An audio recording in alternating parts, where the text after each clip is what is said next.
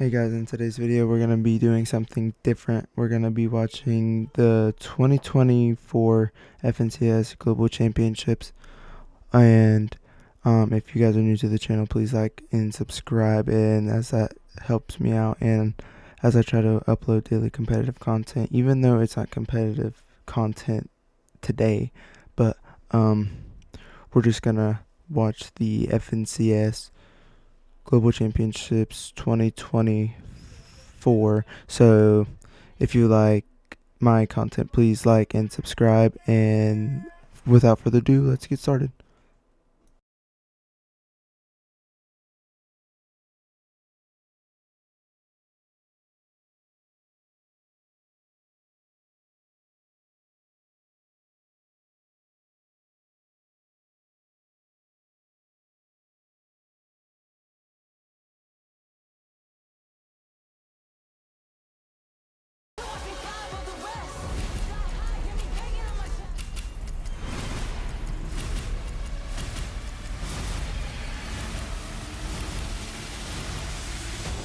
No other game's doing it like Fortnite. After 3 majors, we're here with every single region. No, I just want to prove to everybody that we are the best. You're 100% here to win. We won first FNCS major. We had one of the best seasons so far.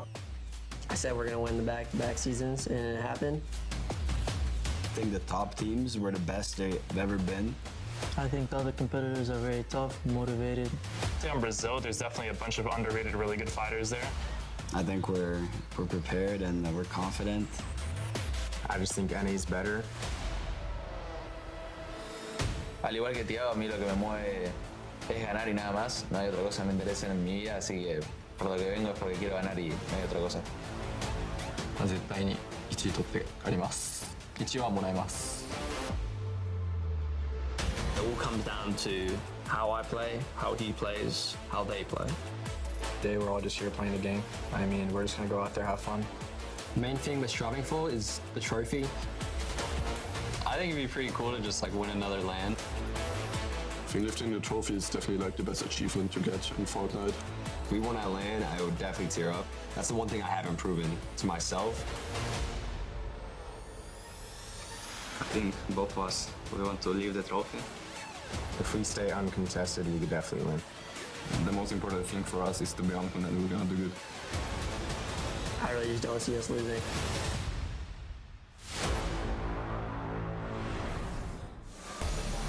Fortnite fam, are you guys ready? Hello and welcome to the 2024 FNCS Global Championship, coming at you guys live from Dickies Arena here in Fort Worth, Texas. My name is Zeke, and over the next 2 days, we'll be watching peak Fortnite. 6 different regions represented on this stage, battled out for a single title, Global Champions. Man, it has been a year build up leading to this very moment in time, and we cannot wait to share in that moment with you all, wherever you're watching from, whether it's here or back home. There's so much to be excited for. Now, something to be very excited for is Kelly is Mini Miner. That's right, your analyst will be talking us through everything. Guys, we've made it. After 3 majors, we're finally here.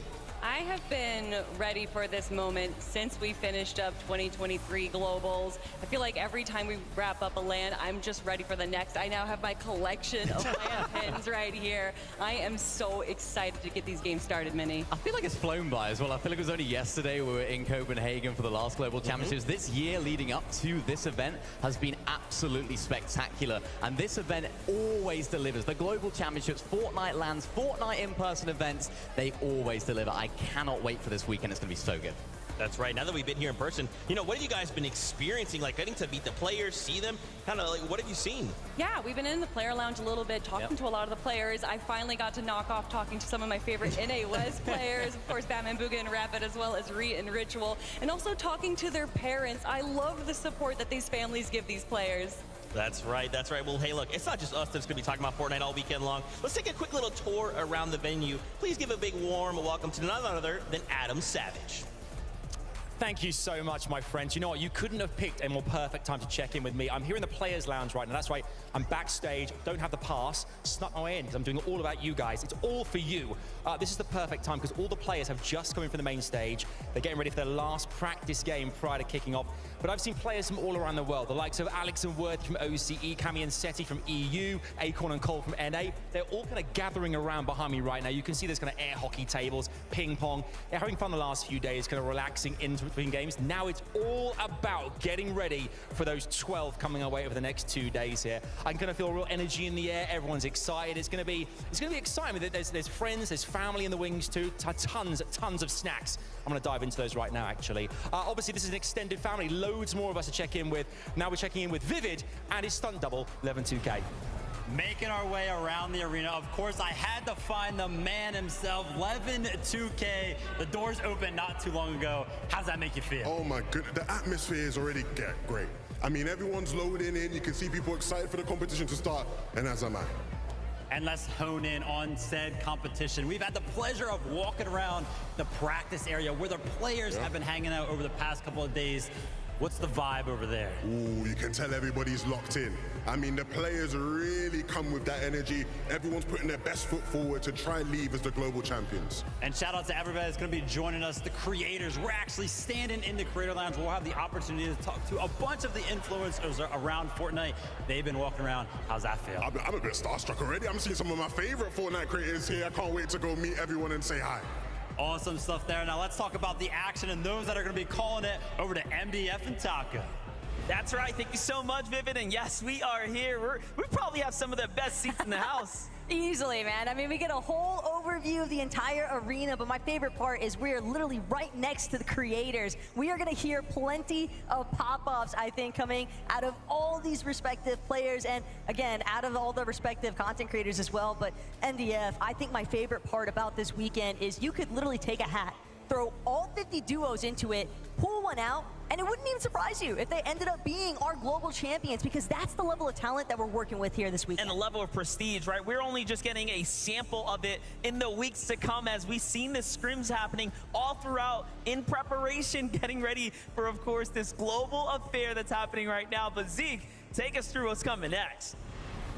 Man, that was just a look, right? Well, there's so much happening here, and thank you to all of you guys. We can't wait to catch up with you. But now let's start kind of very at the beginning. Let's just start, right at the door.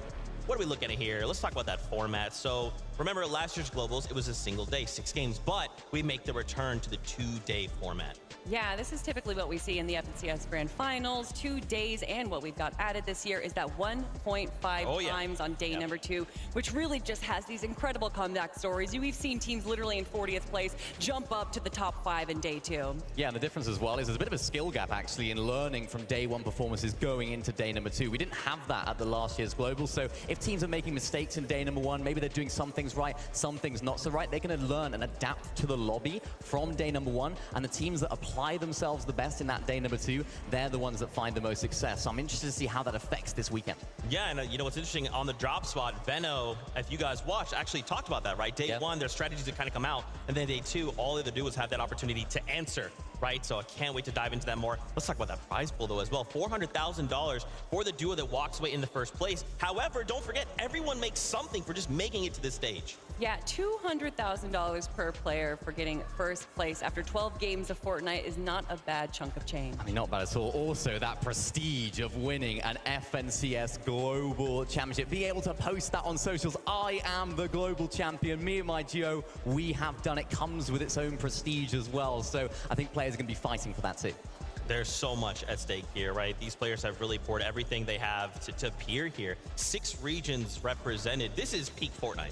Yeah, I mean, honestly, just showcasing some of the players that weren't able to qualify into the Grand Finals or Global Championships just showcases how competitive the competition has really been over the last 3 majors. Yeah, I mean, Taco hit the nail on the head right there. You can literally throw all of the teams into a hat, pull one out and be like, this could be our global champion. There's so much talent on display from all different regions. What I love to see as well at these global events, you get to see different strategies from different regions that you haven't seen before. Lots of other interesting things that the different regions are going to bring, and it all comes together on this big stage. That's right. We talked about a prize money prestige. Well, there's one more thing the players are fighting for.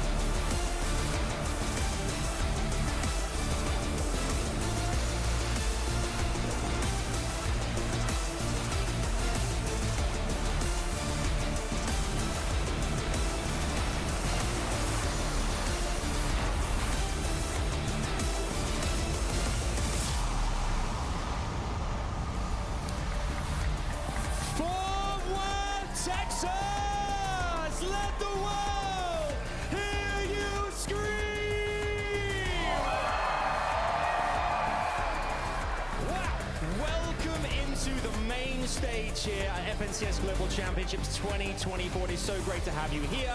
As you can see, I'm stood right next to this incredible trophy. After 12 games, one of our duos will lift this high in the air and be crowned global champions. Dallas, are we ready for this? They're really ready. One more time, let me hear you!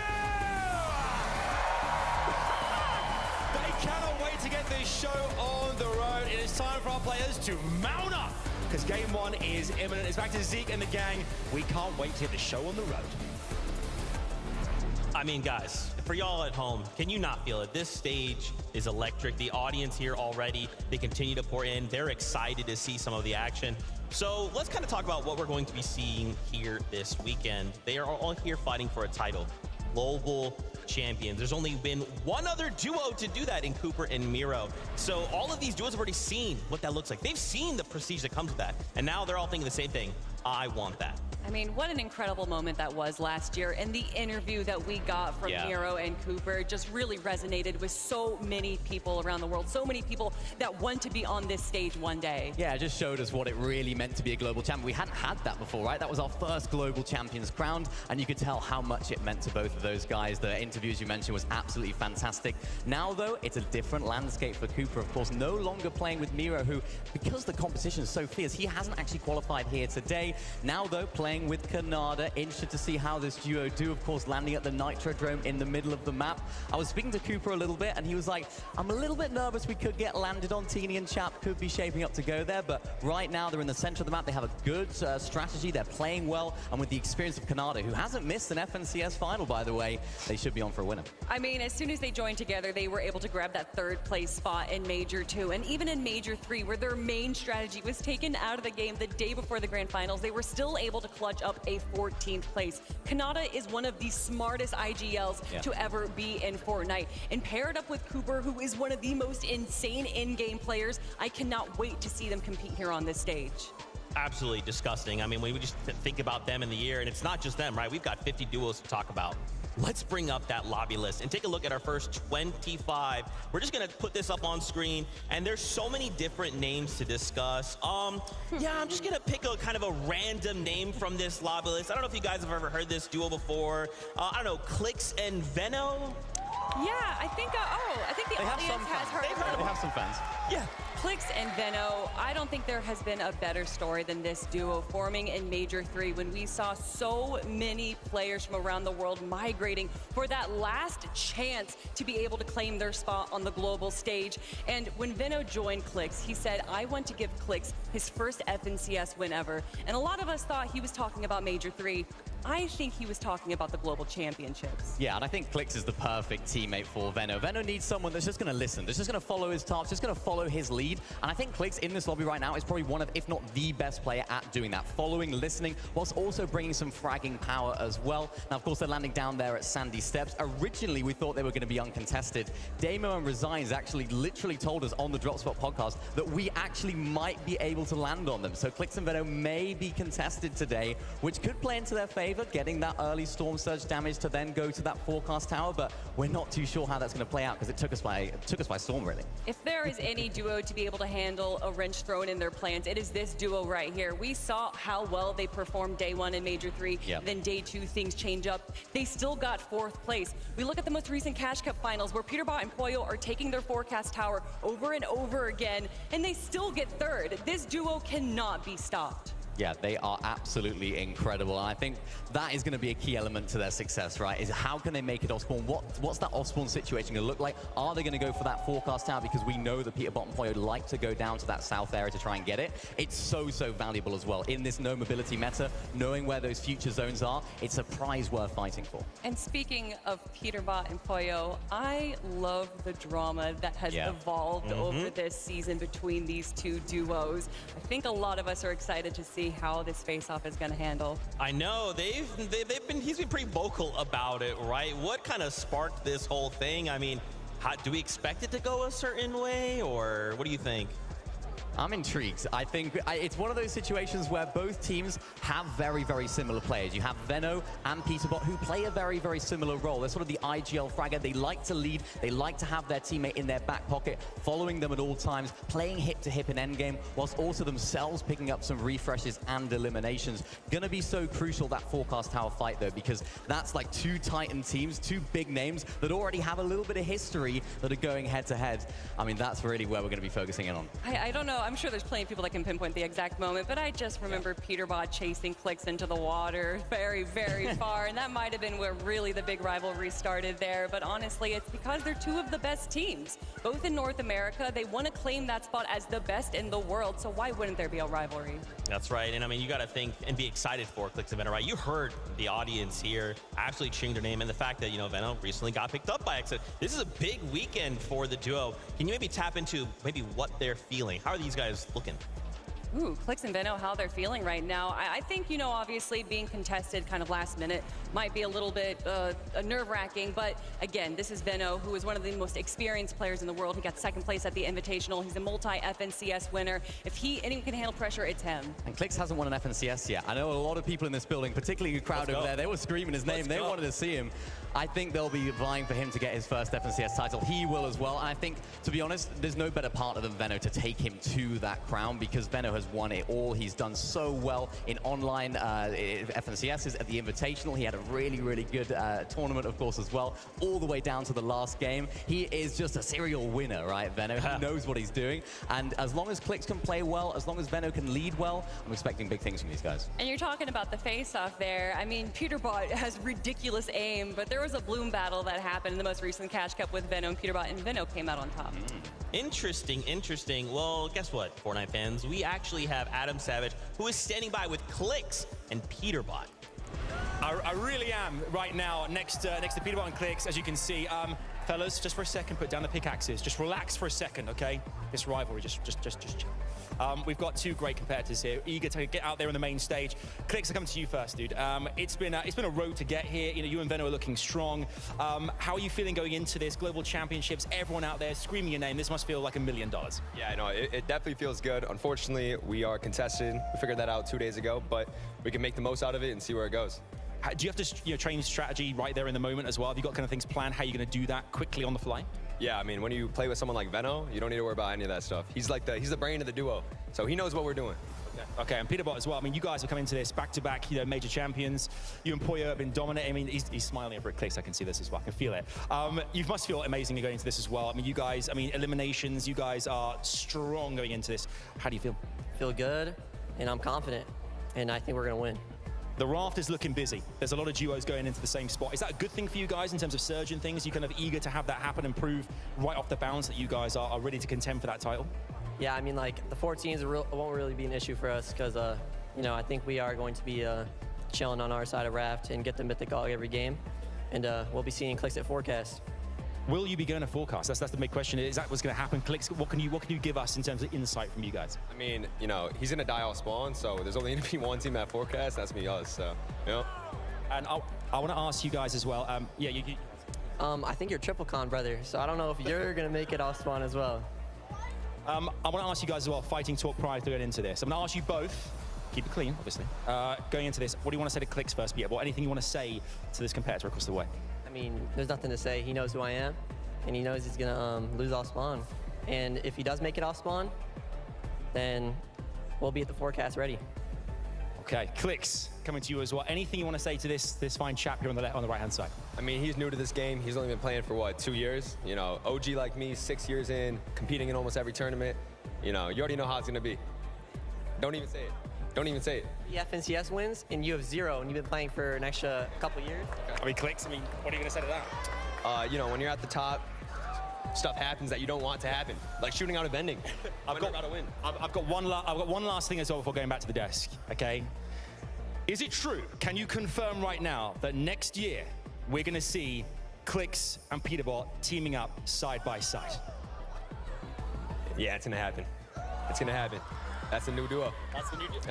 That's out. And we'll see it, 15K a month, I'm down. You heard it right there, the exclusive together, Peterbot and Clix. We're going to see it. Back to you guys. Thank you, Adam, for asking the question we all had on our minds. Thank you so much from that.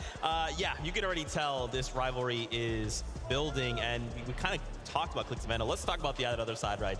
Peterbot and Pollo. These guys have just had a phenomenal year. Starting it off, getting a second place in Major 1, and then first place in Major 2, and then the back-to-back first place in Major 3. Absolutely incredible. They were the first NA team to do that since Booga at late Chapter 2, early Chapter 3, right? So they are doing things that we haven't seen for a very, very long time. And I mean, the way that they're doing it as well, each and every season, they seem to put themselves in the best drop spot on the map. We want the best medallion, we want the best weapons as well. I mean, look at that. Major number 2, they have the dash medallion. Major number 3, they have the shield medallion, by far the best medallion on the map. Now, again today, landing at the raft, they are triple, maybe double contested by a couple of other teams. And this medallion, the reveal medallion, is so, so good. It just reveals all players around you. And for a team that's elimination heavy like these guys, W keying the lobby, it's going to be so, so vital for them if they can make it off spawn, and that's a big if. And, well, he wasn't being cocky or arrogant in that moment there. Literally everyone else that's landing on the raft is landing on the opposite side. Peterbot and Pollo do have that southeast side by themselves, getting that mythic, getting the coin as well, and then they immediately, within 90 seconds, rotate to the launch pad and go for that forecast tower. And also, to say that they won Major 2, the Season 2 run that they had, is putting it lightly. They literally won every single Cash Cup final, as well as one of those Cash Cups getting 6 out of 6 victory royales. It has never been done before, and we may never see it again.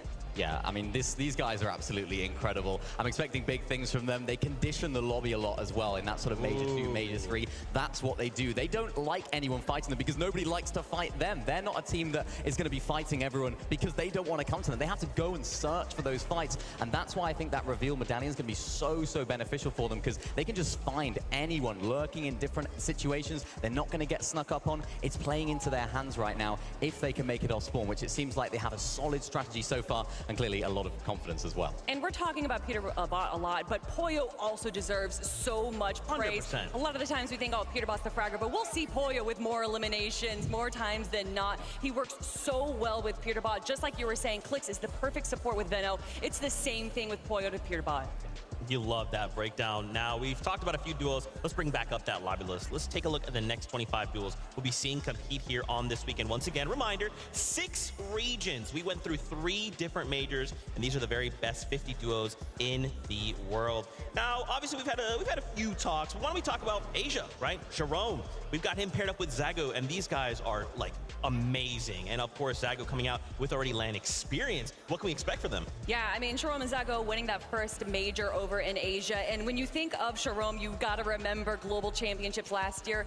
Frequently, we talk about the smaller regions not performing well on LAN. Well, that was not the case for Jerome and NK Papa. They got 5th place, beating out some of the biggest teams from NA and EU. Yeah, that was really, really impressive. And I mean, Zago himself, he's the only player in Asia to have made the Invitational and last year's Globals. And of course, now he's here today as well. He's a very interesting player to watch because he's always coming up with new strategies, with items and things that other players aren't doing. He's always doing something a little bit different with the items. So he's always a great player to watch. Very big brain player as well. He's going to be leading this duo. Jerome's going to be carrying those, the more frags, the eliminations. I mean, both of them will be doing that well themselves. But I think this is a duo we've got to keep our eyes on because they have so much talent.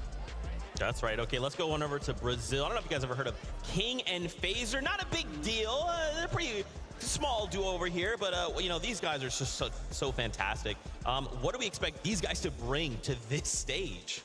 I mean, King, we remember him all the way back from World Cup, and they have so much confidence, really well deserved. And then they tried to take that confidence over to EU. Unfortunately, didn't place that well in Major 1, but then went back into Brazil for Major 2, and then Major 1 reclaiming their spot as the Kings of Brazil. Yeah, and in that Major 1 in EU, they didn't do the greatest in Grand Finals, but they made it there, and that was the most important thing for them, getting that extra practice. I think they would have liked to have done a little bit better when it came to the Grand Finals. They seemed to switch drops a lot. They relied a lot on solo clutches during that time as well, so hopefully they would have learned from that, bringing that experience to the table. And I mean, this is a duo now that I think could be last minute contested by another team, so it's not something that they were expecting. They're going to have to adapt on the fly. And if we're talking about solo clutches, we have to talk about what we saw King absolutely doing in the player lounge over the last few days. 1v1ing some of the biggest names of Veno, Flixie, Peterbot, and winning every single one. They're looking good, right? They are looking good. And we are drawing closer and closer to starting these games. We wanted to talk about another duo, though. Contested situation, Grand Glacier. We've got Nathan, we've got CZB on one side. On the other side, Herman and Cal Gamer.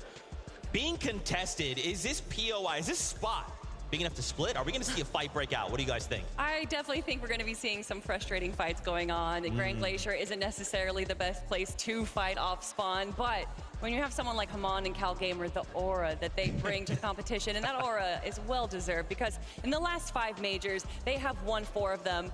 And that one that they didn't win, it was second place. Second place. It's just, yeah, it's crazy what they're able to do over there in Middle East. These guys are literally the kings of Middle East. Cal Gamer's the aura king of Middle East as well. He seems to just claim the drop spot. Nobody wants to contest him. But over here now, Grand Glacier, CZB, and Nathan, they've been landing here the entire chapter. They've been doing very well from there as well. And their results, their improvement has been noticeable all the way through to Major 3, where, of course, they qualified here today. I think that experience is going to be really, really useful for them. Cal Gamer hasn't really had that much experience here at Grand Glacier, so I don't think he's going to be as prepared for this off-spawn fight. But again, CZB and Nathan, they're not necessarily used to being contested at this drop spot. So although they know it very well, they know the ins and out, which we've seen be very, very vital in previous lands in the past, I think they might be struggling in some of these aspects because the fight can drag out for a very, very long time. Although we have seen CZB and Nathan actually take down Vico and Flixie during the most recent major, and they're really great fighters when everything does go in their favor. But Haman and Cal Gamer have the out of the top 5, they share 2 spots of the most eliminations out of the entire season of this FNCS. So incredible fighters in their own right as well. Yeah, I mean, we're just trying to drill a point home here. This is 6 regions, the very best of those regions, all coming together on a single stage. I mean, how do we manage, right? I'm like, hey, I play in NA, I'm used to NA, and then suddenly I've got a BR team, an EU team, an OCE team. How do we manage that? Practice, scrim, VOD review, doing anything you can to prepare, as this is the first time that all of these players are in the same room together. They have had a few days to get those scrims in, but even then, we know that some of these teams are holding some strategies back. Oh, 100%. I mean, they had some practice scrims, they were doing some practice games. I was speaking to Vico, I was like, oh, do these actually reflect what you guys are going to be doing? Is anyone actually doing it properly? They're like, no. Nobody's playing it as they're going to play it. They're keeping all the strats under wraps, making sure that nobody knows what they're going to do. So it always brings a little bit of excitement, particularly on day number 1, because this is where all the prep work that they've done for the last 2 months really pays off. And I love that you bring up Vico, right? Vico and Flixie, I think for a lot of people, they are probably the favorites to win it all, right? To bring home this title of FNCS Global Champions. What have you guys been able to kind of like glean from just hanging out with them this weekend, kind of watching their play? I mean, going from Major 3, getting that first place spot right there, and that was the first time that we saw them paired up as a duo this season. And they didn't take a single tick of storm damage. That just showcases how prepared they are. And a lot of that to do is with where they're landing in Reckless Railways. They do like to go for that forecast tower, of course. So knowing exactly where the zone is going to pull definitely helps you not take any storm surge. Yeah, and if you know about Peterbot and Polio, you'll know a lot about this team in terms of the way that they like to fight, right? This is a very, very elimination-heavy duo. Vico had the most low-ground eliminations of anyone in any region in the entire chapter, so very, very elimination-heavy in the end game. And of course, even going for that forecast tower, nobody wanted to fight them for it in Major number 3. They had that forecast tower for themselves in pretty much every game, except for the time when it didn't spawn. When it didn't spawn, they literally just went to the next door forecast tower, bought the team off there and said, we're having this one as well. But I don't think it's going to be that easy for them this time. Bryson Bolt's in there. That is right. Bryson Bolt over in NA East, or NA Central, I should be saying. They were able to take that away from Reet and Ritual, who were originally landing over in Reckless Railways. And Reet and Ritual, who have been landing there all year, were like, nope, we're not going to go up against Vico and Flixie. We're going to move our drop spot. But Bryson Bolt's a relatively underrated team. We keep saying that they're kind of the underdogs, but honestly, they have had a great, consistent year this year. And going for that forecast tower, they're definitely going to make Vico and Flixie work for it. And that's scary, right? We kind of talk about these contested situations, those forecasts we heard from Venom and Clicks. Now we're talking about these guys. How many duos are going to look to just claim this? This is so vital to some duos' play style.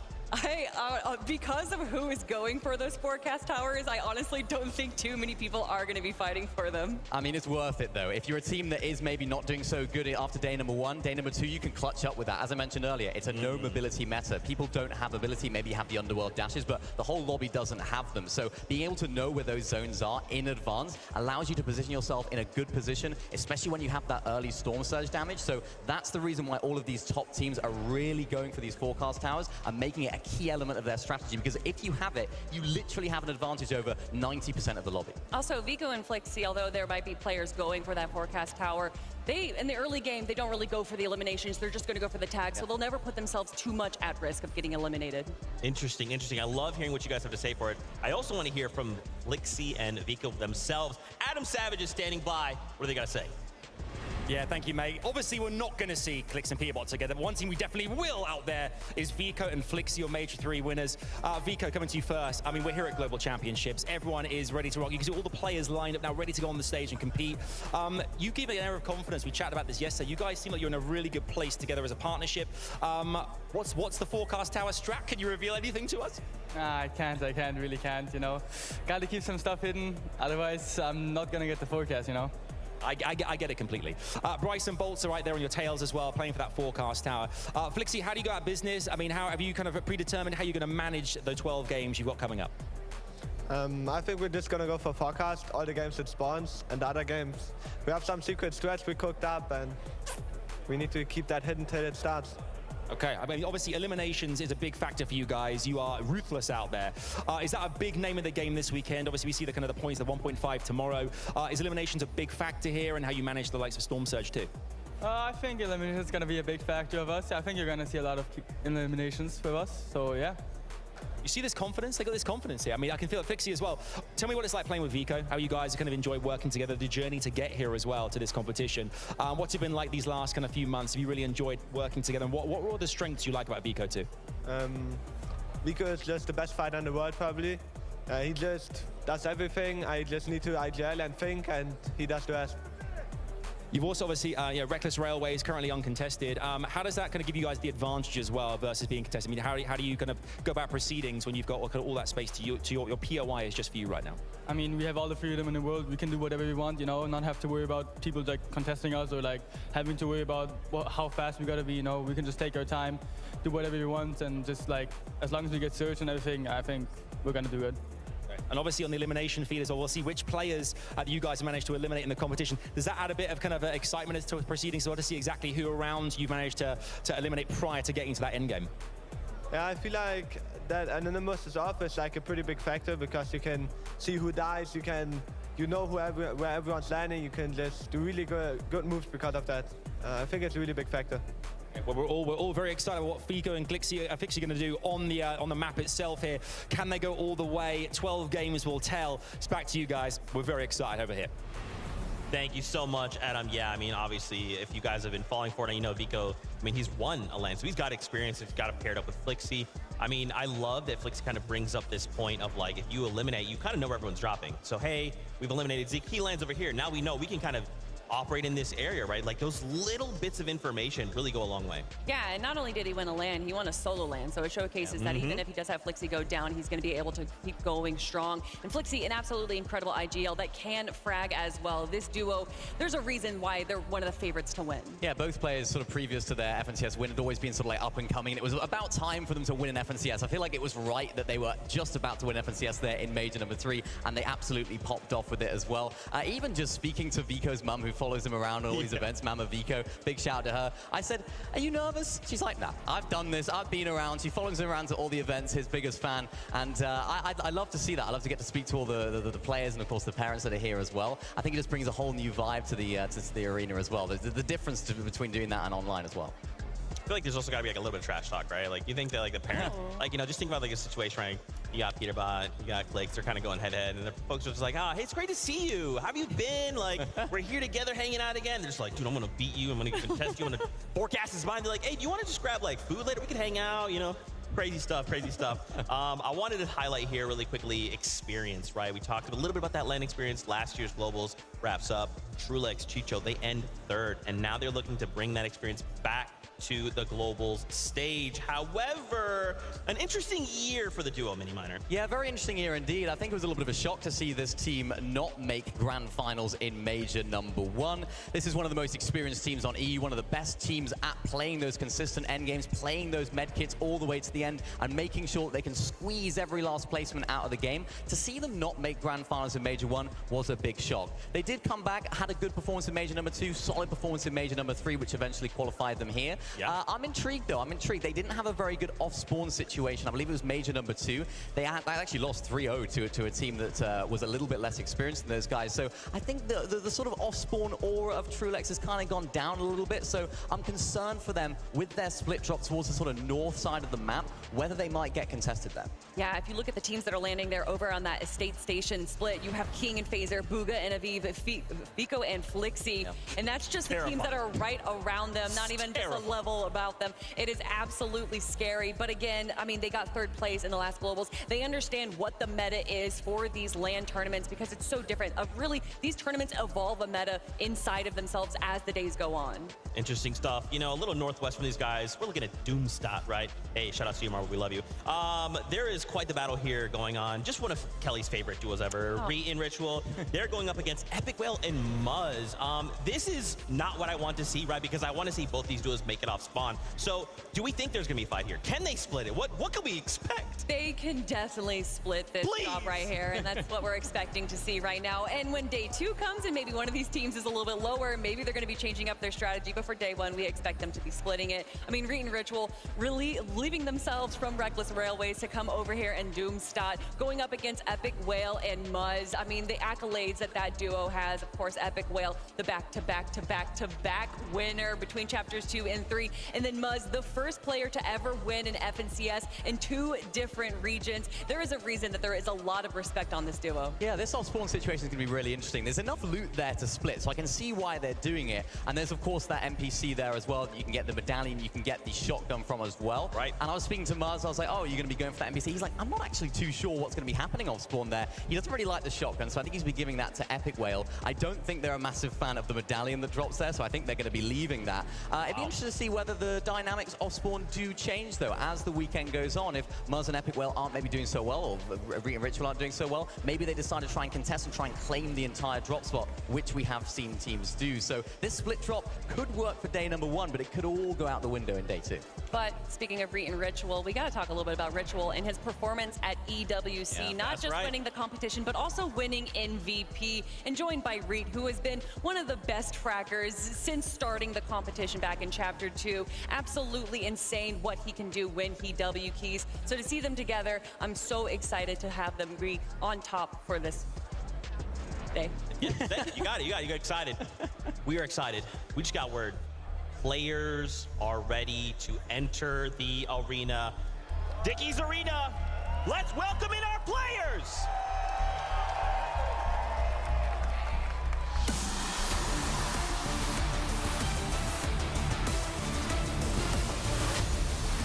It's Alex, it's Worthy, and they're putting OCE on the map.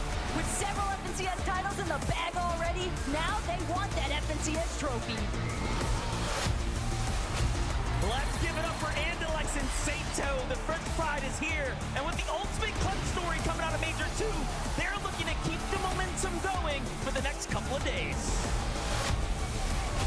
Everybody make some noise for Baka and Pars. Coming in hot from Major 3, and now they're ready to challenge the competition because it's a shot at the big prize.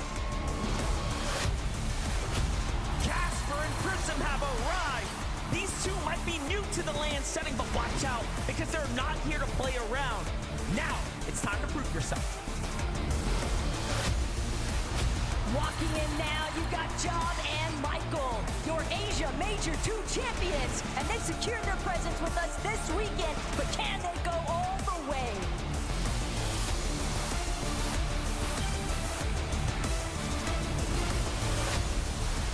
Hold on, we have CCB and Nathan. This British duo has been consistent all throughout 2024, and now they're looking to finish this year out strong. Double T's, it's Trashy and Threats. It's a fight for the trophy in front of a whole turn crowd, and they're ready to give it their all. All right, coming in hot is Scroll and Sky. This talented young Danish duo had made it all the way to the biggest stage in the world, and now we have to make some room. A big welcome to Cadu and Sion, all the way from Brazil. These Major 1 champions are here to take it to the next level. It's none other than Buka and David. These players have proven themselves time and time again. However, this weekend it'll have to be on the global stage.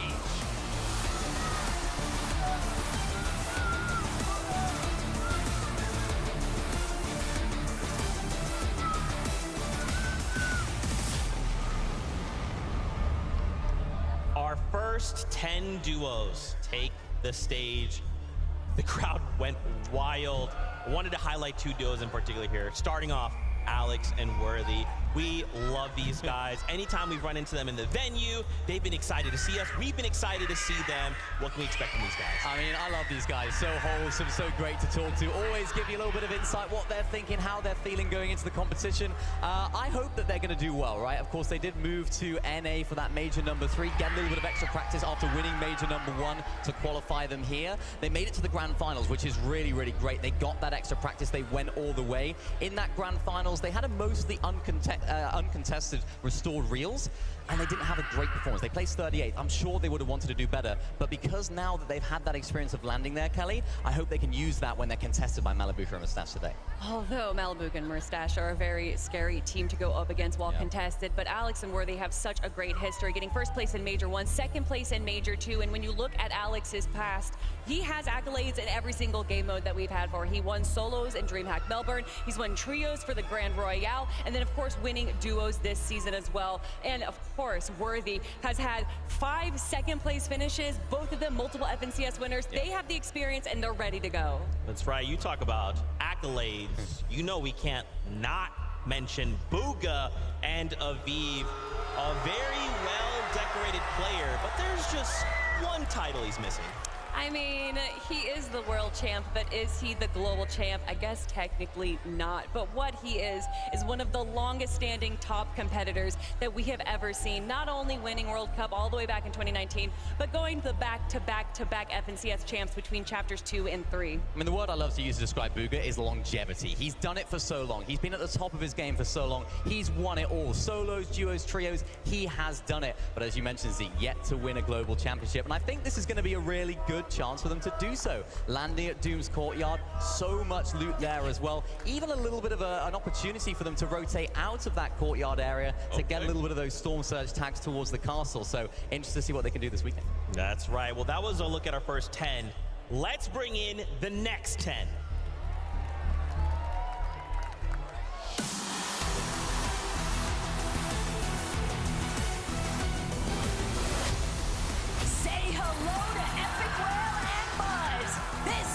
True champions look like, but winning LAN is next on the to-do list. Can they secure it? Let's give it up for Chop and Teeny, one of the newer powerhouse duos coming out of EU who have proven to be so consistent this entire year. Let's rise, it's Yuma. Top players of the Asia region now here on the global stage and ready to prove to the world that they're also top players in this lobby. Ping and Walks, ladies and gentlemen, now looking to walk into battle with their heads high, and they're fully focused. They aren't here to let anyone down. Let's see how far they can go now. From the land down under to Nath and Tinka, OCE is in the building, everybody, and winning Major 2 was just the warm-up run.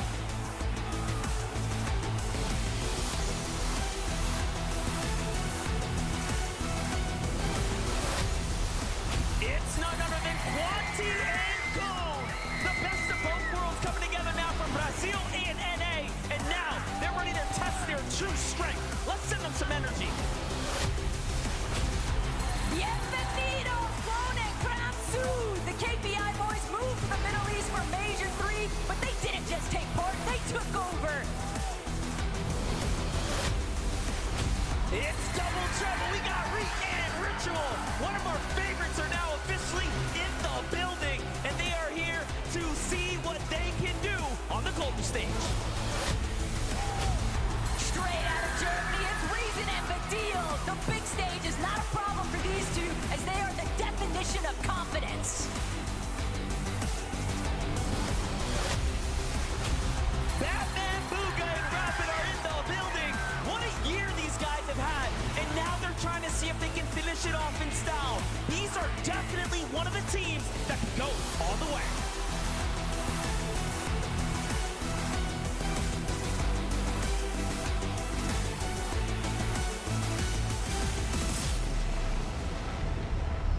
That was just our first 20 duos, man. We still have 30 more to go.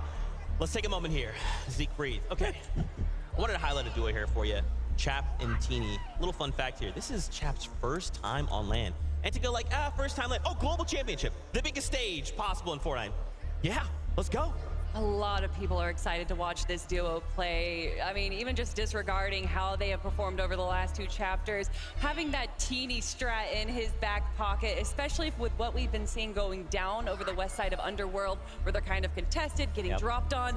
I think a Teeny strat might be coming out over the next 2 days. Yeah, I mean, you mentioned it, Zeke. Chap's first global championships. It was also his first grand finals only in Major 2 of this year. That major, they placed second. Major number 3 also qualified. They also placed second. So it seems like Chap is just immune to any pressure. And here today, I'm interested to see what are they going to do. You know, is Chap able to handle the pressure? He's done very well at that so far. And as you mentioned, Kelly, the big question mark, where are these guys going to land? Everywhere. Everywhere. They could land a different spot every single game. We have seen that before. It's not something we're strangers to, but I think for Teeny and Chap, they're going to be looking at maybe what they know best, maybe drop spots they've landed at before. That's why I think Cooper might be a little bit concerned that they might be landing over towards that Nitro ground.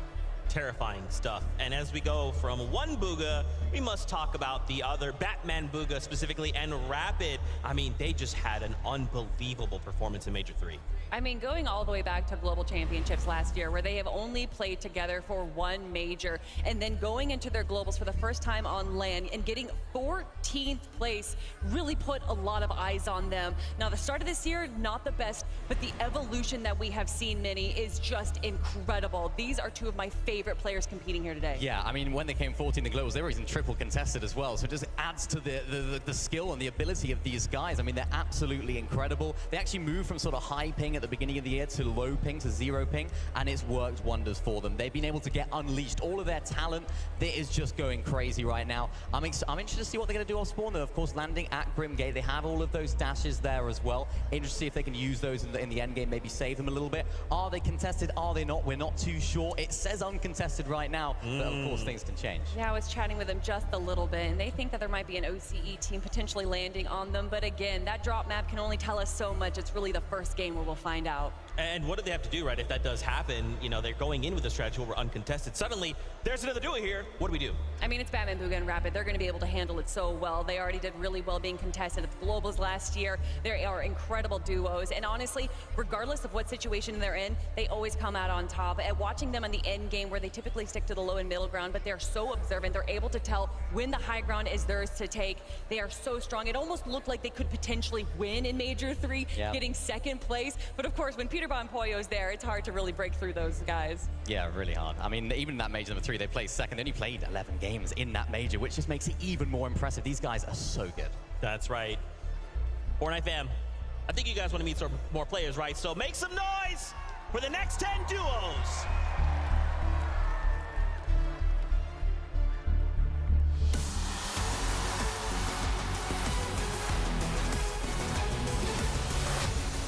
Let's hear it for Swizzy and Yakko.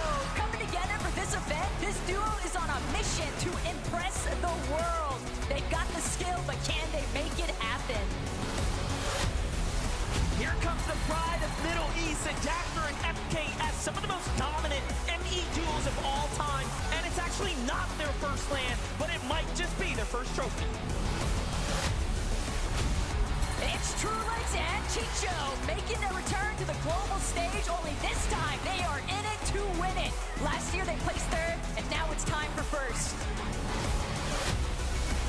Let's give it up for K-Sharo and Keiki. The Brazilian stars are coming onto the global stage for their first time in their careers, and it's time to lock in for real now. Big welcome to Chiefs and Chris coming together for this event, but these guys mean business. Both have proven themselves worthy, but now it counts for real.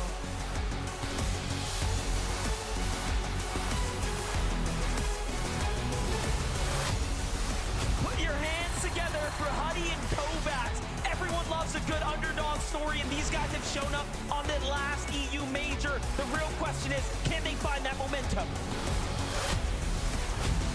Coming in hot is going to be Dukes and Sphinx. Championship material right here, but this weekend is not going to be easy for anybody. All the way from Japan, it's Bobby and Larpex. This duo have managed to pull together so many top placements, and now they are here to lock it in for the region. Aspect and Kazi, ladies and gentlemen, because FNCS Champions is a title that's already been secured. So next in line, gotta be for Global. It's your boys, Acorn and Cole! Some of the absolute best to ever do it for the NA region, and now they are looking to get a trophy of their own.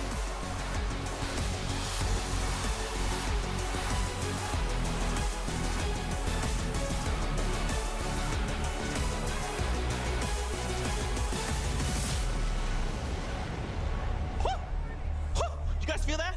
You feel that cold front in the arena suddenly? I mean, come on, man. That's the first start. If we just started right, we just said like, hey, launch that battle bus, let's get in the game. I'd be like, yeah, no, this is a Global Championship lobby. There's still 20 duos to discuss. Really quick though, Acorn and Cold, I mean, these guys are just so crazy consistent. I mean, it hasn't just been a good year for them. It's been a good 2 years for them. They have not placed below 6 over the last 6 majors. In the Global Championships last year, they claimed 7th place. Yeah, and that was even while splitting a drop spot in the middle of the map there as well. So that just makes things even more impressive. That's actually quite reflective of what their off-spawn situation is today. Landing down there at Brutal Beachhead with Andalex and Sato. It's going to be interesting how the off-spawn battle goes. I feel like Andalex and Sato might dip out in some of the games. They might try and split the drop. I don't think Acorn and Cole want that. They want to try and claim as much of that loot as possible. Right. And I think because Cold is just so good, even if they don't get that much loot in mid-game, Acorn will just go like, oh, Cold, just go over there, eliminate those guys, get me that loot, and we can act like the off-spawn didn't even happen. So I think that's going to be a key element to their success. Yeah, there's a reason that people say that Cold is one of the best players in the world, and by winning the Global Championships today, he would solidify that spot, joined by Acorn, who is one of the best IGLs in the world. This duo is here. They want to do better than last year. They don't want that 7th place. They want that trophy. That's right. Now on the topic of consistency, let's bounce back on over to OCE, Aspect and Kazi as well. Representation. These guys are looking to kick off the competition with a bang. 2nd, 3rd, and 1st over the last 3 majors, respectively. One of the most consistent duos that we have seen all year. And of course, their drop spot is a bit of a question mark. Yeah, but what's really impressive about those 3 majors is they landed at a different drop spot in every single one of them. So you mentioned 2nd, 3rd, 1st. They did that from a different drop spot every single time. Now this weekend, they've marked the raft, right? I don't know if they're going to be landing there. So many people have asked questions. Are they really going to be landing there? Nobody really knows where exactly they're going to be landing. It's a bit of an enigma at the moment. We don't know. But I think this is a team that can cope under the pressure of a new drop spot. We've seen it throughout this whole year, and they've been by far the dominant team on OCE. So let's see if they can bring this here. If you had to pick a spot, where do you think they might go? Are we just saying, like, if it was Raft's like pretty safe, or you're like, you might have somewhere else in mind? I think, due to some rumors, that they might be landing over in Grim Gate, a very powerful POI that is currently uncontested by Batman Booga and Rapid. But the raft is huge. It has a lot of loot. There is a possibility of splitting it, maybe, maybe not.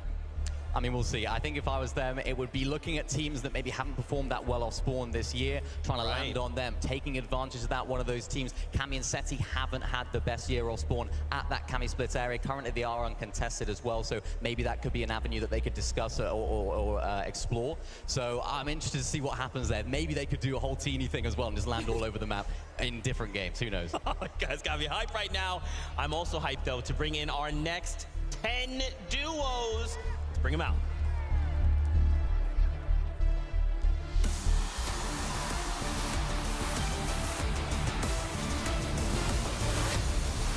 Everybody watch out, because it's Queasy and Thomas HD. Some of the best to ever touch the game, but they lack a trophy in the collection, so now's their chance to change that. Put your hands together for Kyoto and Xme Poli. They have been one of those consistent duos coming out of the Asian region this year, and now they're looking to bring that energy to this stage.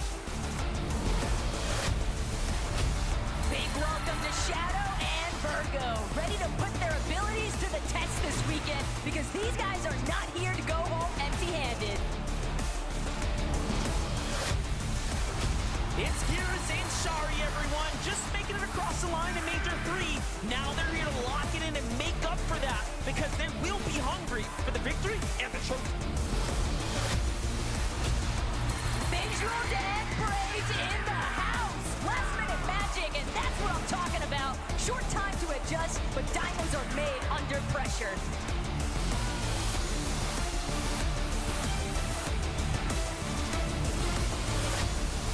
And here's Angers and Wise. Experience is often the key at these types of events, and these guys do not lack it at all. They have to put in work this weekend to see how far it can take them. Give it up for Janice and Pixie. This is what you get from mixing experience and talent. Coming together for Major 3 paid off big time, and now they're prepared to take it all the way. Coming in hot is Ed and Persa. Always on top of the leaderboards in Brazil, and now they even took that championship at Major 2. Can they get another? Coming out of OCE, it's Davo and Resigns. Top of OC is 1 feat of strength, but now it's time to take it to the next level. Globals is a different beast. It's Peter Bond, it's Mario, make some noise for her. Chapter 5 has been theirs with back-to-back championships. Now they're looking to keep that streak continuing.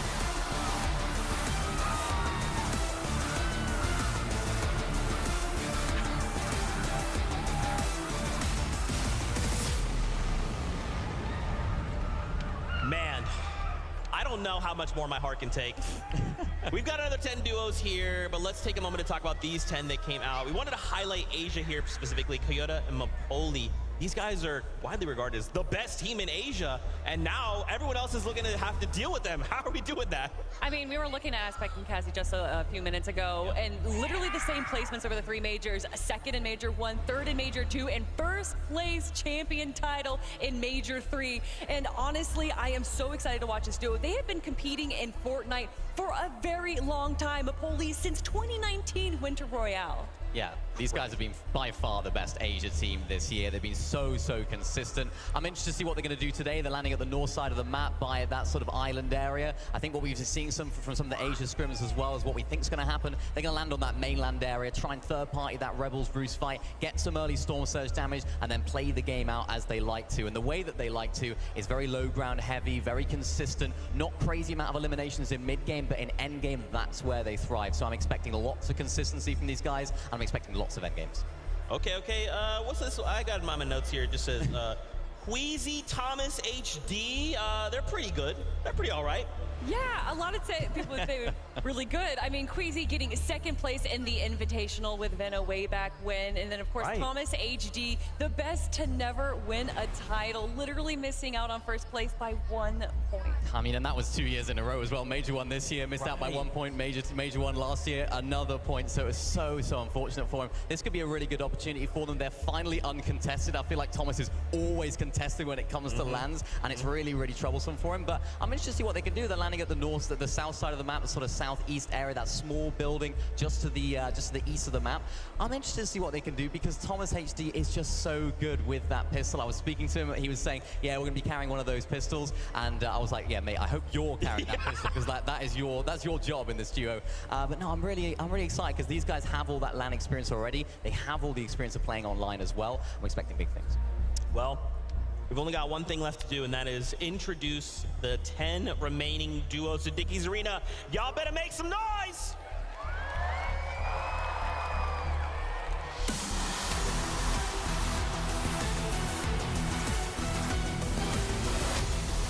It's time to get loud because Biko and Blixie are here. After displaying their dominance in EU Major 3, now they're ready to keep that momentum going and add a trophy to the collection. Let's take a look at Asia's powerhouse, Daku and Sharom. It isn't easy being on top, and consistency will be key for this duo to make their regions proud. Bryce and Bolts are in the house. These guys are not new to the global stage, but the question now is how far can they make it together?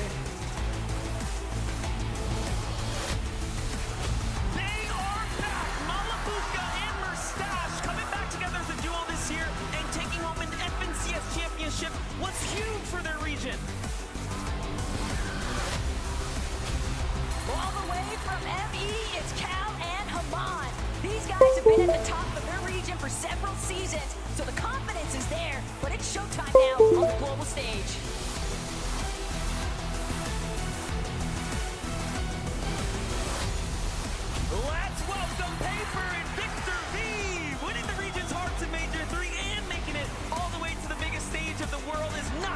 simple feat, and now it's showtime. It's the Kings of South America, King and Baszler. They started the year in EU, but Brazil called them home, and now they're here at the Global Championship, ready to pop off. You know who this is. It's Kanata and Cooper. An absolutely lethal duo. We can't see what the reigning champion can do.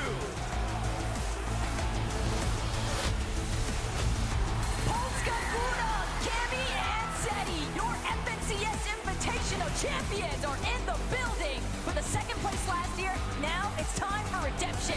Second is not an option. But wait, let's give it up for Click Sandino! This is what happens when you combine the best of NA and EU. This is a powerhouse team. They have one thing on their mind, and that's success.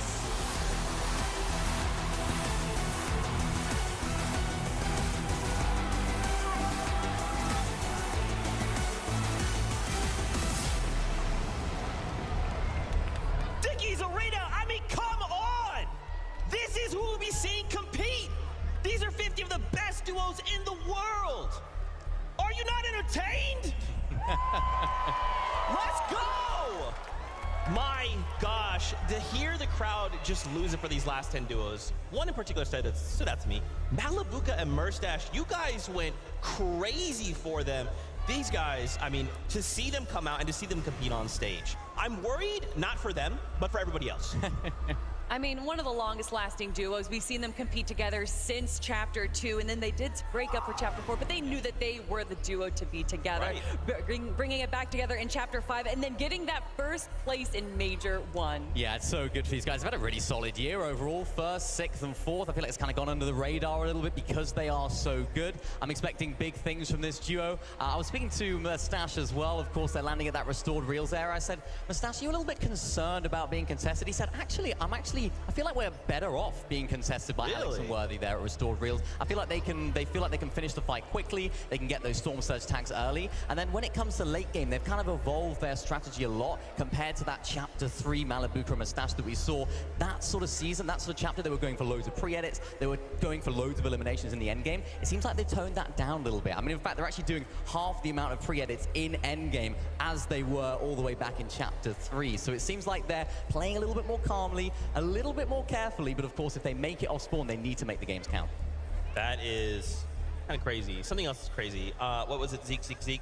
Invitational champions Cammy and Seti looking to make a return to this stage. I mean, if we got an invitational little title, we got a global championship title, that'd be kind of insane.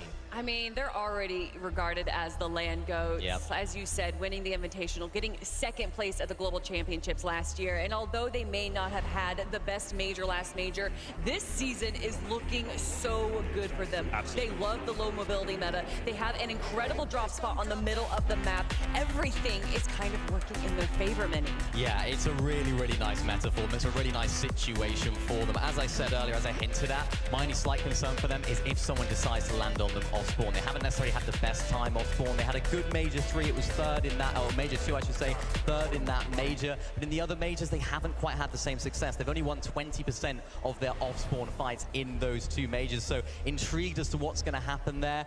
I don't know if they're going to get contested. We're not too sure yet, but please do not count these guys out, because when it comes to the big stage, when it comes to the bright lights, when it comes to in-person events and low mobility metas, these guys always have some great strats cooking. So no matter what they've done this year, throw that out the window. It's time. Their time is now. And we've already seen them evolve over this season. We know them to be low ground kings, but over the Cash Cups, they actually won 2 victory royales from the high ground. It just shows how diverse this duo is, how prepared they are, and I'm wondering if they can do it again. Okay, and we kind of got to look there at Seti.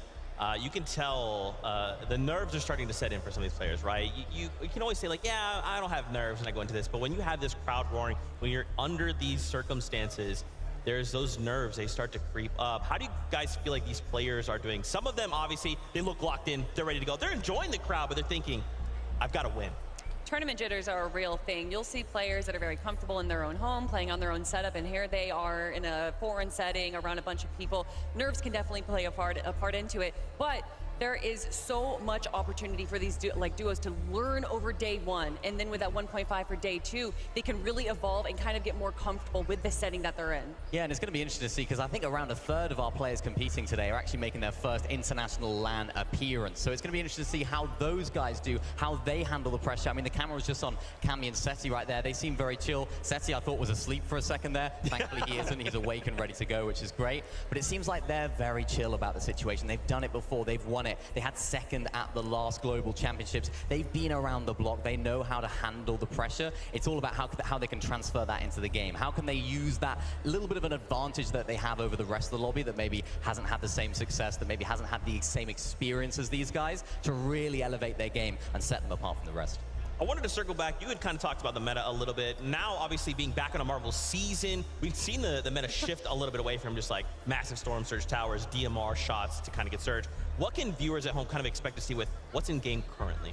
Well, with this low mobility meta, we're definitely going to be still seeing some Storm Surge towers as well, because with low mobility, you can't really rotate too quickly, obviously. Although there is the flaming hoops, we still have Fizz and everything. There is opportunities for players to rotate. I think we're going to be seeing a lot of players alive towards the Zone 3, and we're probably going to see some major Storm Surge. Yeah, I mean, these are always stacked. These in-person events, these LAN events, they are always stacked. So Storm Surge is going to be so important for these teams, getting enough damage, making sure that you're keeping on top of it early on, because, yeah, there's so much stress and so much nerves that can come from being in this in-person environment. You can't forget the fundamentals. You can't forget to make sure you hit your shots, getting those thermal scopes on those burst assault rifles, making sure you can get there. And then when it comes to mobility, I think it's those underworld dashes. They're going to be crucial this weekend. I think teams that are landing either at a POI that's in that area or even nearby, they might just dip their toes and get those into the end game, because that's literally the only useful mobility in the end game that can set you apart from the rest. So teams around there, I expect to do well in end game. There's also certain teams that are around those static launch pads, like Queasy and Thomas. Although they are all the way over on that southeastern side, they do have that launch pad there that will allow them to rotate, as well as the flaming hoop. So there's certain duos that definitely do have a lot more environmental mobility around them that they can use to their advantage. But obviously, where the zone pulls is going to play a major factor in how these teams rotate. Okay, and you bring up Queasy and Thomas. We kind of touched on them a little bit. I want to circle back. So we bring together two Titans. You know, they've had so much experience separate, and now we bring them together. What does that look like on this global stage, right? Like, are they where they need to be to look and say, look, this is it. This is our year. We're going to walk away global champions?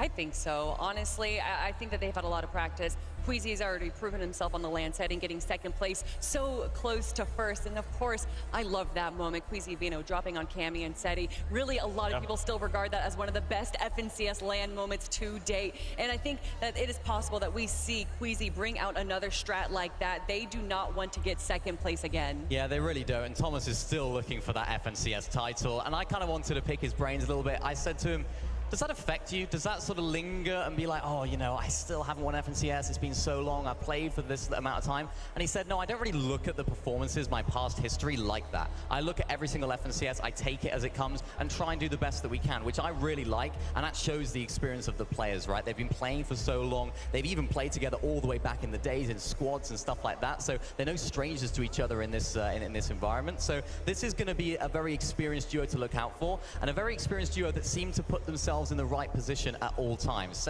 Queasy's really good at that. He's one of those players that is, of course, going to be taking the more IGL role here, taking the lead in this duo and making sure they're in a good situation.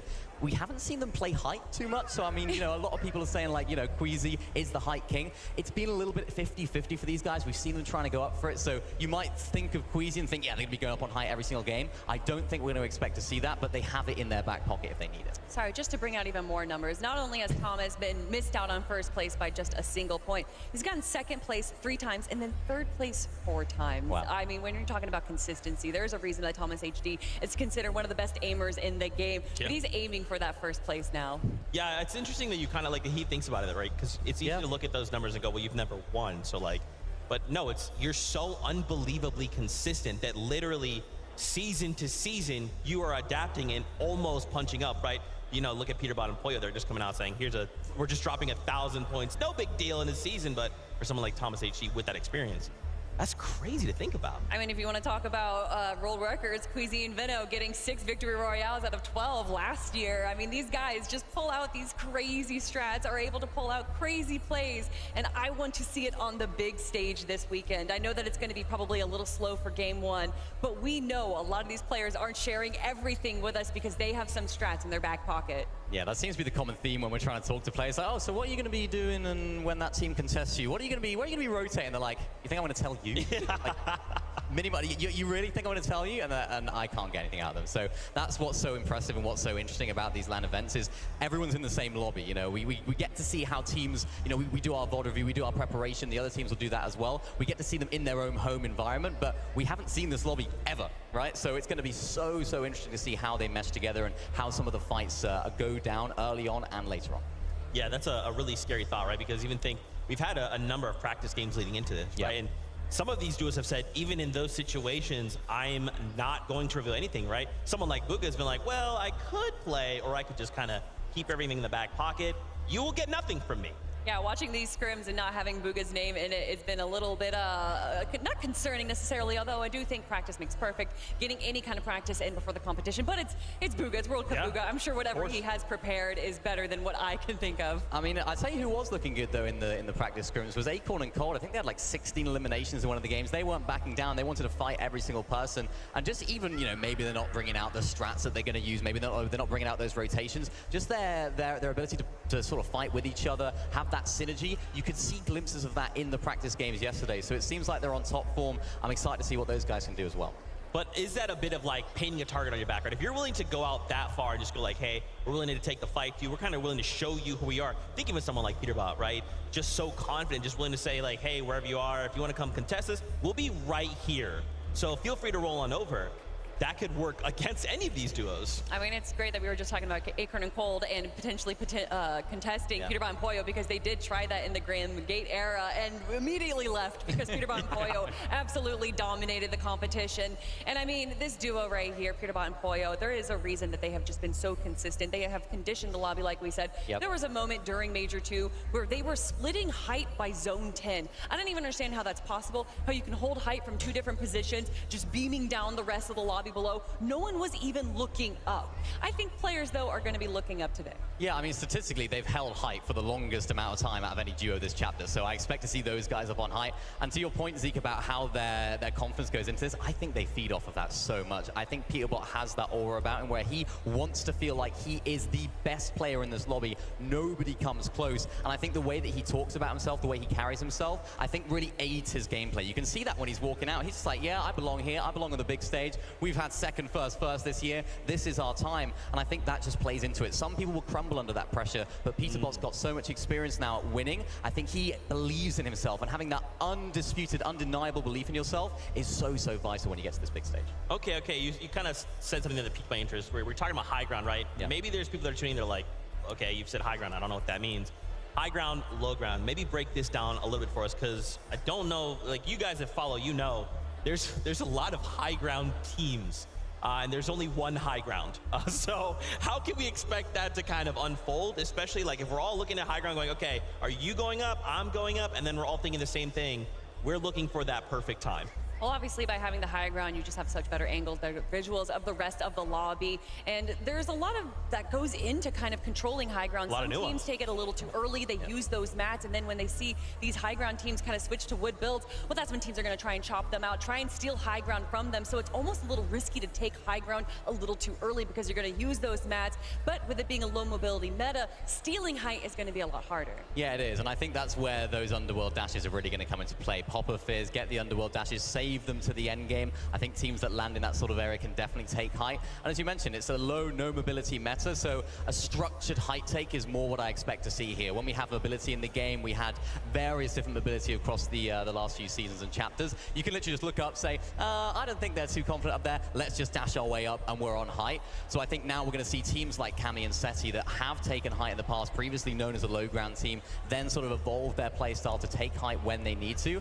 They're very structured at that. They're very very good at it. They know how to get to that front side of zone and then make sure that they can claim height. So it's not necessarily you're going to be a high ground team or a low ground team. For some of these teams, like Kaminseti, they have it all.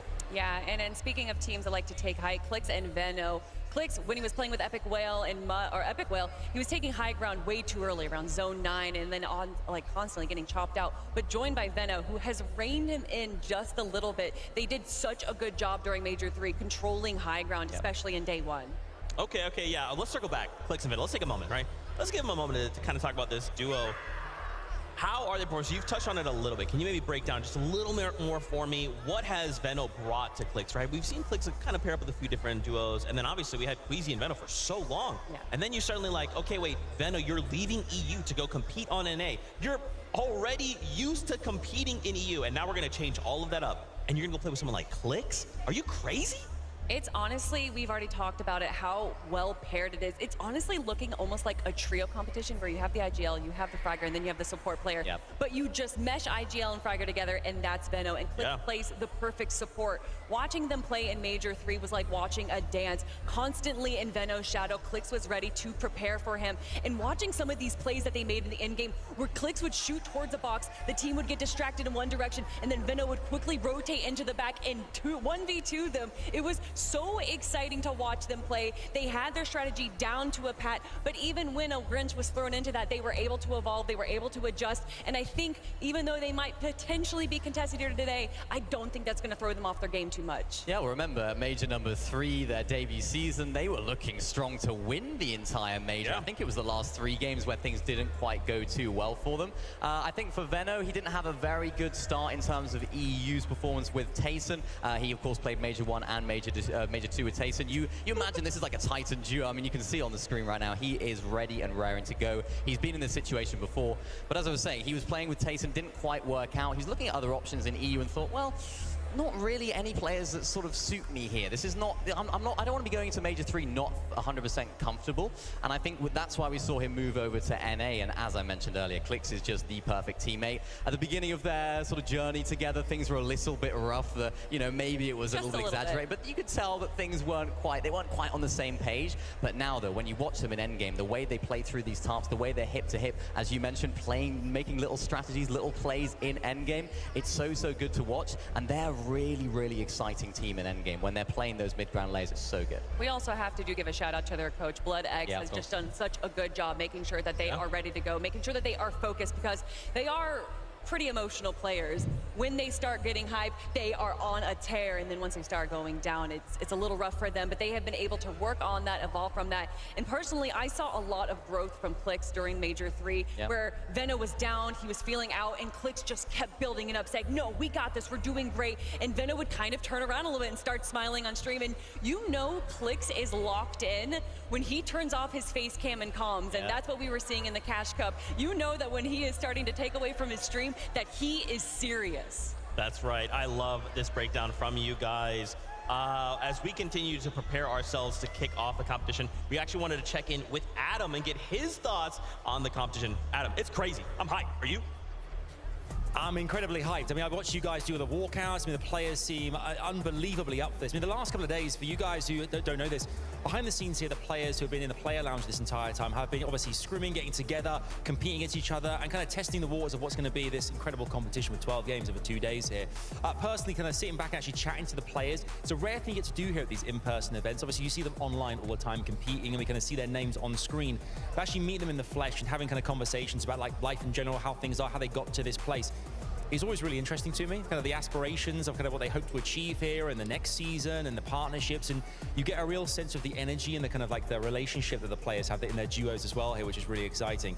Also really cool, which is happens in the player lounge here, you get to meet a lot of the family around the, kind of players as well here, players from all over the world. You get to see their kind of their friends, they're kind of like their closest, who have come to embrace this amazing experience. Obviously the audience, who I love you guys already, like we've known each other for 5 minutes and you're brilliant. The energy in that room is incredible, but to actually meet the kind of people in their personal lives as well has been really special, and something really kind of, I always kind of love learning about backstories and stuff as well here. But actually here in the player lounge, they were here till quite late last night. Everyone was kind of grinding, kind of making the most of their time they actually have here to kind of practice ahead of what's going to be, 12 games, 6 games today, 6 games tomorrow. Don't forget as well, I'm sure that tonight after the first 6 games, there's VOD reviewing, going back, looking and seeing exactly how they can perfect their game going into that second day where things are really going to count, courtesy of the elimination points and of course those standing points as well. For now though, I'm going to hand back to you guys. I'm going to kind of remain kind of cool, fresh and calm back here. It's very quiet right now and there's lots and lots and lots for me to do, courtesy of some basketball and some fun stuff behind me. Did you say basketball? I'll be right there. Actually, I'll be there in a little bit. Guys, as we continue to talk, I wanted to highlight another duo. Just throw out. I'll go ahead and say this is probably my personal favorite duo. It's Paper. Victor V. I mean, come on. We saw these guys compete, and Victor V, I feel like University's won over everyone, right? To come out, to be paired up with someone like Paper, to just kind of take him under his wing and then say like, okay, Victor V, oh wow, you're just eliminating everything. You're going absolutely crazy. Sounds good. You know, how I was kind of referencing them in Major 3, I was like, oh, Paper, this long-standing veteran, and Victor V, the new blood. And then I actually look back, and Victor V's been competing for quite a while at such a young age, and to perform at the level that he has is so impressive. And I mentioned one coach, I gotta mention another, Victor V's dad. What an incredible coach. That little video that they released before the Global Championships, I am absolutely in love with this whole team of Paper and Victor V. Yeah, they're like the brotherly duo, aren't they? Even when they were doing the walkout, sort of hopping over each other. Great. That's so cool. I love them. I'm interested to see how they're going to do. Of course, they seem to be uncontested at the moment towards that central area of the map. Interested to see what happens there. And I was speaking to Victor the other day after their media day. I said, oh, how was the media day? Did you enjoy being on camera? He said, yeah, I was kind of a bit nervous. I was like, are you more nervous for that in the game? And he said, yeah, I'm more nervous for the media day questions and stuff than the actual game itself. So he's looking confident, feeling confident as well. And I like the dynamic that they have with each other. That helps so much, especially for someone like Victor, who is young, he's new to this sort of in-person event. It's just going to help settle the nerves so much. Yeah, there's kind of this dialogue of how a lot of these duos, a lot of these players, when they do break up, they kind of tend to pick someone that's already been established, a veteran. And the question is, why aren't they picking these kind of young bloods? Why aren't they picking these like young WK Kings that can really evolve, especially if you have a very established IGL? And that's exactly what Paper did. He knew, he already read the strategy book, and picking a Victor V clearly worked out in his favor because here they are on the global stage. It's just wild. I mean, once again, we just want to continue to remind you guys just how much talent is on this stage, how many majors we've gone through, how many duos fought to the very end to try and make it here to compete on this stage. And now they're going to compete in front of all of you for a title to prove that they are the best. And now that we're kind of like mixing regions, it's not even just like, hey, which region is the best? No, it's just who's got the title and who doesn't. I mean, I think when you talk about regions too, what's so exciting is that when these smaller regions really do pop off, we were already talking about Jerome and MK Papa, but I want to know who is going to be popping off today. Are we going to have one of these smaller regions really showing up the rest of NA and EU? Yeah, I mean, for me, that was King and Phaser. I thought these guys were going to be the best of those smaller regions. Of course, so much experience on stage, because they won Major number 3 as well, so they seem to know how to play in their home region as well, as we already know. I think that was kind of a little bit of a question mark now that they might be contested by one of our teams. So they already had a really good drop spot. I'm intrigued as to how that off-spawn battle is going to go, because I don't think it's necessarily going to work in their favor at that particular middle of the map drop spot. And speaking of other smaller regions as well, we already talked about Haman and Cal Gamer, but FKS and Adapter, that one team to take away that one win from them in Major 2.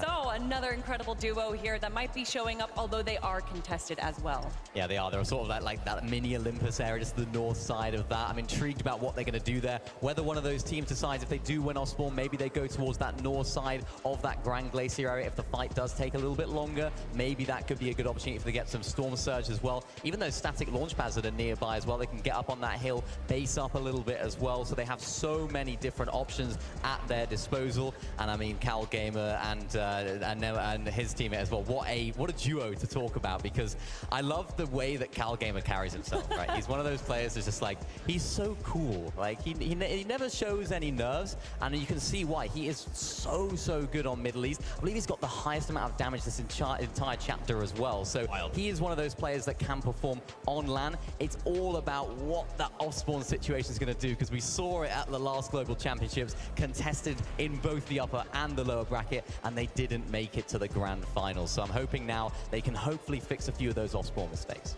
Okay, I want to circle back here. Bugha of Vive. All right, let's talk about this guy for it. No, but yeah, you guys can cheer. It's okay. It's okay. Allowed. Yeah, Bugha. I mean, dude, you know, when we think about Fortnite, if you're someone who's like never heard of Fortnite at all, but someone says Bugha, you're like, yeah, I know that guy. Yeah, you know. Yeah, I know Bugha is, right? I want to see this guy win a global championship title. To just have like every single title imaginable, like it just would cement him forever, right? He's already regarded as like this incredible player. And when you have as many like accolades as him, like people would just, they would trade it all to even have like even half of those accolades. And just how, you know, just how strictly people look at Bugha, where if he's not getting first, then he's getting last. I don't understand how the community could ever say like, oh, Bugha's washed, oh, he didn't win global championship. I don't get it. But then he gets the back-to-back wins between chapters 3 and 4, and then of course going for 3rd place in Major 1 is 7th place in Majors 3, and they did split up in Major 2, but obviously they felt some kind of synergy. They understood that this was the duo to make their ticket into the global championships. Yeah, it didn't quite work out when they split duos. They of course came back together, and that's really, really difficult to do. When you're a team that has had a little bit of success before, split up, come back together, what are the vibes going to be like there, right? It's like, hang on a sec, you just dropped me, and now you're coming back to ask if we can play. So it's nice to see them still performing well. I genuinely think this is a really, really good chance of them getting a top 5, maybe even the win, depending on how the weekend goes, because their situations seem to just work out really nicely for them. I mentioned it earlier, they can go towards that east side, towards that castle. Lots of different teams, even to the north of the castle as well, that are going to be landing there. So interesting to see how they can sort of manage those early storm surge damage. And even if they do get a little bit of their loot stolen from that gas station to the south of their drop, I still don't think they're going to be in trouble. I still think this is a team that can pull it out of the bag. Much like Acorn and Cole, when it comes to the end game, they're still going to be looking stacked because they can find those eliminations. Yeah, I mean, Bugha, an incredible IGL, and then Aviv grabbing all of those eliminations as well. And the loot, like you were talking about, the loot that they walk out of that POI is absolutely ridiculous. They are stacked by Zone 2, and no one wants to face them. Although, a cute little caveat for the moments that we got to see in the Cash Cups, where he saw Peter Von Poy. Bugha and Aviv were currently in first place after game number 5 from the reason was Cash Cups, but Peter Von Poy, you know that they want that win, the win before the global championships. And so they literally left the forecast tower, the only time that Clix and Veno got that forecast tower, and wanted to chase Bugha and Aviv. And Bugha and Aviv saw the token, saw that little glowing around them. They knew that that was where the coin was, and ran away. But again, it worked out in their favor because Bugha and Aviv came out on top. Just crazy stuff, man. I am so hyped to start the competition. It is almost that time. Acorn and Cole, though, we have to mention these guys, right? We got a little taste of these duos. And I mean, we can't forget as well, Cold also walked away at EWC with a win, right alongside Ritual. So he's already got this confidence in him. You've got Acorn right there, ready to go. I mean, do we think these guys could go? Like, could they make that top 5? Could they win it all? So before Major 1, before they won, we asked the question, you know, as a fun little thing, who do we think is going to win the global championships? And I said Acorn and Cold way back when. I mean, after their run that they had last year, it was absolutely phenomenal. Getting 7th place in the global championships for 2023 just solidified their spot as 2 of the GOATs of Fortnite. And then they do it again, winning Major 1 once again this year. They just the way that they synergize together, the IGLing, the fragging, it is perfection. Yeah, it is. I think it's all about that off-spawn battle for me down there at Brutal Beachhead. Andalex and Sato, these guys are not a bad team in any regard. I mean, they're here, so that says it all. I mean, Andalex being around the block, being a very, very experienced player over on EU. Sato more of an upcoming player, and he is really, really good as well. He's one of those players that lots of people have got their eyes on as some up-and-coming talent in the EU scene. And I think this is a team that, yeah, they're probably going to try and play a little bit slower off-spawn. They're not necessarily going to try and finish the fight too quickly. As I mentioned earlier, they might try and dip on out. I'm not too sure how splittable Brutal Beachhead is, so if both teams decide to try and stay, there might be a little bit of an engagement there, but I think both teams would be more than happy to kind of just dip out. I think you're right. I think Sato's going to grab a few chests and dip. Okay, all right, I like it. We just got word. We're gonna check out the Creator Lounge. We've got a little interview lined up with Blake in Somerset. I told you guys earlier, the Creator Lounge was all about getting in contact with some of the influencers around Fortnite, and we're joined by the awesome Somerset and the awesome Blake. Thank you guys so much for joining us. First and foremost, how's the event so far? been amazing. Meeting the fans, a surreal experience. I couldn't expect anything more. And Blake? It's been crazy. We walked in, we were literally getting swarmed, taking pictures for like an hour, trying to find this creator lounge. But I'm happy to be here, and I'm excited to see the event. Blake, I gotta ask you, right? You know, you have a lot of experience playing in competitive. You've played against a lot of the players on that stage. Who are you looking at thinking, this is the best player in the tournament right now, these are the teams to beat? I mean, obviously we got to look at Peterbot and Poyo. You know, they won back-to-back FNCSs. They're coming off into this event looking like the favorites to win. But, you know, there's 4 teams at their POI. Another team I want to look at is Clix and Vino. But they're being surprise con by some OCE team. So we got to see how it plays out, but I'm excited. Somerset, listen, an event of your own coming up, right? Big competition on the horizon. How are you feeling for that?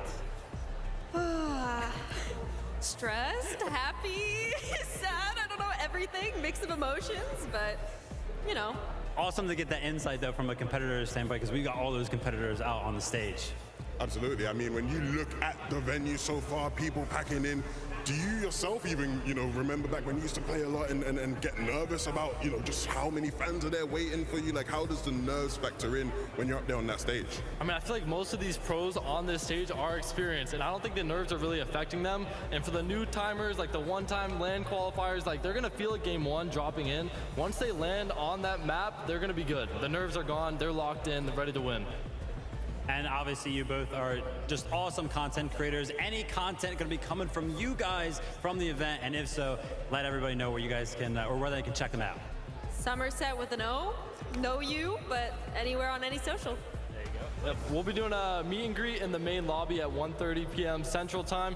I'll be IRL streaming it at twitch.tv/Blake. Awesome stuff there, guys. Thank you guys for joining us. And for now, we got more coming your guys' way.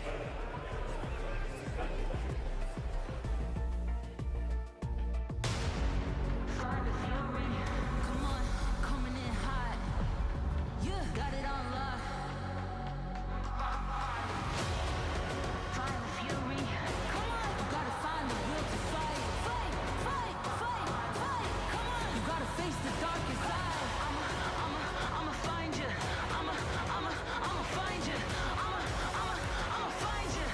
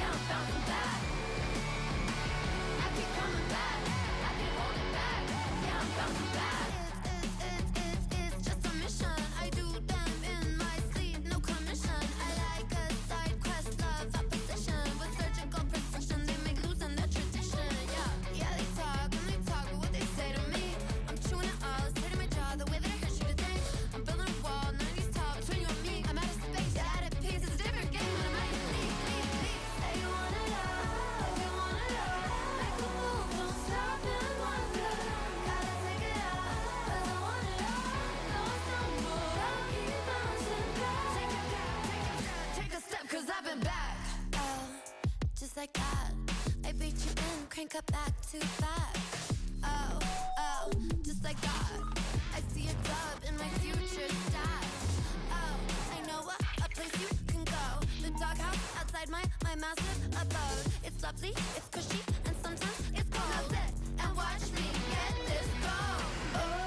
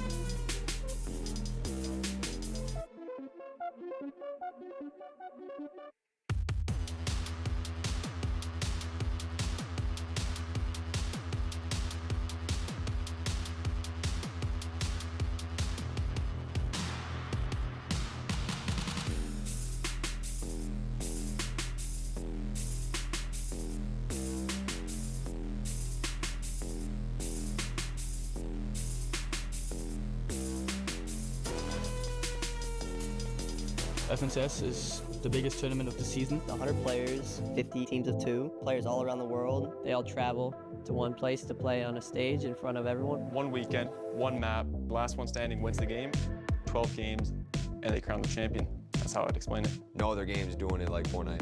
The esports here is crazy. So the most consistent duo this year, I mean, it's obvious.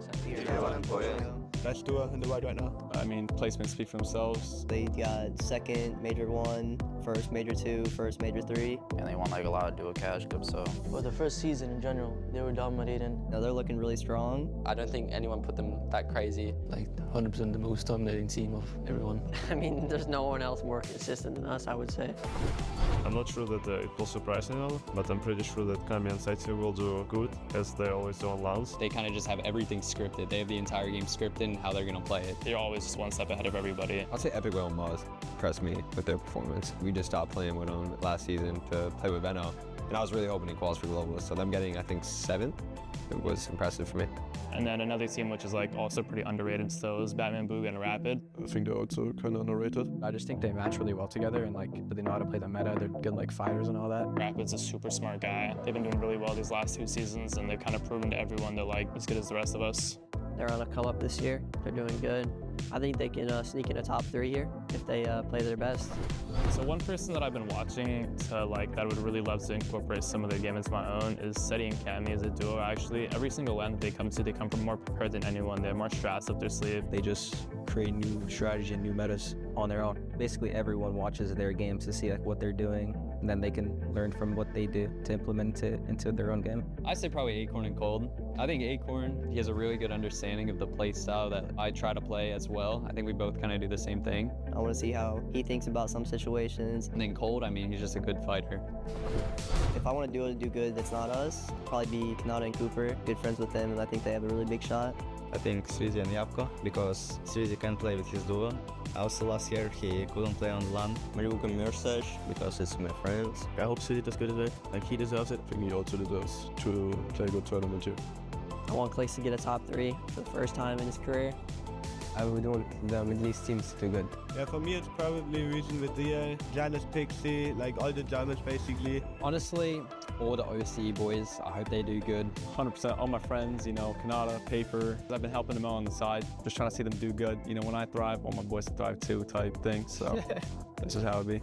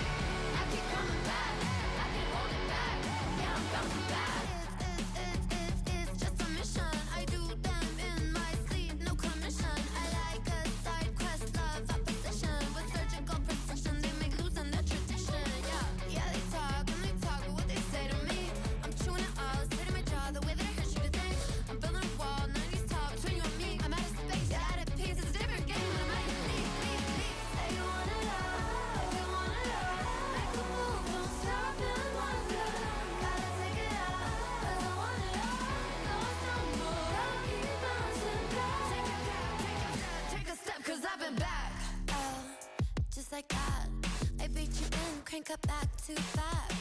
Oh, oh, just like that. I see a dub in my future stats. Oh, I know a place you can go. The doghouse outside my massive abode. It's lovely, it's cushy, and sometimes it's cold. Now sit and watch me get this goal. Oh,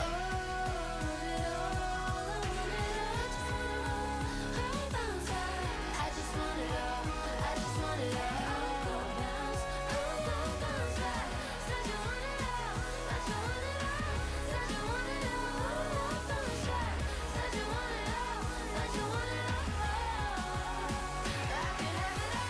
If you knock me down, I won't feel the fall.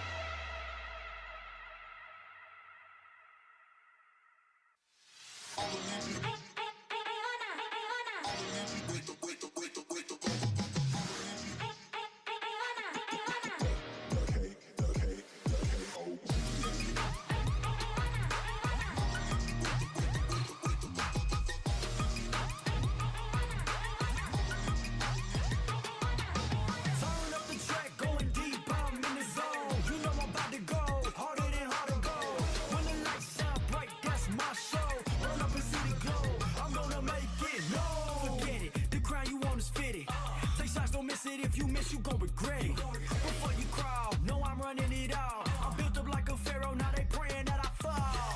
Through shadows, been burning through these battles. No weakness in my body, need to know you better ask somebody. Already, I consume the patty, it's plenty. I leave a penny for thoughts about how I'm living. Ay, turn up the track, going deep, I'm in the zone. You know I'm about to go, harder than hard to go. When the lights shine bright, that's my show. I'm up and see the glow, I'm on the night.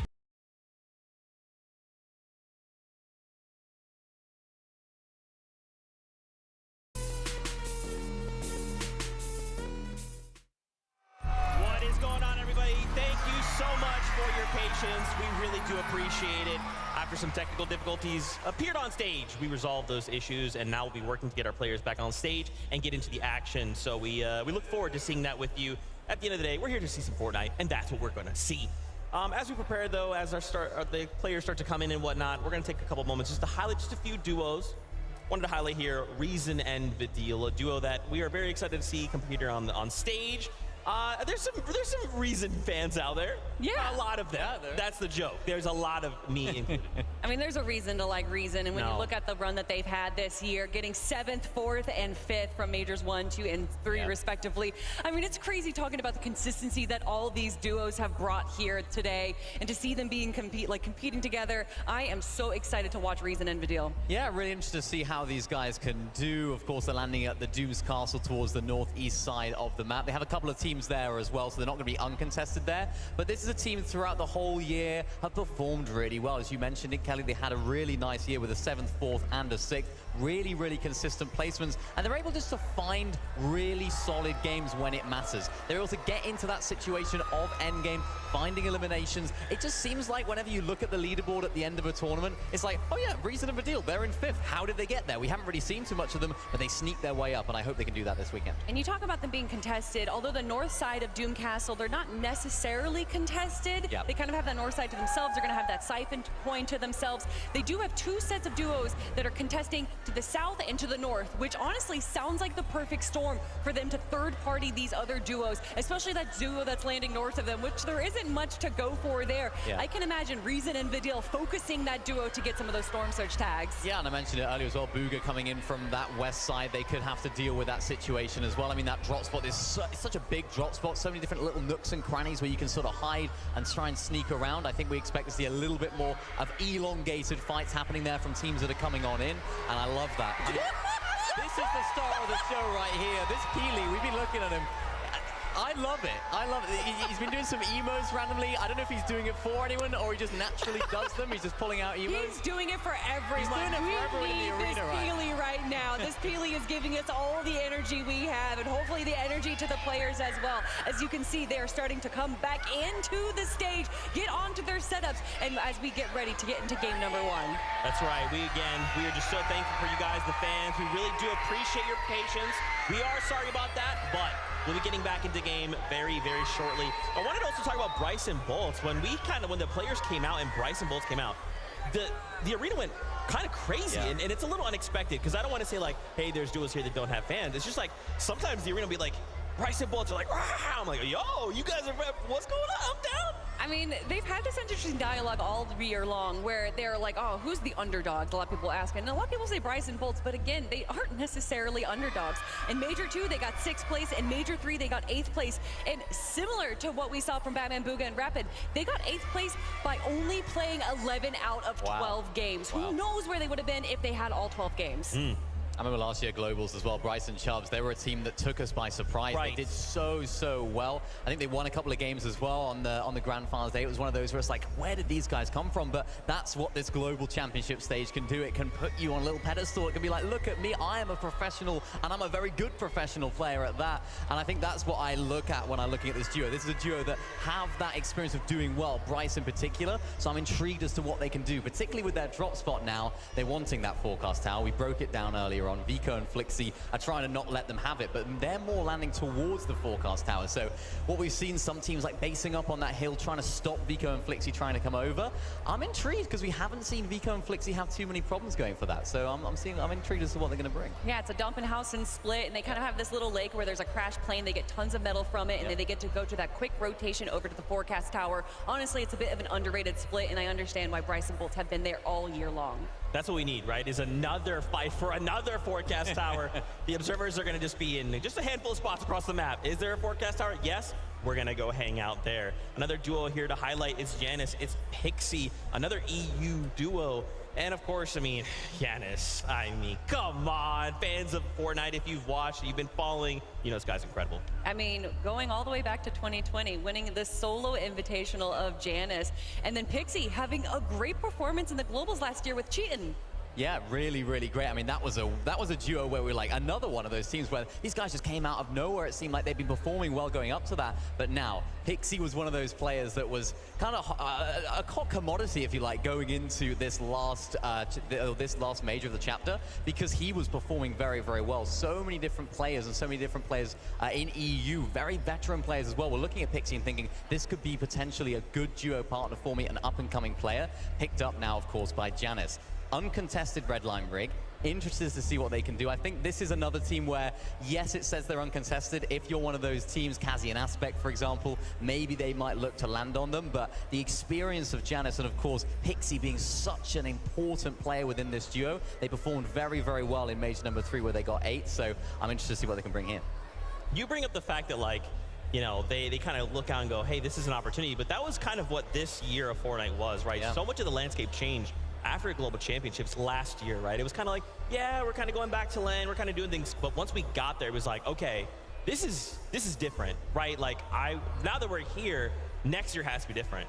And so many of these duos just looked across the board and were like, maybe I should pick up that duo, I should pick up this duo. Like, it's been a crazy year. I mean, I always say that there is only one thing you can predict in Fortnite, is that it is unpredictable, regardless of if that's the map changing, the meta changing, duos literally changing between qualifiers and semifinals. We really don't know what's going to happen until the games start. And what I love about these global events is no matter what happened in all the majors, you know, as you mentioned, different metas, different teammates potentially, it all doesn't really matter because this is right where it all goes down. These next 12 games are going to be absolutely electric, and I can't wait to get into it. That's right. We've got another duo here to talk about Epic Whale and Muzz. I mean, you kind of highlighted them at the start of the show there, Muzz being one of the first duos to kind of win in multiple regions, and Epic Whale, I mean, when we had NA West, when it was NA West and NA East, he just couldn't stop winning. He didn't know how to, like, stop winning.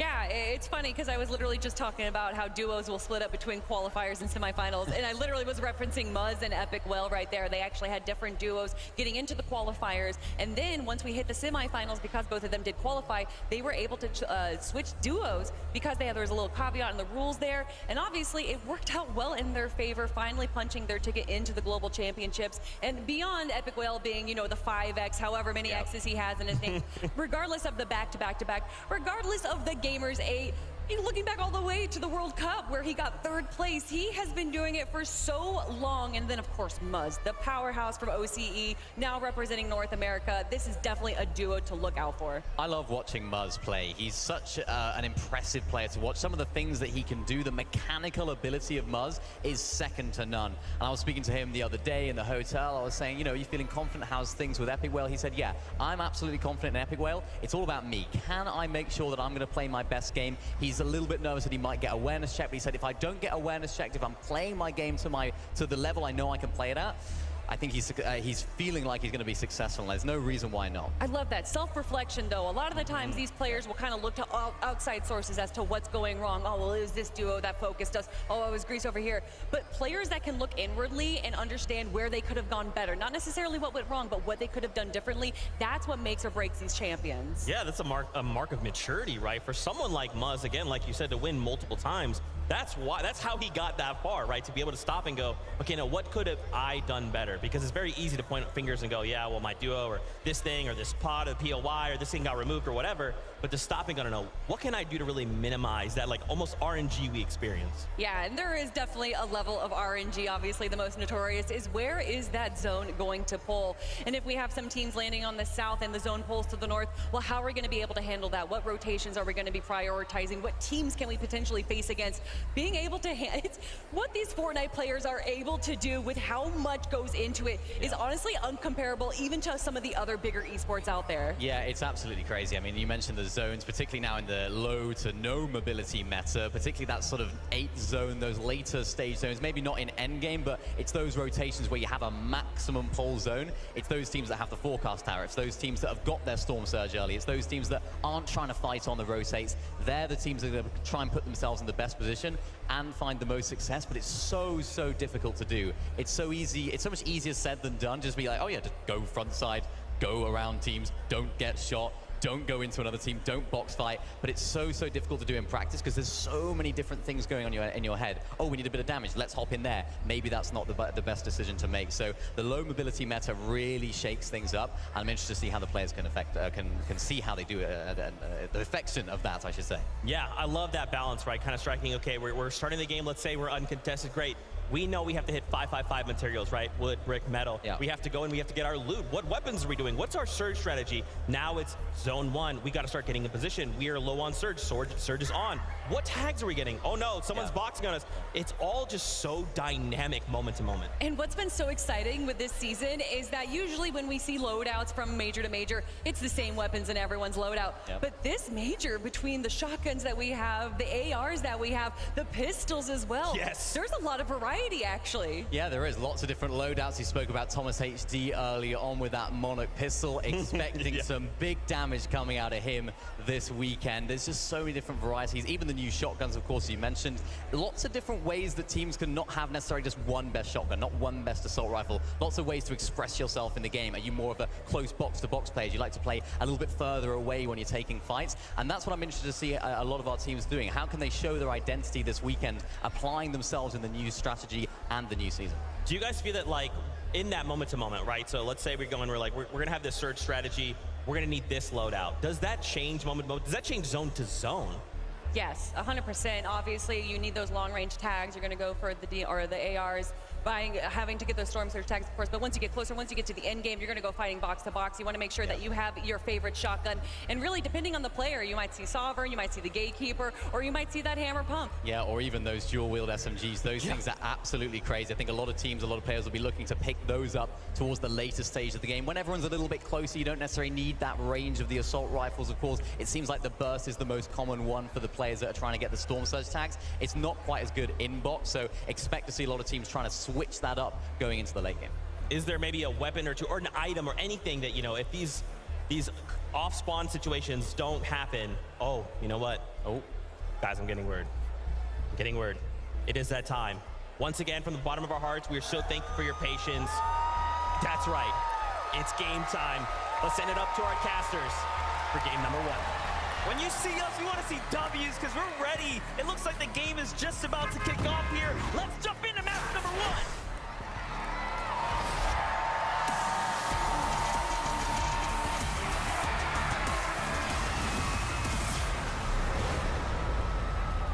All right, Fort Worth, here we have it. We are kicking things off here at the FNCS Global Championships. And of course, we know what is in store for us. Already getting a close-up pay-per-view of what's taking place here with Queasy and Thomas. And you have to keep in mind, Duke's Sphinx not too far from this location here at Research Rock.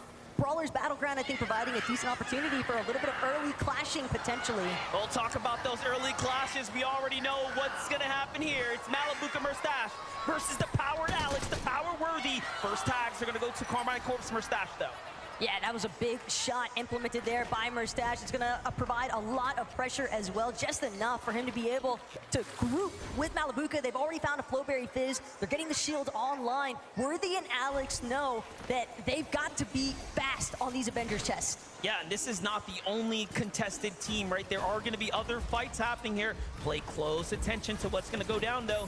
Power Alex and Worthy do have a little bit of a disadvantage here, playing the low ground as the standoff starts to develop. Meanwhile, a quad contested drop spot for Peterbot and Boyo, who have control of their side, where Trashy and Threat seem to be in a little bit of a head-to-head. Well, hold that thought, though, because for a moment it seemed as if we were going to, potentially be dealing with a Kazian aspect here, but I don't see them anywhere in sight, NDF. I think right now, Swizzy, Yapko, they're just trying to do what they can to prevent themselves from being the victims of Trashy and Threats currently, but also keep in mind what Peterbot was saying earlier on. That bot is always going to be ours. Emma Frost's medallion and that mythic striker burst, that's everything that they're after, and he's already collected it. Wow, so Peterbot and Boyo already off to a great start here. Clearly, they have the advantage. Clearly, they even have the respect of the teams landing here not to step center foot into their location. It's only a matter of time, though. As soon as that reveal medallion actually procs, there's going to be 15 seconds that Swizzy, Yapko, Threats, Trashy, they're all going to be marked here at the raft. So escaping might not be the solution. They're going to have to fight their way out of this.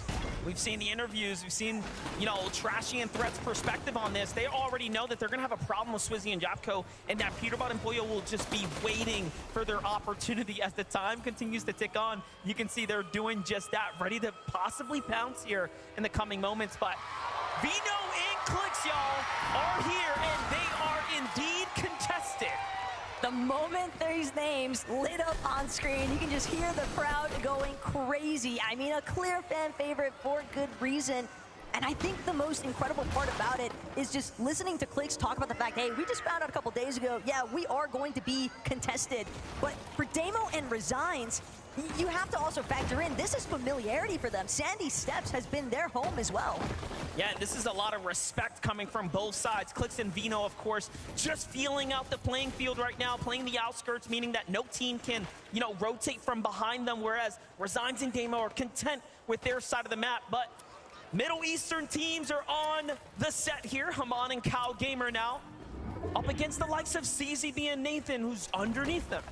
And CZB and Nathan, I think, definitely one of those teams that I think a lot of people would view as that potential underdog story. But the interesting aspect is knowing that they are going to be contested here at Grand Glacier. And what we're seeing a lot of right now, MDF, players that are just having these small, mild interruptions to their traditional loot paths and what kind of dominoes effect that might have after the fact. And also, just look at how many players are alive. This is about as intense as it can get when there's this much money on the line, when you have this much time, right, to wait, sit, contemplate your strategy. What are you going to do when the call comes? You have to answer it. Chapentini here pushing the pressure, pushing the conversation right now. Adrian's not looking good for him. He's going to be the first to fall, and that's one NA team down. Bit of a tragic start there for Rise and Agers, but their downfall is Teeny and Chaps Uprising. Bound to be super happy with the elimination damage that they just secured there. Surge tags are always going to be so crucial. And in a lobby like this, MDF, we know that we have so many heavy power hitter teams. That's going to be insane to think about. You have to connect on every single shot. Well, here's someone who's going to do just that. Thomas HD doing an excellent job holding his high ground. He's got the angle down on the teams there in the distance. I saw Gone and Quanti as well, still at Mount Olympus. We know that they have that drop spot, not for free, but again, that southern side is theirs at the moment. Queasy and Thomas HD are going to be happy with these tags, right? This is the bigger picture of hyper-competitive Fortnite. It just doesn't get more difficult than this. Clearly, we have a lot to talk about when it comes down to Cammy and Seti. This is a team that is a favorite and a favorite for a reason, as is Vico and Flixie, some of Europeans' strongest coming up, and I dare to say part of the new era. Sparks already starting to fly, though. Vico trying to see if he can get an overhead view onto Virgo and Shadow. A little bit of a wraparound. Virgo now trying to see if he can switch, but Shadow, he's left too exposed. Vico, Flixie, they take the opportunity. They try to collapse. A nice connection, but at the same time, Shadow still standing. Virgo knows it's time to bail. And they're going to force themselves into a disengage, but Flixie, he's not interested in that. Flixie wants more. Oh, yeah, this is a storybook kind of conversation right here. This is something that we expect it to happen. If you're going to go up against the likes of Flixie and Vico's pathing, you just have to get out of the way or get ran down. And Turco and Shadow are going to be another NA team to fall here to the hands of a European juggernaut. And, you know, this is, again, I have an inkling just to start for Flixie and Vico. Hey, there's a big reason why these guys have Reckless Railways uncontested.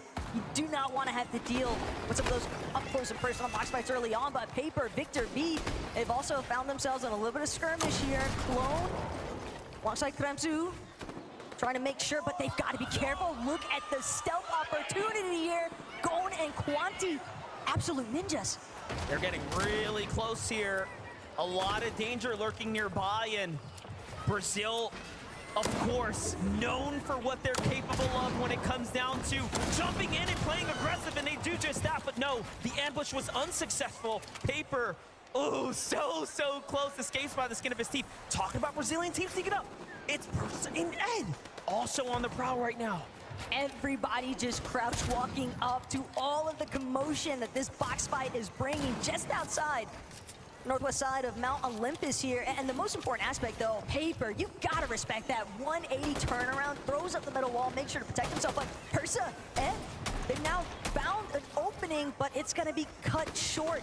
Victor V, Paper, all these teams starting to congest here, and a surge base on top to boot. Here's what I'm thinking. I'm thinking Persa and Ed are recognizing we have to get in a fight. Like, whether we want to or not, Storm Surge is going to become an issue. And if you're unfamiliar what that means, when there's a certain amount of players alive, the game is going to force you to fight other teams.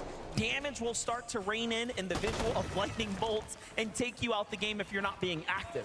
The real thorn in the side right now, though, for Victor V and Paper is it's evident that they want to get inside of that bunker. Clone and Kremsu, though, they are doing everything in their power to prevent anyone else. They might find themselves trapped at the bottom of it for a time being, though, because keep in mind, teams do like to hold whenever they find duos inside of that bunker. See Quante and Gon also setting up, looking back inwards, trying to see what's going to happen here. Meanwhile, Victor V and Paper really wearing the results of this drawn-out fight on their loadout right here. You can see ammunition starting to run low, builds even shorter than that. It's only going to be a matter of time before this starts to go super south, so if Paper and Victor V can't step up and finish this fight soon, it's not going to be good. Yeah, but at this point, they have to find closure. There's no opportunity to retreat. You are all in at this stage. They've invested too much time, and they know that they need more surge tag damage as well. Clone, Kremzu, more than content to sit this one out, though, because the weapon bunker is sounding, and they're going to have the advantage once it opens. Yeah, if they get to jump down there first and, of course, secure the goods, there's going to be a lot of loot that's going to be given out to Clone here shortly, but Paper and Victor V don't want that to happen. You can see how much more urgency, right, is put behind these shots now as they're trying to push in.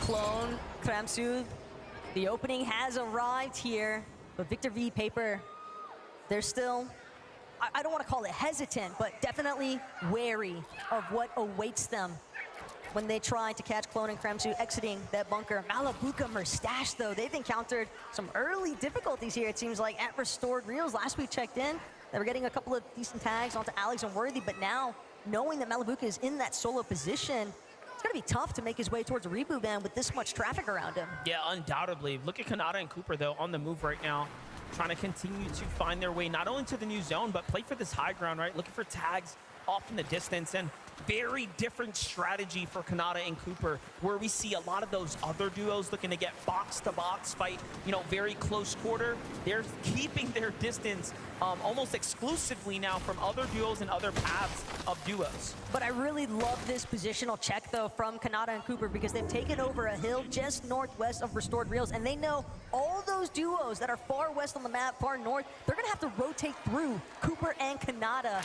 Kanata is notorious for setting up surge bases in positions where you have ample opportunity to deal some damage to other teams. Oh, look at this. This is the clash we all expected. Vino and Clicks versus Oceania's Damo there, who just rotated by. They're going to be the first to get a couple of tags and start to get the lead here.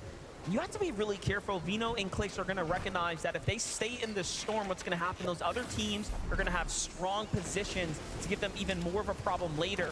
But it seems like they want to continue to press the action here. Kashoro, though, kind of could get caught in the mix here. Not sure if Clix and Veno have spotted him out just yet, but Kashoro, the moment that he tries to break through, that's when Clix sees small opportunity to try and bounce in here. But again, MDF, this is getting a little bit more drawn out than maybe what Clix and Veno were after. Yeah, because Andalix and Sato were still here. They thought it was just a solo, but now they walk into almost a spider's web here. Sato and Andalix do have heals as well, so they can kind of sustain themselves for quite some time, but I'm not sure how much Andalix has to work with. Meanwhile, the GOATs of the region, the Kings of EU, the most consistent duo in the world when it comes to LAN performances in the recent years, are here. Every view we pan over, it's like sharks in the water currently. The fact that Cammy and Seti have now decided to just stroll on over so casually, but they recognize there's no real openings for us to chase this one just yet. Let's prioritize our positioning and set because they can always set up to intervene. Kashoro trying to do what he can to escape, but Vano's gonna shut that one down in no time. His first elimination goes to Clix. Vino's gonna be the first to claim it alongside Clix here for a big elimination, and that's gonna set themselves off in the right pace here. Still, pay attention on the other side, Kanata and Cooper, completely opposite situation now. As we talked about them keeping their distance, Visual and Braids are gonna step up to the plate. Let's see if they can hit this swing at bat, but nothing just yet. Something important to consider though, Visuals and Braids, this is our duo that came in at the final hour. Just last night, they discovered that they were going to be participating on the global stage. What's their prep time look like in comparison to everyone else? But more importantly still, Braids, he's trying to make sure that he brings the fight to Cooper and Kanata. They're not willing to fold. A couple of armored walls already expended from both sides as well. Kanata still able to find the shots that matter though.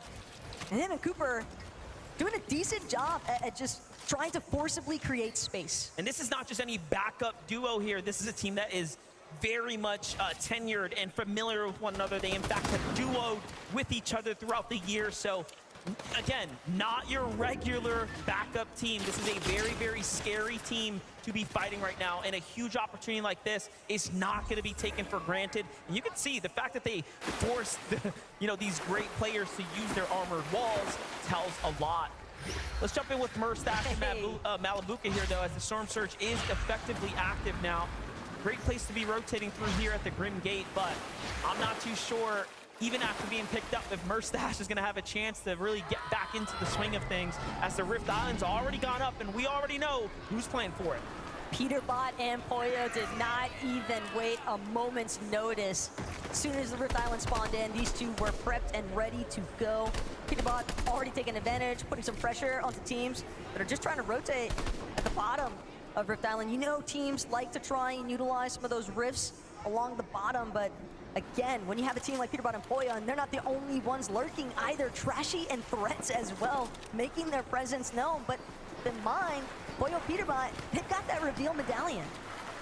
Yeah, they're going to be able to scout them out in just a couple of moments here. So Trashy and Threats will have a big, big problem here. The hold up King and Phaser talk about problems. They're pushing down into the EU duo. Now, there's something that we know about King is that he's not someone you want to face in a box fight. What he's managed to do all throughout this week is instill fear into every duo.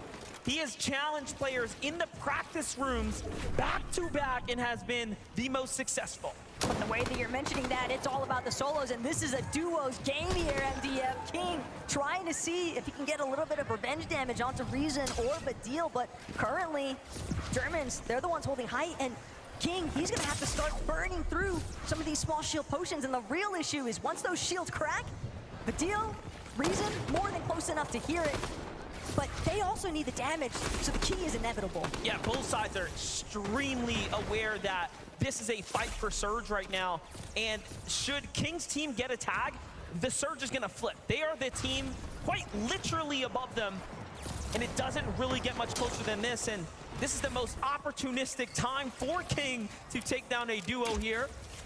But Reason, there it is. opportunities start to shift here. Reason and Vidil now, pressure starts to loom on them. The craziest part to think about too is that they've still got to watch their backs because Rift Island just lurking in the distance, slightly higher elevation than themselves. Peterbot Boyle, they were definitely trying to see if they could track down anybody for some additional tags, knocks, elims, ideally, but one of these teams has got to get a go on here, and yeah, they can't afford to just sit idle. It's either fight or get eliminated. Here it comes. I'm seeing two shots coming from both sides. Reason goes for it first. Vadiel on the other side doing an excellent job, but a trade comes out. King's weak, and he's going to be the first to fall. Reason and Vadiel come out on top, and even then, it's just enough to stay alive for now. Crazy though when you think about how many teams are getting caught inside of these box fights inside of the Storm itself. Mustache, Malabuka, they're just on a recovery tour currently, and it's incredible to think that they're still 156 above that damage threshold despite that hiccup of Malabuka having to make the reboot van play in the first place. Wax and Ping though, they seem like they're primed and interested potentially, but instead it's just going to be heading to the top of Rift Island. Malabuka might get chased though. He wants more damage. Little does he know, though, there is trashing and threats up here. Team Xset right now still lurking nearby. I'm very curious as to why they haven't gone yet. And we might just find out here soon if they end up opening the box and taking fire. But no, Malabuka takes flight first. And he's going to get pretty far off. Will it be enough, no Taco? way. It's not looking like the math is going to math here, as Malabuka's going to be the first to fall. He tries to get as far as possible. Mustache will have to land on him and save him now. The problem though is that we're looking at 2 tick zones currently. Monster, Mustache, he can try his best effort, but I fear he might meet a similar fate because even if he makes it into this next edge of zone, he's still gonna have to deal with all the teams that are already based up, situated, and ready to take advantage of the players that are late straggling in. Take a look at this refresh from Vino in clicks now, as they managed to find themselves a little bit of a cachet from some leftover action between Casper and Prism. Prism now not being in this fight. And still, you have OCE's Damo and Resigns almost on this warpath with them, continuing to be that thorn in their side, if you will, for lack of a better phrase. But back on over to the focus here as Clix is looking for action here. Those are his walls. It's Acorn, it's Cold on the other side. A very scary team to go against. In the warm-up games yesterday, in the scrims, right, in our practice lobbies, they pulled off a incredible 16 eliminations just to show the lobby what they're capable of. The real issue is just knowing that for Clix and Veno, Clix, he just needs some white heals. And you're not going to get that at this stage unless you're able to take down another team successfully. Mustache and Malabuka, though, have pulled off a miracle at this point. And it does seem, even though they're a little bit worse for wear, they're battered for sure, but they're still kicking, and that's all they need at this stage. They do have big shields as well to work with. That headshot that he picks up right there is going to make a huge difference there as far as their survivability is concerned. Major eliminations are happening, though, as we're covering the action here. One of those, it's Peterbot and Boyle staying active here. Down goes Chief from the high ground there. And they are doing what we expect of them. Very healthy, extremely material capped, and now picking up points. That's a runaway train potentially starting to take form. Meanwhile, other teams like Cuddy and Kovacs just trying to see if they can find an angle. Yuma Rise under a little bit of duress here, but it's back to Clix. Veno trying to see if they can finagle their way out of this awkward position that they found themselves in, boxed up right next to Acorn and Cold, but again, Acorn and Cold, they've got decent amount of materials to work with. More importantly still, though, I think that they are certainly willing to jump into a fight if it calls for it. Oh yeah, yesterday has absolutely proven that they can take on any team without a problem. Talk about good teams that are still standing right now, teams that we've been kind of following the story. Victor V and Paper. Paper a little worse for wear. Seems like a bad peek's gonna go ahead and put him on the backside of this engagement here. And Vino facing the struggles of taking a lot of damage here as well and not being able to recover now as they don't have whites. Still has a couple of flow berries, but again, will that really be enough? Queasy, Thomas HD now starting to surface as well near their area. Ritual, though, takes some big tags, left that wall open just a moment too long.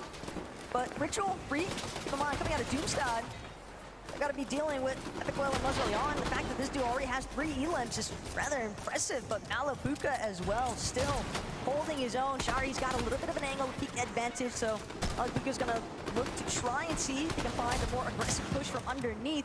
Meanwhile, Mustache, again, just trying to make sure he doesn't take another tick from the Storm, but it's too little too late. Just barely makes it in. At least Malabuka can go for the revive. You know, all things considering, he'll have more HP when he stands up than he did when he went down, so it's not all too bad here, but it is definitely time lost. The surge is active. They need to find a couple tags. Into the box they go.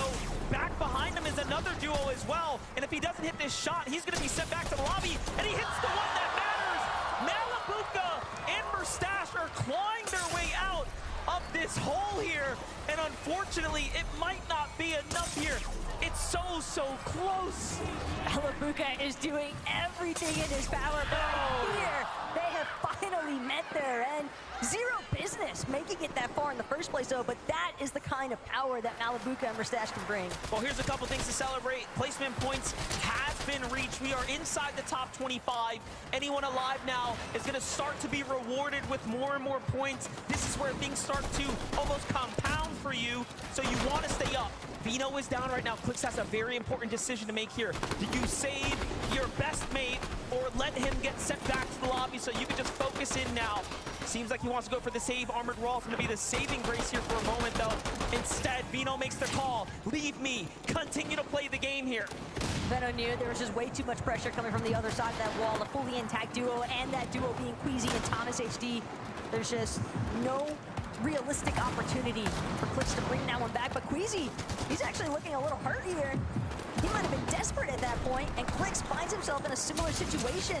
Only has small shield potions to rely on, 2 below.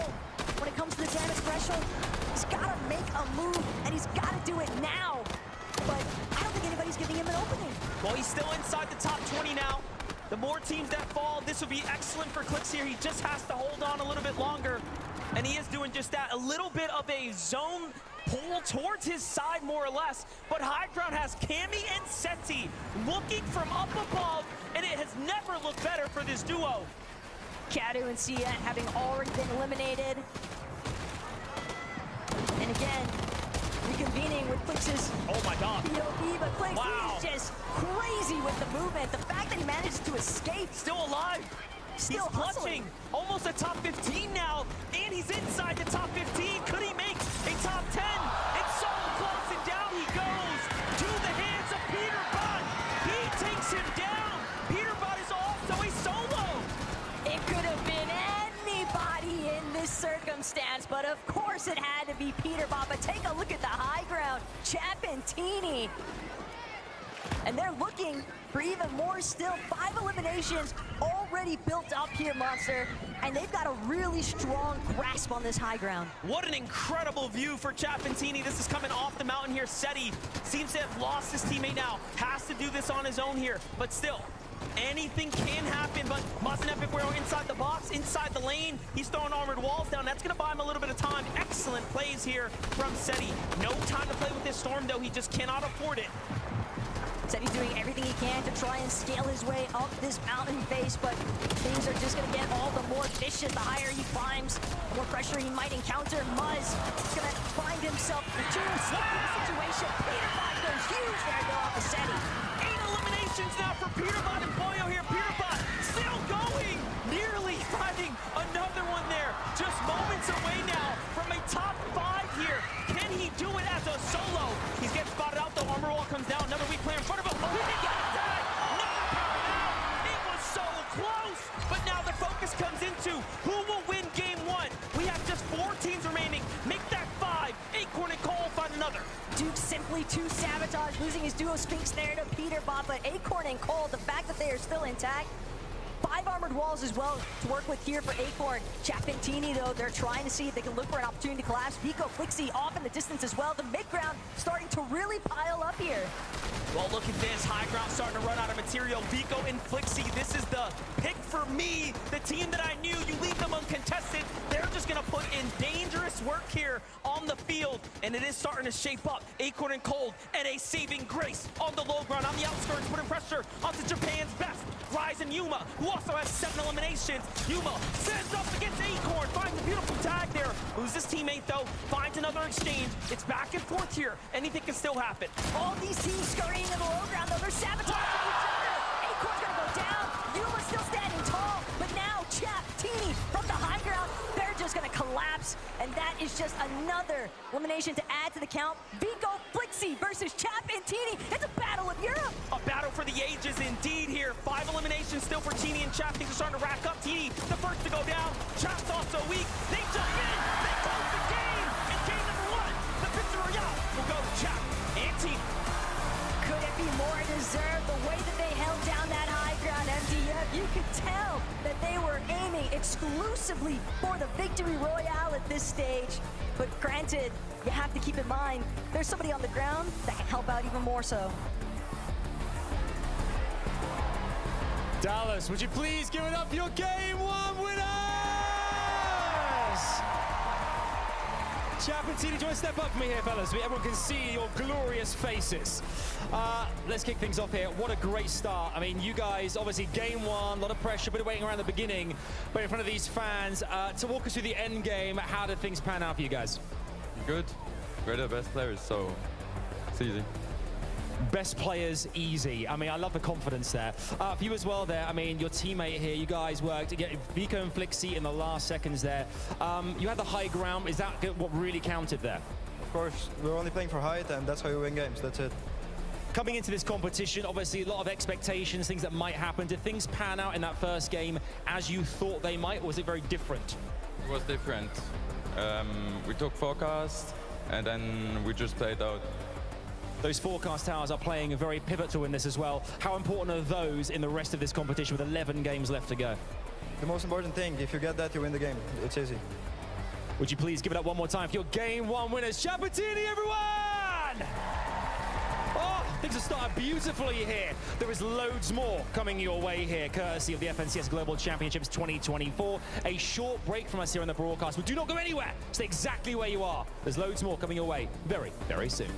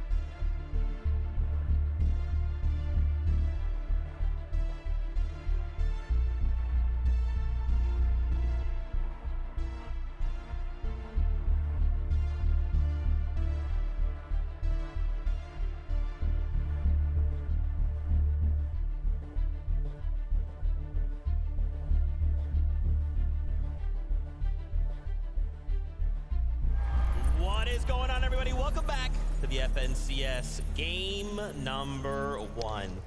Chap and TD find themselves the victory royale, and that first game was absolutely crazy to see these guys come out on top and to get that interview, right? Hey, we're the best team. You just get forecast, you get this, you got. We're the best team. That's it. That's all that matters. I mean, if you look at Major 2, Major 3, when they both got second place in both majors, yeah, they're kind of one of the best teams right now. And showing up today and showing up early as well, eliminating Agers and Rise right off the bat. Yeah, really, really interesting after this first game, because we were sort of talking about it going into the first game. Where are these guys going to land? What's their strategy going to look like? We didn't quite know, and now we get a little bit of an insight into what that's going to look like. It seems like they're really prioritizing that forecast tower. Another thing that we focused on at the beginning of the show. They want that forecast tower, and that's the reason why they're able to get height right here. You saw Cammy and Seti sort of shaping up to try and take height and holding it in that sort of 8-9 zone, but they didn't get that next zone. So Teeny and Chap took that opportunity really well because they knew where it was going. Also, to be able to hold height for as long as they did, all the way from zone 9. Once again, the forecast tower allowing them to know where to move that height and use or save up those much needed mats towards the end of the game there. Absolutely phenomenal. What a great way to start the competition. Just again, cold. They're just ice cold, chilling there. Yeah, we're the best. Not a big deal. Man, that is a statement game out of game number 1. But there was just so many things that transpired in game number 1. Just so many solo performances that all took place. I mean, we saw there for a moment, even Rise and Yuma making a top 3. 8 eliminations? That's terrifying. We can't let that happen. Yes, we can, and they did. And I want to see it happen again. Rise and Yuma representing Asia right now, showing that, oh yeah, it's NA versus EU. You got to watch out for Asia as well. Yeah, these guys are really looking good right there. 8 eliminations clutching up there in the end in those final few moments. The crowd erupted as soon as they got that final elimination. Wasn't quite enough to get into that first or second, but they've got to be happy with that start, particularly on this stage. That's right. I want to highlight Peterbot, man. I don't know what Peterbot is about, but I do now. In those final moments, you know, Poyo goes down and you have the solo clutch, and he pulled it off. And for Peterbot to take down Clicks in game number 1, you know that there was definitely some emotions going high right there. But Peterbot, if he is down into a solo, I mean, he's honestly a duo as a single player. Yeah, exactly. I mean, both of these players have the ability to do this, solo clutches. And in big events like this, 12-game formats, these solo clutches are going to be so vital in getting these guys into a really nice position. I must say, this burst assault rifle ex Peterbot is a crazy combo. It shouldn't be allowed because he's so good with that. And then even towards these endgame situations, taking out Seti there at that final few moments just to keep himself going. Of course, too little too late towards the end, but really great start from him. I mean, their strategy is just so clean from the start. Landing rep, getting the coin, getting the mythic AR, going over to the forecast tower, and then getting the Rift Island as well in that game, allowing them to just have a little bit of height, a little bit more mats, and more importantly, getting that mod weapon bench so that I saw Poyo kind of modifying his weapons there, getting exactly what they wanted so that they were prepared for the end game. I love seeing their 3rd place. Eco, Flixie, a 2nd place. They didn't even need the Victory Royale, right? The fact that they made it to 2nd place, you've already done too much. You've already let them get too far in the game. Yeah, I mean, they started it off so strong as well, getting eliminations onto Shadow and Virgo by zone 1 there. And then, of course, just dominating the low ground as we know them to do. Yeah, exactly. Another really solid performance of these guys. We've seen them do it previously. This is exactly what we expected. Low to mid ground, finding those eliminations. And towards the end there, where it was the final 2v2, it was kind of like Major 3, where it was 2 of the best teams in EU going head-to-head. Of course, 2 different, very different play styles. These guys are not necessarily going to be going for height every single game. But of course, what I noticed there was a little bit of a change in rotation. They went towards the north side of their drop spot. So interesting to see whether that's going to change throughout the day, whether the forecast tower fight's going to affect that. But really nice start from these guys. That's right, guys. I know you want more action. We can talk more about this, but let's just jump back into it. MDF, the best taco. Back over to you. Yeah, that was a very intense game. Obviously, as we're coming out, you know, I couldn't even believe it. I almost, you know, just threw the whole mic off the headset. I was really into it for a second there. Yeah, and the craziest part still, of course, we have 2 EU teams duking it out to close off our first lobby here. And match number 2 is ready to go.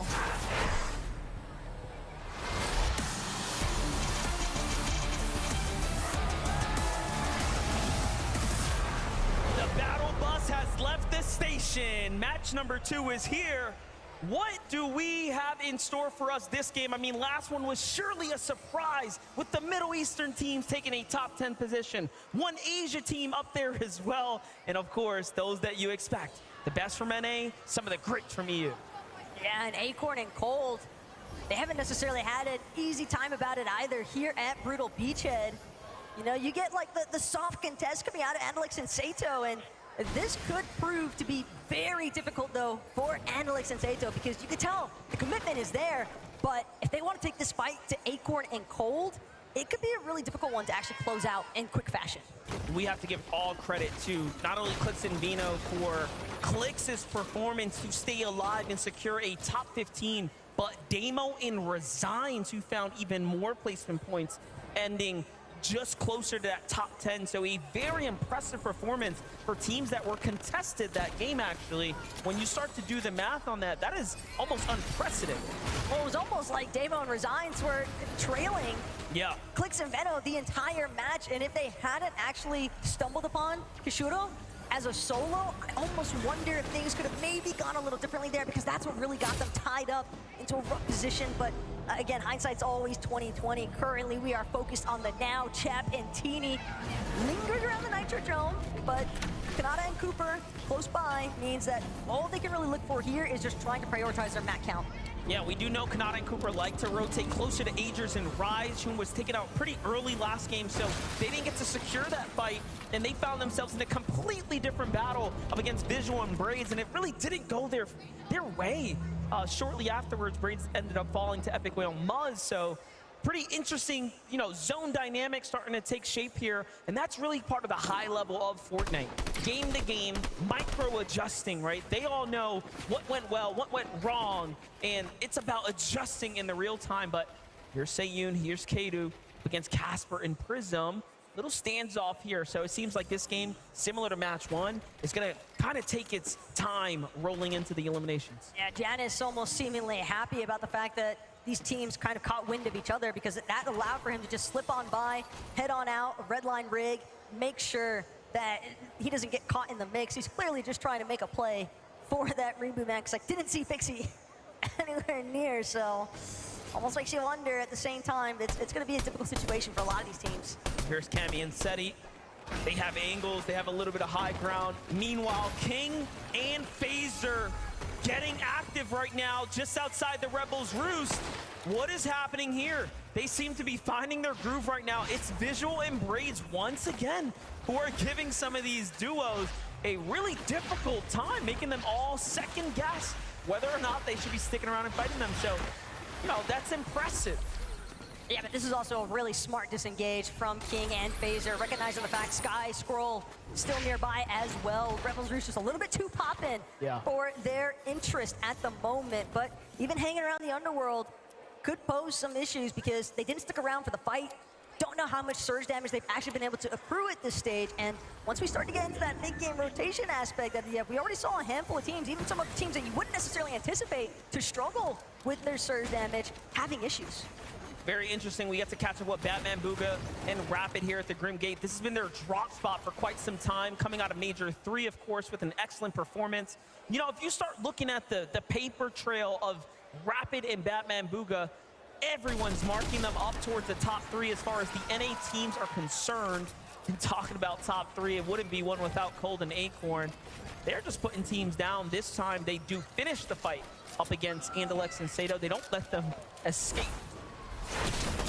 But now, something that Sato and Andalix are potentially going to have to start considering is if this keeps going in favor of Acorn and Cold, if they continue to take the fight to them, do you switch for day 2?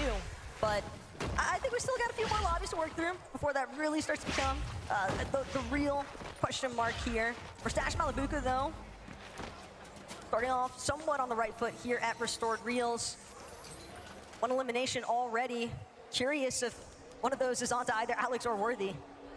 Yeah, something happened there, but Bolts and Bryce are in a fight right now. A little build-off happening here. This is a pretty intensive early game fight for, given the situation, a Zone 1 Sky base going on here. This is going to be a full-on reset if it doesn't end fast. It's up against Biko and Flixie. You know, obviously, our second place coming out of game 1. very much fired up, very much confident. Bryce and Bolt are not going to fold here, though. The forecast tower, the weapons bunker that spawns nearby Dupenhausen, where Bolt and Bryce like to land. And this is something that, you know, they were willing to contest Reet and Ritual for when it was Reet and Ritual at Reckless Railway. So now Vico, Flixie haven't taken over that position.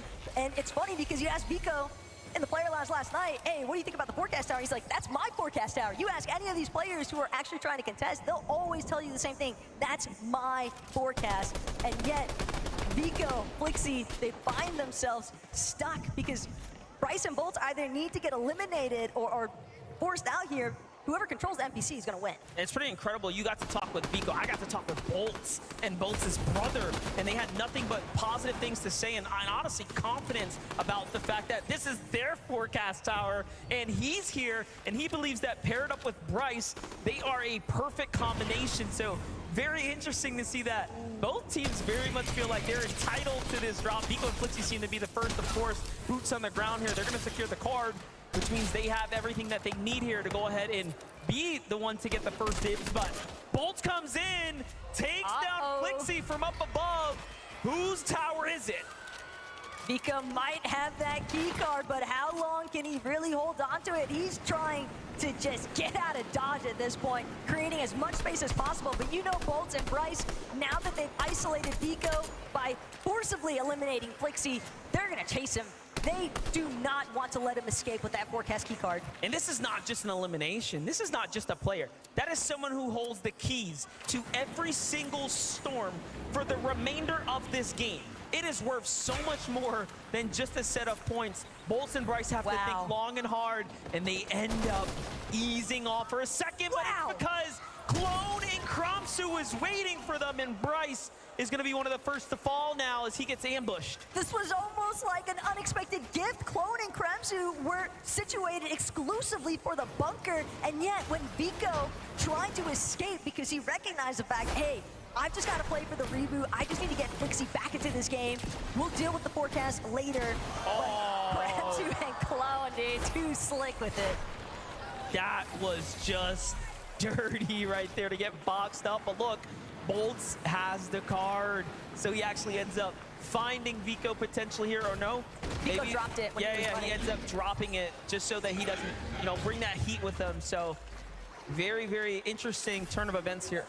But sure, you might have forecast secured, but at what cost? Because realistically, if I'm Kromsu, I'm not letting you escape. And that's the thing, Vico knew that there was no reason for him to continue trying to hold on. He did not have the materials to feasibly escape unless he gave up that key card. I actually love that we got to see him drop the key card as well, right? Just saying, hey, look, you can have it, man. My hands are in the air. White flag is waved. Go ahead, take it. And he plays for another day. That just really shows you what this tournament means, right? That's not an interaction you'll have in any regular game, right? There's just something so prestigious about the Fortnite Global Championship that even the players give respect to one another like that. It's incredible to watch. Wow, this is looking like a menacing situation building up currently, though. Clicks, Venno, Acorn, Gold, Chap, Teeny, Gammy, Oh my Zeddy. gosh. I don't think we could ask for anything better at this stage, but fact of the matter is, all these teams are just fixated on one thing, and it's likely the weapons bunker. And you hear it, it's opening up right now, and Clicks and Vino the first to fold as they recognize, hey, there are 4 teams here. This is not the greatest idea. They double back to the campfire. They'll get their chance at the bunker, right? They'll be able to pick up some scraps, get their attachments, but first, sit things out, let things settle. I like that flyby though, Janice and Pixie, so it looks like Janice's rescue mission was a success. He was able to make his way towards a reboot van, but again, you have to start to wonder what kind of damage was he able to collect prior to losing Pixie. And now, Reckless Railway is heating up one more time because Vico doubled back, brought Flixie into it, but now Shadow and Virgo trying to see if they can pose a threat. Listen, Shadow, someone I've known for a long time. I've followed his career closely. He is a very, very scary player once he starts to get situated. Game 1 jitters are out of the way now. Him and Virgo have been nothing but successful as a duo here. But wait a second, Vico and Flixie, as we know, again, are EU's best right now. clearly some of the strongest fighters on the region. And then you have OCE's Dayanith and Tinka, right? Champions of OCE lurking nearby, seeing what's happening here. Trying to put OCE's stamp on it. But Vico and Flixie, I mean, we're talking about you major 3 winners at this stage, right? You've got to imagine the level of confidence. Even when you talk to either of them, they are just reeking of confidence, essentially, and for good measure, because Vico, Flixie, they've been successful, despite the fact that Vico was incredibly low on material count as well. He's still able to stave off Shadow and Virgo, and that is not an easy feat by any means. Jumping to the other side here, Dukes and Sphinx trying to figure out what's happening down here south on the zone as things are just starting to develop. Clearly shots are coming in from teams in the distance. Meanwhile, Queasy has that high ground. Chap though lurking up, trying to see how he can possibly get involved. Teeny already sitting on the base for a moment there. You couldn't even tell. I don't even know if it's Queasy that's in danger nearly as much as what it might be Thomas HD when he tries to work his way back towards this surge base he has with Queasy. You can hear the Monarch pistol, shots flying out overhead. Thomas making his way back towards him, but he scouted it out. Managed to throw up a wall just in the nick of time. Queasy also on high alert now. But Chap, Teeny, they've made enough noise. Other teams in the distance actually trying to take side shots at them. Gotta respect Thomas HD's ability to not only see them and react faster than they can land a shot on him, but to also get up to high ground. Nothing too. Before it was too late. And look, they're gonna just go ahead and get off of there. They're like, wait, that team, they wanna fight? No, we don't need that. They give them the respect. They back off the restored reels. They play for center zone now. And this is a very, very good early rotate to go ahead and find a new position here, find some new real estate, if you will. Meanwhile, at the Grim Gate, we have another Rise in Yuma coming out of Asia, representing here last game. Phenomenal performance, ending up towards the top, 8 eliminations as well. This game off to a hot start with 2. Look, we look away, we blink for a second, and the double headshot onto Phaser. The lineup is just nasty. You can just tell that Thomas HD and Queasy probably ecstatic about that loot llama they essentially just picked up from the knock. Yeah, I don't even know if they want to cross over to pick up the loot. At this point, it would end up being all too risky with King nearby, but Chap and Teeny haven't stopped their pursuits onto different duos. I'm feeling like maybe they're not getting enough tags in these fights. Can also be so disorienting to other teams in the lobby when you're dealing with the likes of Chapentini, because they're just barreling down onto anybody that they encounter. They could care less about the caliber of player that they are dealing with in the process. All they want at the end of the day is the points from the eliminations and to clear out the space to make sure that their rotations maintain their smoothness. But Yanis, layer below, Chapentini are currently boxed up, and they are not the only ones. Kremsu, Clone, lurking overhead, Persa, Ed as well. Close enough that they could definitely tango if they wanted to. Chapentini, 130 below. Just mentioned that they're not finding the tag, and it's very clear, regardless of how many teams they've managed to fight, it just hasn't been successful. But this, so far, looking like the best here. Double armor walls come out. That's going to slow down all of their momentum here. And if I'm being honest, I think they have to keep pursuing it, find a new angle, do something else. They can't afford to stop at this point. Teeny's got a new angle here. He's behind Pixie now. The other duo, basically, that's there is Ed and Persa, who are also very, very weak. It's just not looking good for the Brazilian duos. Not looking too good for EU's Jonas.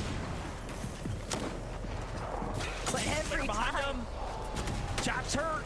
Back against the wall. He needs to find the one, and it's so close, but he's going to be the first to fall.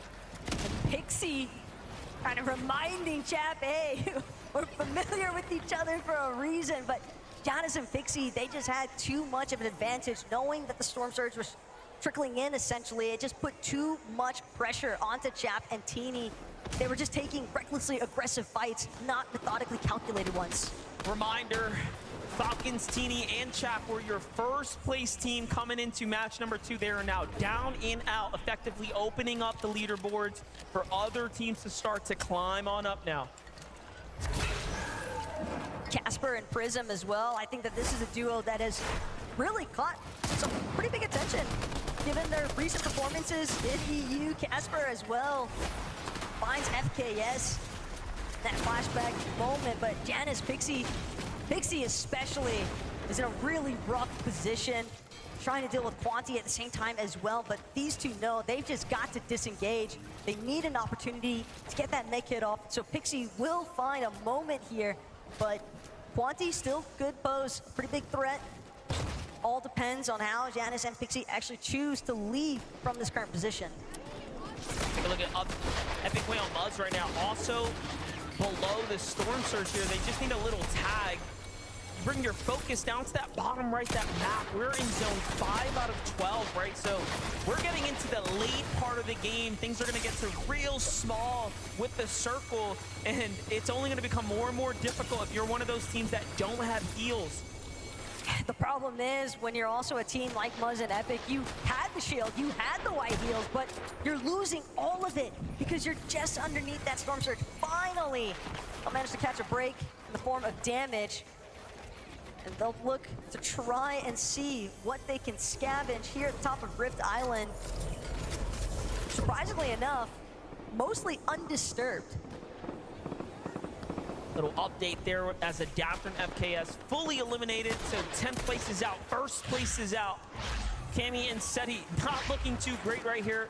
Below the damage threshold as well. Again, what that means is that lightning bolt is gonna start coming down from the sky. They're gonna start losing 25 HP over the course of time. Periodically, it'll start to add up. Flixie and Vico, this is why they're fighting all the teams, because they need to. Otherwise, they will be sent back to the lobby for not doing enough damage. Here it is. Vico gets slammed in on from 2 angles, but Cammy gets crushed by a devastating shot. Vico hits the one that he needs to. Meanwhile, Rise and Yuma jump into the mix here. This is our team in the lead here. Vico, though, is so good that he is putting up numbers up against every single region right now. It's still defending for his teammate. He's just trying to make sure that he can throw Flixie into a safe position. Revive is clearly on his mind. Armored walls are going to be sent out. Yuma, Rise, they're hoping that they can try to collapse, but I fear the moment has left them. Vico doing so much when it mattered most to hold his ground. And sure enough, the revive is a success. Flixie has been brought back into this battle, and that's going to cause Rise and Yuma to reconsider whether they actually want to take this engagement. And that was our current 1st and 3rd, or 2nd place teams basically to be going head to head. But let's jump in with Clone and Kramsu right now. Another team very, very desperate here to find a fight. Clicks and Epic Whale are the team not so desperate, but ready to defend. But no, they lose the walls first. This is not looking good. But they end up finding the shots, and Clicks is so fast. He hits one in, then the second before they can even notice what happened to them. Yeah, you know this guy's been taking some tips from Meadow. I mean, he's been forming his own kind of master class at this stage. The edit in, caught by Vino there. The trap was delayed. So good.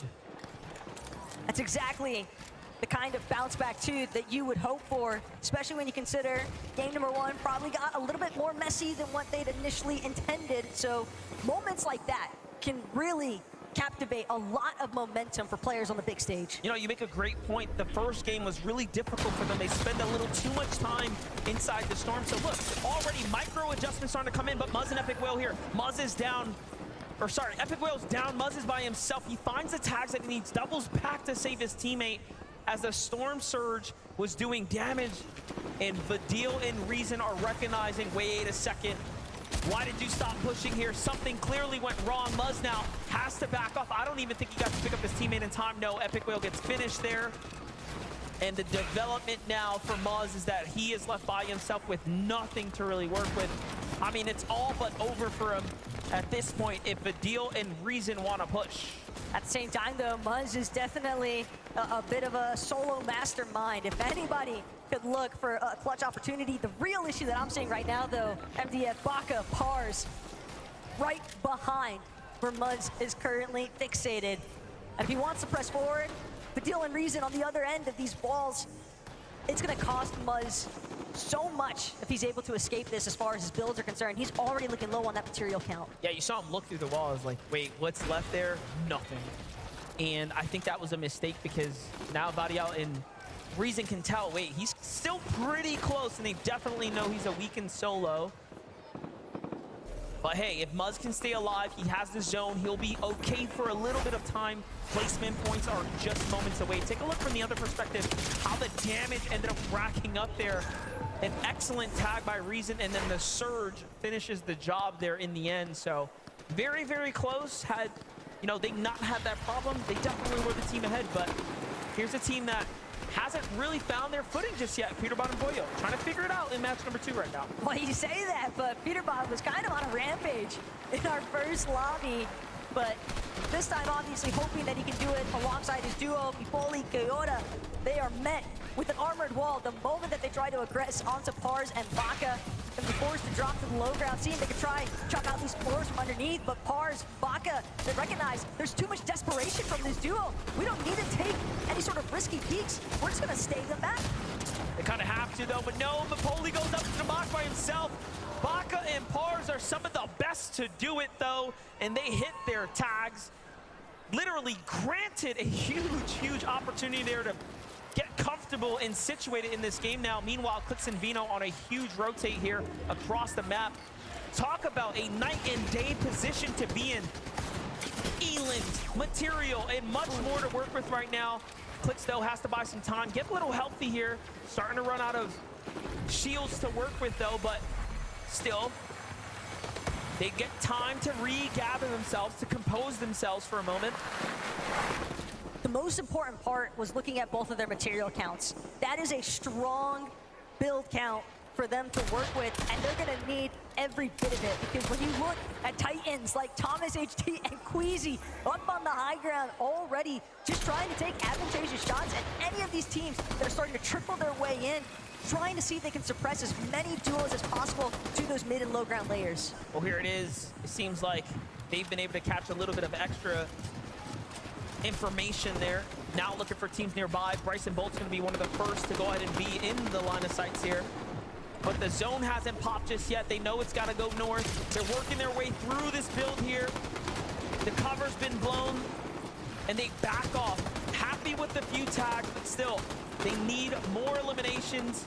Surely more placement points if they want to jump up to top 5, as those teams are still in this game. Meanwhile, Queasy still ramping his way across the high ground, right? And that's for sure. Queasy, Thomas, they're going to try to hold on to hype for as long as possible. Ideally, the entire game, if possible, like what we saw at Chapatini in the last match. But Acorn, Cold, very efficient, found a slight dead side rotate despite so much congestion having pooled in the real center of that last zone. But everybody's got to get a move on now. Poyo, Peterbot just doing what they can to stay ahead of the pack. That reveal medallion as well, going to help them pinpoint some of these solos that might be running through these pre-existing builds. Yeah, those extra layers right there. But look at this, Clix and Vino catching up with a tear there. Peterbot and Boyo find Yuma as well, effectively taking down some of that immediate competition, right? You want to start dropping those players that are up at the top of the standings if you want to jump over them. It's not going to be easy. It's going to be very, very hard to do, but they are doing just that. Meanwhile, the wider shot tells us the whole story. There's an indestructible bridge separating the high ground layers from the lows. And Vico, Flixie, they didn't manage to find the victory royale the way that they would have hoped in match 1, and now staring down their own demise here. Flixie gonna get knocked. Vico not gonna have an opportunity either to recover this one. Just too much pre-existing pressure. But Peterbot could go massive here. Acorn's gonna get caught out, and Peterbot gets the shutdown. Oh, but someone comes from behind, and down goes Peterbot.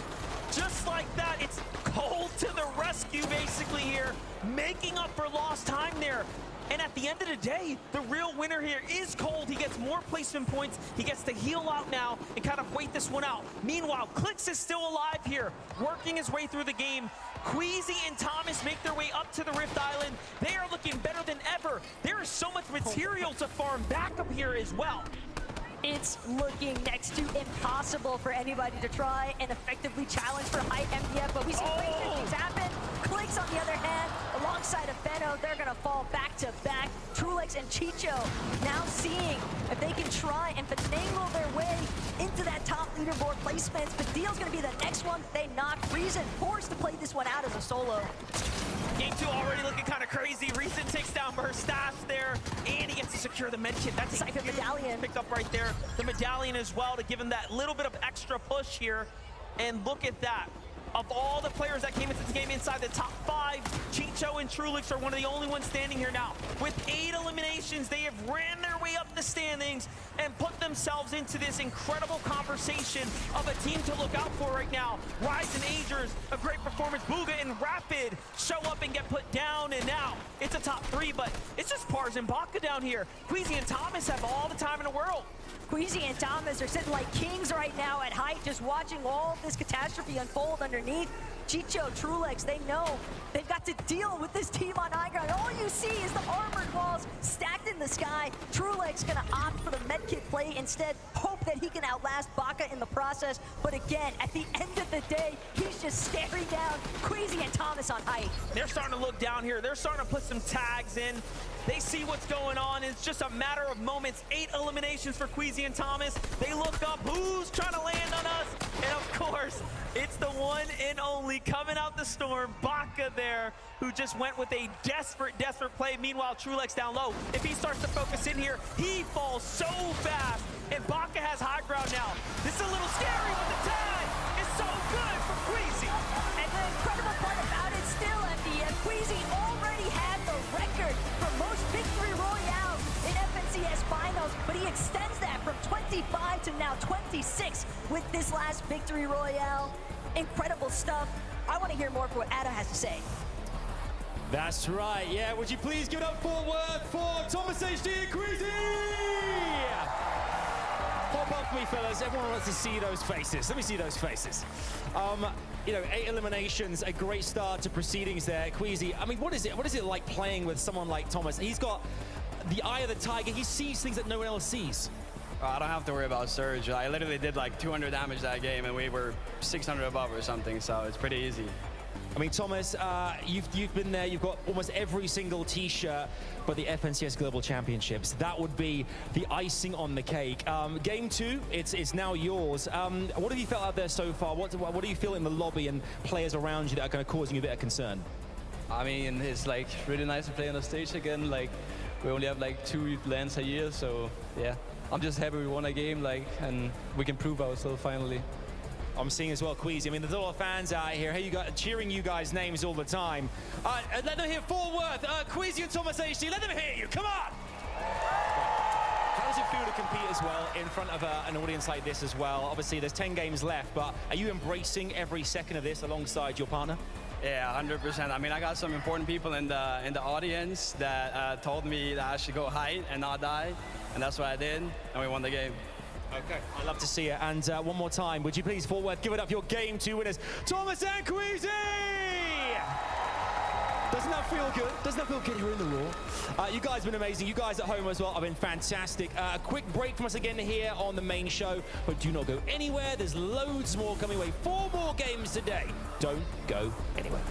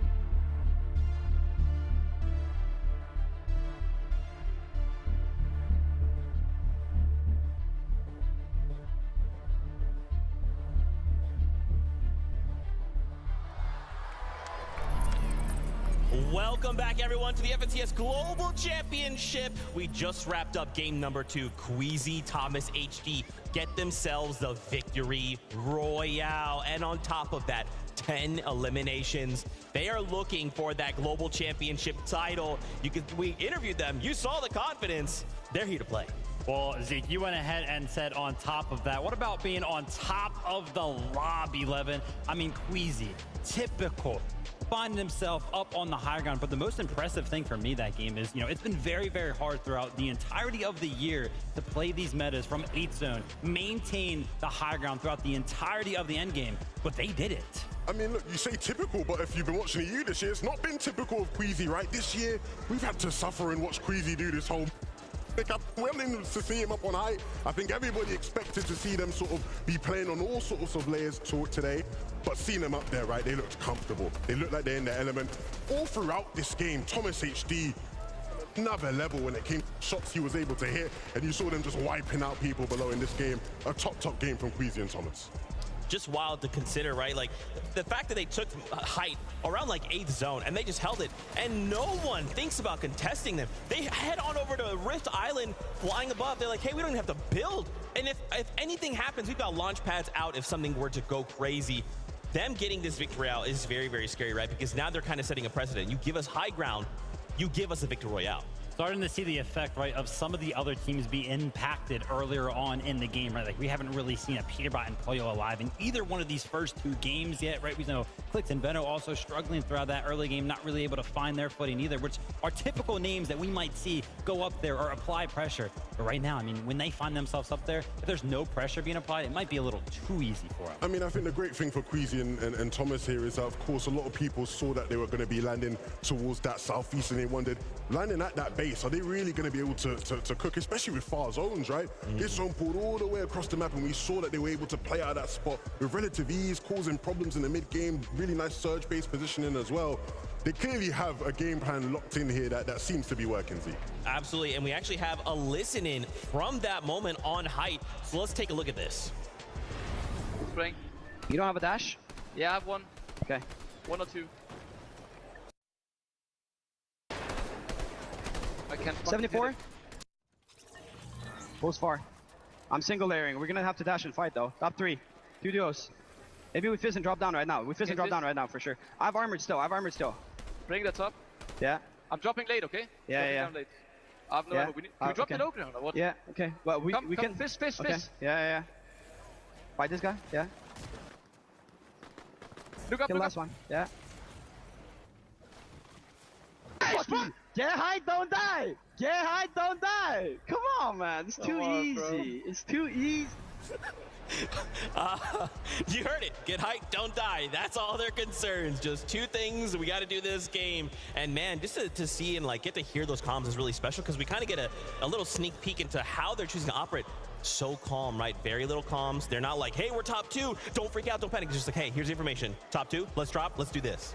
I mean, it was a great example of just the dynamics of that team, right? Queasy with very clear communication, that strong leadership. That's why he's considered one of the best IGLs this game's ever seen. But still having the trust in Thomas. When Thomas made a call and said, I want to do this, let's do this, following that and sticking to that, committing to that, great teamwork. Resource management, planning out the rest of the game before it even happens. But that little thing that I saw at the end there, you saw Thomas, he was editing out the floor. So that way the tarps above them actually would fall, right? They would break away. So that way Baka had nothing to kind of land on that was actually inside of the zone. Took away every single advantage possible from the competitors. Those little things, right? Those little nuanced decision makings, so incredible. We saw there in the first place. Trulix and Chicho in first place by a massive margin there. And to think in this, they picked up 8 eliminations, right? So remember, we don't always need the victory royale. That helps, but if we're placing top 3 with 8 elims, y'all better look out. Listen, me and Levin, we were sitting down in the practice area yesterday.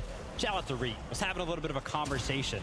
And he was like, Trulix and Chicho, they're just so annoying. They just build ramps up. They get all of the storm surge in the world. It's just so random. And to see them make it into the end game is really no surprise when you kind of take that sort of strategy into account. I think the big surprise here for anyone that's familiar with Trulix and Chicho is they're not the type of team you want to see or expect to see having 9 eliminations, right? There's a low elimination players. They play out their match really well. They play out their med kits like we saw them do there, right? had the free med kits. Once they ran out of the mats in the end game, you play your med kits, clutch up some extra placement points. But if they're going to be able to do that, Zeke, popping off and getting high elimination games, we could see them repeat the success they had last year at the Global Championships. That is so crazy. And a final thing here to call out, Peterbot once again in a situation he's left as a solo. This game, though, was a little bit different from them. They were kind of in shambles there, which is a little bit uncharacteristic. Yeah, I think still kind of finding the necessary amount of surge. I think towards the later part of the game, right? I know we tuned in with them towards the earlier zones, like 3rd and 4th, and their storm surge seemed very, very fine. But as you can see right there, a little bit of struggles led to some material deficiency right there, and just the fight going for that. Pollo goes down, and yeah, again, Peterbot kind of left as a solo, but we've kind of seen those performances throughout the year with Peterbot, and these are the type of games that Peterbot pulls out the enough points to kind of hang on for the duo. Exactly. The worst it gets.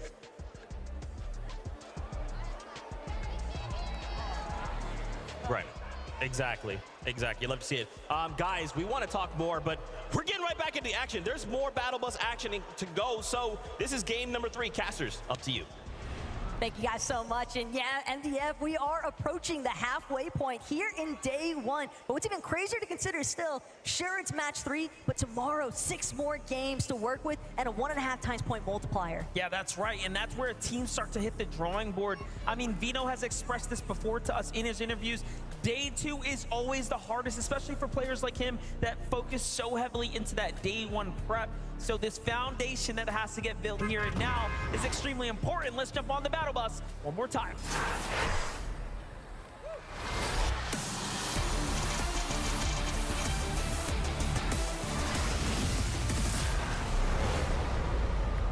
And just like that, match number 3 is upon us.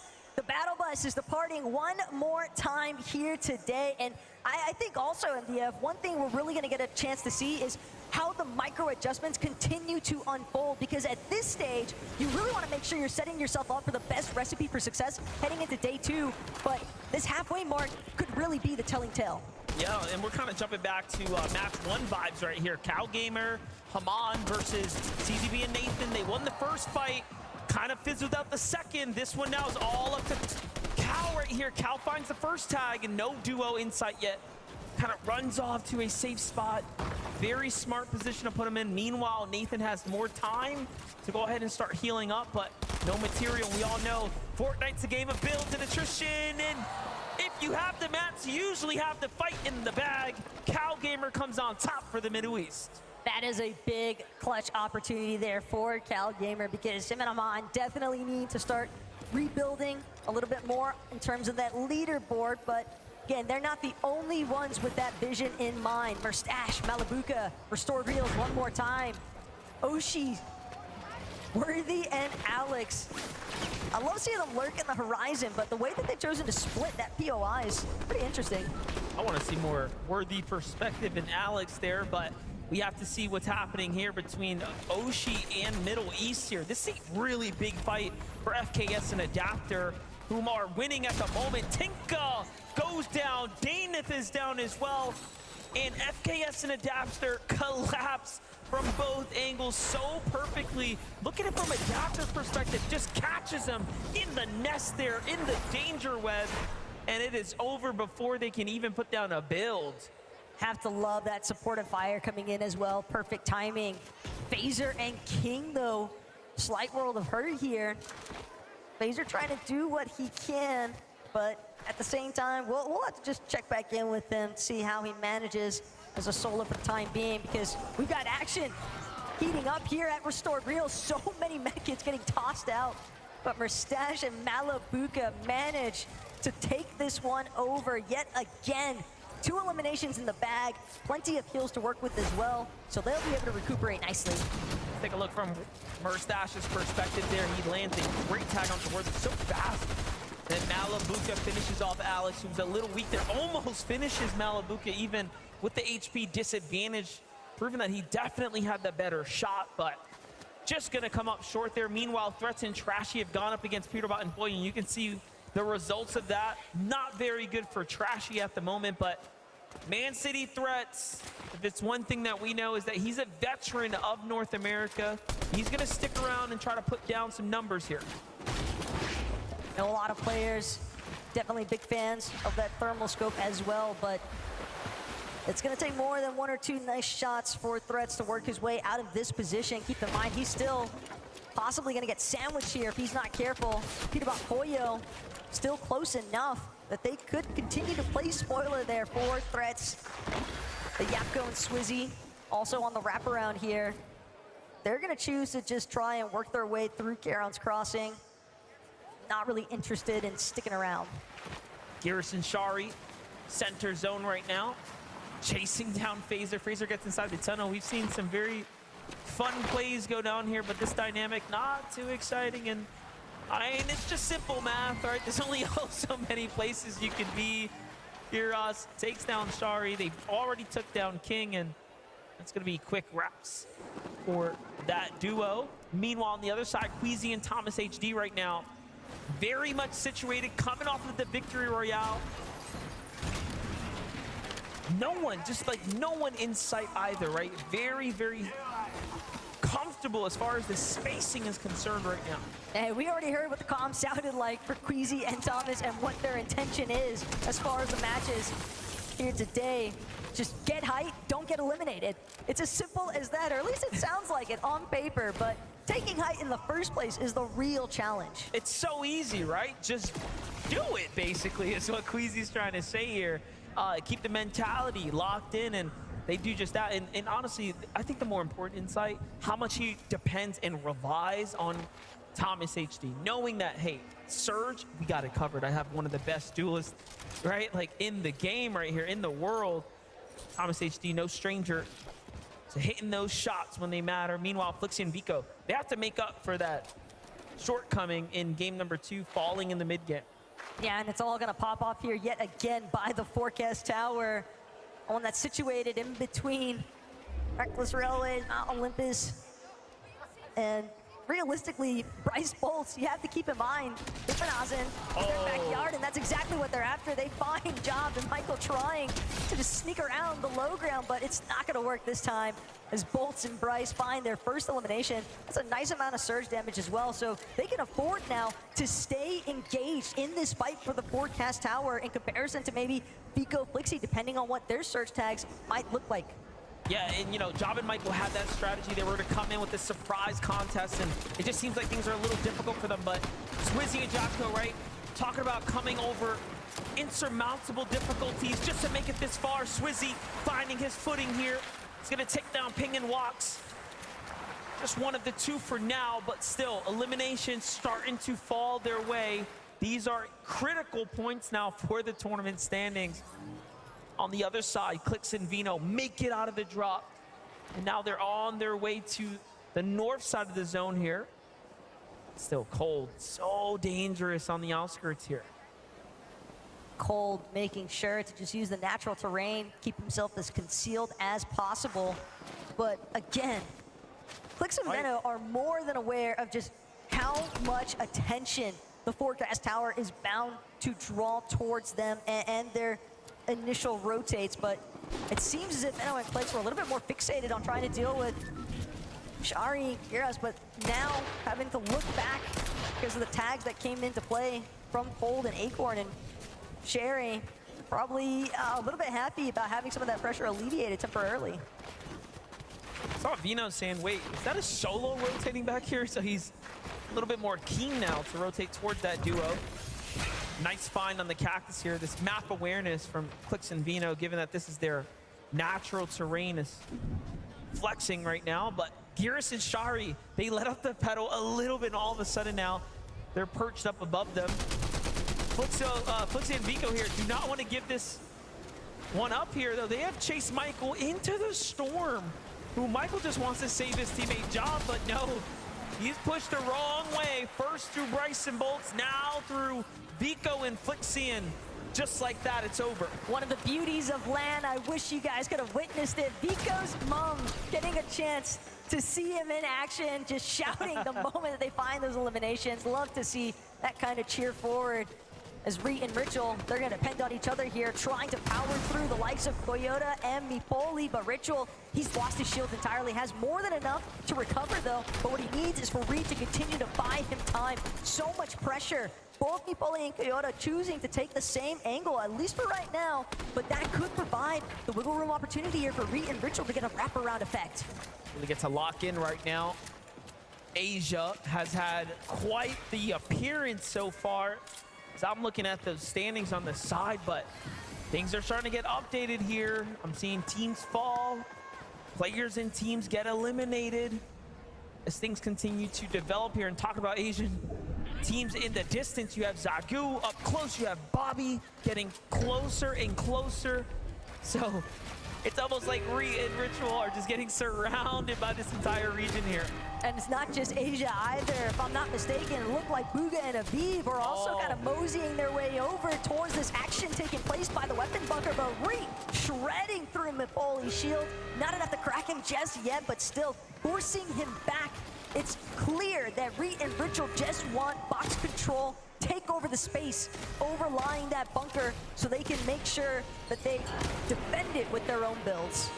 Well, Toyota and Mipoli trying to situate themselves for the first stab at the bunker. Bobby and Larpex trying to do the same there as they lurk nearby. On the other side, though, high ground here for center zone, looking for any teams off in the distance.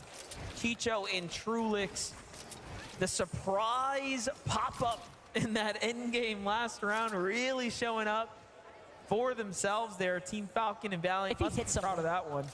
If he hits someone from right there, man. Ooh. Okay, Chicho, we understand. The Monarch pistol, clearly one of your preferences for a reason, but still, I don't expect Chicho and Trulix to leave this position anytime soon. This is their bread and butter. Surge base up, take control of teams that are going to be forcibly rotating from those outskirt positions on their drops, and just funnel, control the way that they're actually moving on the map. Oh, look at this. Unfortunately, second place Rise and Yuma now down and out.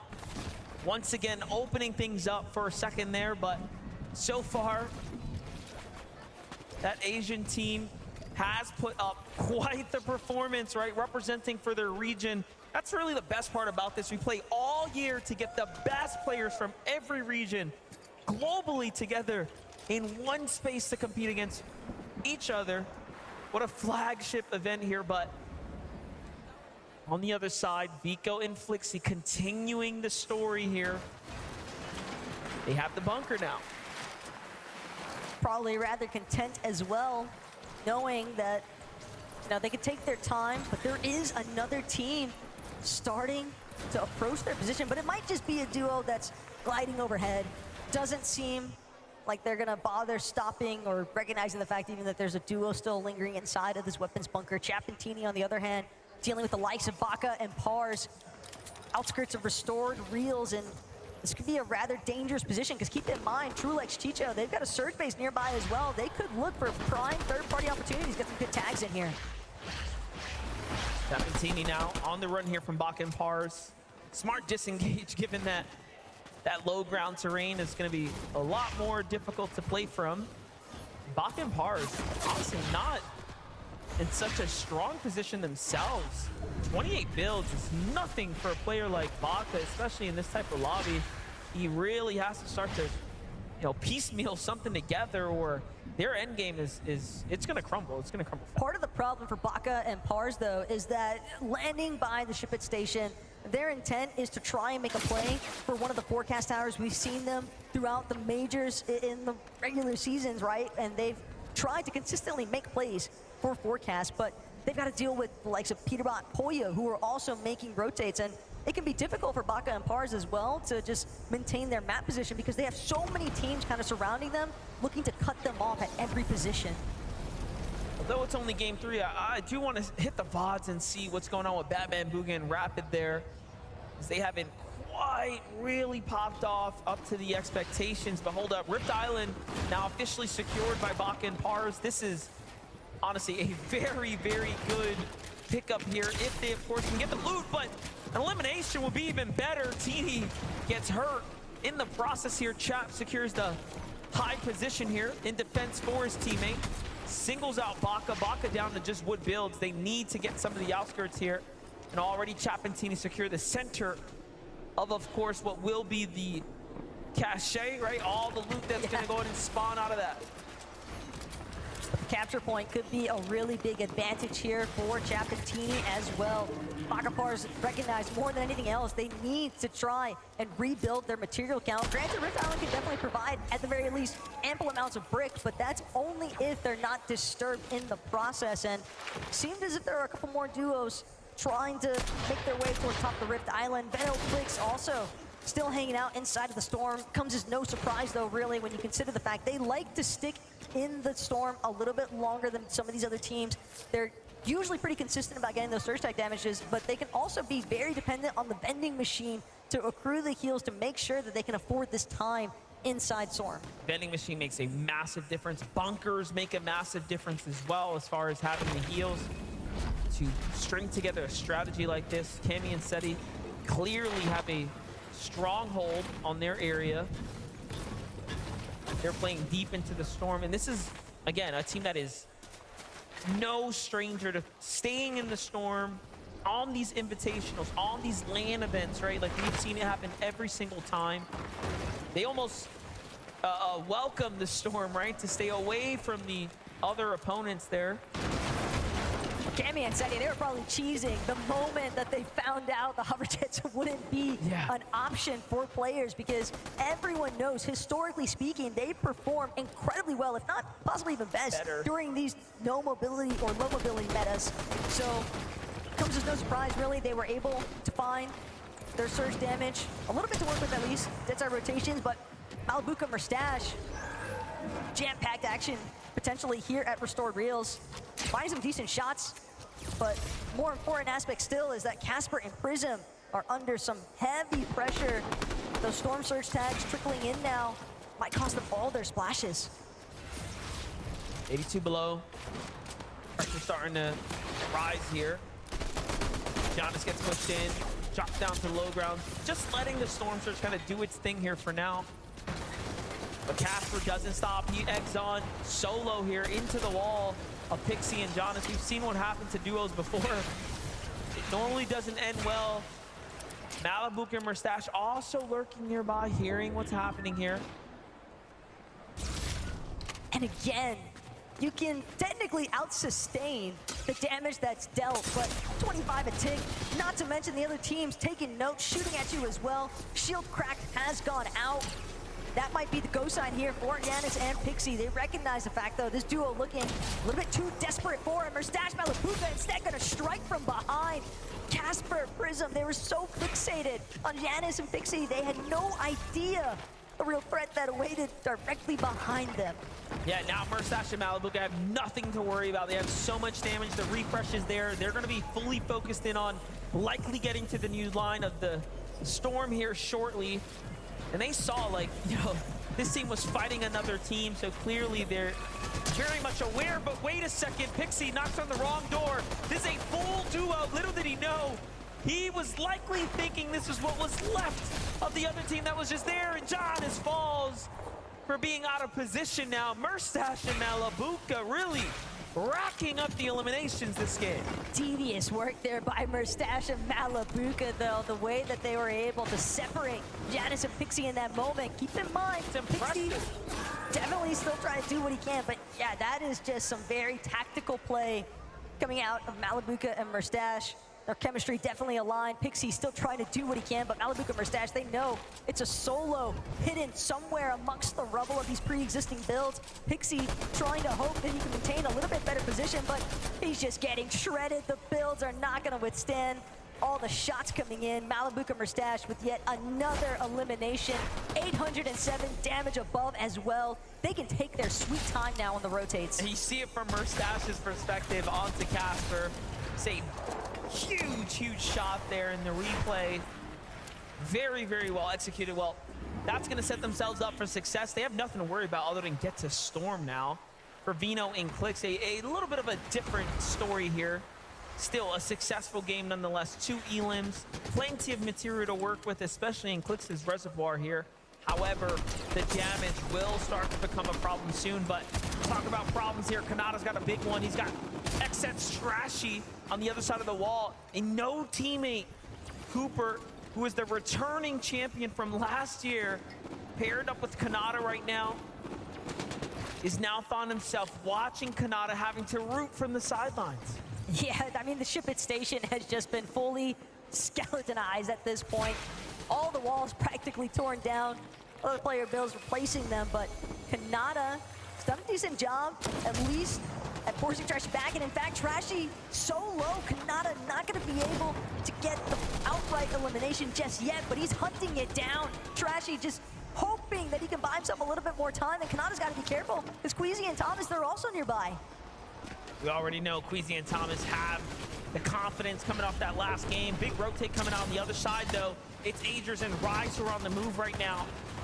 Rise is going to be the first to fall in this exchange here to the hands of Bolts. It seems Bolts and Bryce to get the elimination credit here. And Bolts and Bryce are holding on just barely. And Bryce willing to stay in the storm. He needs these materials, trying to pick up what he can here to go in and get himself a foundation to work with. And this is a congested side of the storm. Look at how many teams, how many players are sitting around this general area. This is a lot of our northeast-based teams as well. And Bryce, at least with that refresh of the material count, he's going to be able to at least dictate which direction he wants to head next. Might be able to protect himself on the disengage as well. Agers, though, might not find himself in a similar fashion. Still, the armored wall will at least prompt a forcible disengage for the time being. Everyone recognizing the fact they've got to scale over this hillside as they approach the raft. Well, time to make a decision. Agers goes for the fight. And now he's in the storm, but a tag is going to set him off here. The clock is ticking here. Just a couple moments left, and he jumps onto Muzz and Epic Whale. Tries to go for the axe through the wall, but instead delivers the loot to the hands of Muzz and Epic Whale, who really needed that. Let's go! Ends up doing the rest there on this back edge. And it's just one problem after another now since match one for Epic Whale and Muzz here. It's going to be difficult to ask Epic to do much more at this point, given the situation. Epic just hoping that he can survive, but that dream is shut down instantaneously. Just domed from a distance, and not much left to do except sit and wait for match number 4 to begin. Trulex, on the other hand, though, no Chicho again.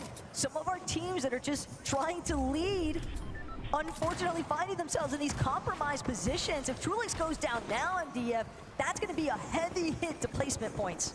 Yeah, definitely will set them back, given that they set themselves up with such a strong position now after that first game. Obviously coming in with a little bit of a lead, but how long can that lead last when you have people like Peterbot and Boyo putting sights on you?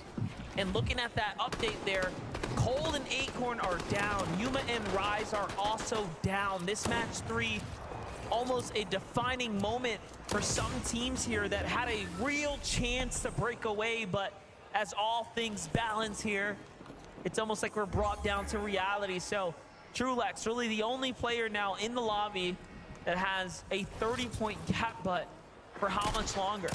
He's just trying to stay as concealed as possible and hopefully connect. An elimination, really? Yet again, Dukes now forced to play this one out as a solo. This box gonna get collapsed upon. Hiko, though, loses Quixie. Another one of our teams in the top 5 wiped out. That is actually going to be very, very important for everyone who's on the bubble now, looking to jump up into that top 5 spot.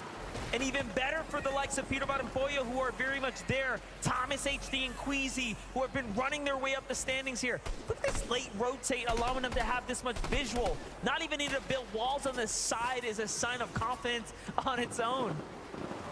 Look at this Thomas now. He was just taking shots at the lobby leader. He's still got his sights set onto Trulex. Might have even identified him as a solo, but they're going to find themselves chopped. Malabuka, Merstash now trying to make their approach towards Queasy and Thomas. Meanwhile, Peterbot, Boyo, they're currently sitting inside of top 3, 3rd place to be specific, and they're going to instantaneously take over the hill. Prime position, also catching shots, tags, connecting onto Queasy. But the hill height is the real W here. Well, I hate to call it early, but it is not looking good for the lobby if you're rooting against Peterbot and Boyo right now, as they have got themselves the natural elevation, the material count, and the base already set up. Meanwhile, Queasy finds himself in a bad rotate there, taken down. No Elims earned this game. No chance that Thomas can survive there if he doesn't fight his way up. He doesn't even have mats here, the shield bubble, the saving grace, but also the flare to the lobby. Hey, I'm over here. There's only so much that Thomas can do from this current position. And first, he's got to break through Yapko, and Swizzy throws out the shield bubble. It's his last hope at this point, hoping that there isn't a duo underneath him, but unfortunately, he won't even get a chance to reconsider where he wants to go next. Peterbot and Boyo more than content to take the shutdown. And they're the team up top, looking down on the rest of the lobby here. Other NA players still here, Re and Ritual. But you have EU's Huddy on the front side with Kovacs there. Peterbot looking down, putting tags onto the roofs of these builds. Huddy and Kovacs have 7 eliminations, but very little material now. It's gonna get super scrappy down here. They're in that conversation of top 5 here, though, as they've managed to nearly fight their way into a top position now. But things are slowing down. Everyone really thinking about what the next move's gonna be, what's best for their situation here in the tournament. Merstash, Malabuka look up, they say no. Peterbot and Boyo are still there. Huddy and Kovacs, they're actually gonna opt to play from inside Storm. Now they're gonna make their move, but they're so late on this rotate. Peterbot and Boyo are bound to catch wind of this. Immediately, the shots rain in. Kovacs trying to scurry around, but he won't escape. There's too much pressure. Peterbot too accurate as well. And the duo life getting flamed here in the mix. Merstash, Malabuka now caught wind of Reed. Unfortunately, front side of zone is not going to be controlled by Reed and Ritual much longer. Malabuka, Merstash here to play. Yeah, and they did all that for a top 5, right? Look at how slow things have gone here, because everyone wants placement points. But the problem is now you're giving Peterbot and Boyo so much more time to decide about how they basically want to win this game here. Ritual still trying to work his way through. He's crouching, he's breaking the builds, but Peterbot and Boyo MDF, I hate to call it early, but they are looking primed to take over here in match 3. Unless Merstash and Malabuka have something to say about it. Currently contesting Yapko and Swizzy. This could be a massive refresh for builds. Swizzy and Yapko, 8 elims. What a monstrous game for them here. Top 3, breaking his way through the builds here. He still has a lot of gas in the tank here to work with, but Malabuka and Merstash put up such a strong defense there. A great tag onto Merstash to go on and set things up, but he steps in now. It's time to throw it all down. It's all or nothing. Right hand peek here for Merstash is going to work well. Peterbot and Boyo jump down from the high ground to go and get in the mix. One of those goes to them. Merstash is down. Malabuka's down. 2v2. All they got to do now is find the last shot, and Boyo, hungrier than ever, is going to get one. They just need the second now.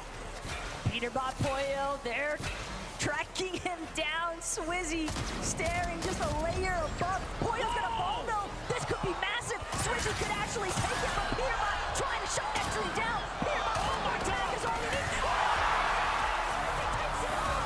Peterbot and Boyo get taken down to the hands of Swizzy. Phenomenal job there in the end. Just when you thought it was over, just when you thought he didn't have a chance, they clutched it up. They pulled through. I have to put a little bit more respect onto Swizzy's name here. Keep in mind, he's a powerhouse player coming out of EU, but Adam, close on sight. Thank you so much. Give it up for your Game 3 winners! Swizzy, wow. That was that one-on-one. Peterbot there, right at the very end. You managed to start that out perfectly, but walk us through the final stages, how that all went down. I don't know, like, it was actually not as hard. Not as hard, not as hard. Peterbot and Pure have been very strong throughout the competition so far, but Yapka, you guys are looking very good too. Walk us through the first 3 games of this competition. How has it felt for you two as a duo? Is everything panning out as you expected? Yeah, we just adapted very good, I think, and we're just playing our game. I think it's pretty good. I'm pretty confident we can play good. Obviously, we've got a bit of a halftime break now. What do you guys do behind the scenes? Do you kind of go over tactics, strategy? How do things go now? Or do you just rest and relax for a second? Yeah, we're just gonna take some break, like relax and think about the next 3 games. And I'm going to ask you as well, watching that at the end there, you watched Swizzy in that one-on-one. Are you feeding anything through on the comms then, or are you just keeping quiet and just letting him do his thing? I mean, I'm just calling behind him, you know? I'm just telling him everything. Because I was still alive, so I could see everything on my screen. Love to see that. One more time, give it up for Swizzy and Yapko, everyone! Thank you very much, guys. Now, obviously, you know that I've got a voice of an angel, okay? No one booked me for the halftime show. I can't believe it. I'm devastated. I don't hold grudges, but I actually blame Zeke. I could have done a repertoire of my Fortnite Festival classics, and I couldn't do it. Zeke, I blame you. It's over to you, buddy. That's okay, Adam. You can blame me. Most people do. My gosh, Swizzy here. You could tell in the moment that like Swizzy's in like almost like a state of shock. Like he was literally shaking. And it's because he 1v2s Peterbot and Pollo. How many people in that exact situation? You're literally just like, it's that's it. These are the guys that I don't want to be fighting. This is it, the final moments of the game. And he answers the 1v2. One of those games that you go ahead and you're like, yeah, this one's over. We all thought. Peterbot and Pollo, yeah, they got it, right? Up on the higher ground, and then it comes down to the 1v2, and it's like, yeah, they got it. And yeah, I don't know, Swizzy just hitting incredible shots from the low ground. Peterbot just not having everything reloaded right there at the end. Makes all the difference. We are in the Swizzy era, man. I can't believe it's taken us so long to see this player on the big stage. And if this is what we've been missing out on, oh my goodness, I can't wait to see what we have in store. This guy has been performing at the highest level of Fortnite for about a year now, right? We saw towards the end of last year in Chapter 4 just how impressive he was when he won FNCS with Putrick. We wanted to see him at Globals. Unfortunately, we couldn't. Even this year, they qualified. They've been dominating EU. We couldn't see him with Vanya, and we thought, oh my goodness, I mean, cool, we get to see him, but it's not going to be the full power duo we thought we would. But Swizzy and Yapko been looking good, man, and Swizzy in particular, shining as always. I just cannot believe that 10 eliminations onto that duo. And again, on the flip side, right, we still have to give props to Peterbot and Pollo. Yeah, right. They just absolutely dominated that game for so long. And those final few moments, right, when there's 3 duos remaining, you just wait. You're like, okay, when they start to fight at the bottom, we look to strike. Unfortunately, though, Swizzy was on the other side. Yeah, this was actually one of those games that Peterbot and Pollo pretty much secured second place, or it, could have been that victory royale way earlier than that. It was actually the 6th to 7th zone pool where everybody was actually northeast of Grimgate, but then the zone pulled southwest. It pulled all over that green river that gave everybody the dashes. But the difference there was that Peterbot and Pollo, they actually saved those dashes for 9th zone. Once they were able to rotate in the 9th zone, they used those dashes. They got ahead of Queasy and Thomas. They built up on the hill, and they had high ground for the rest of the game. Yeah, and like you said, from there, you just expect it to be easy street. And for the most part, it was. Unfortunately, those final moments, we know just how tough they can be. But it's such a great sign for Peterbot and Pollo. Right? We just talked the game before this about how, look, those games we saw earlier are probably some of the worst games we'll see them have. And yet they were still racking in big points. It only gets better from here. Yep. We got to take this to a listen in from those few moments because that was just a crazy run from Peterbot and Pollo. Let's take a look. All right. We can get all left and get height. We can get all left and get height. Come.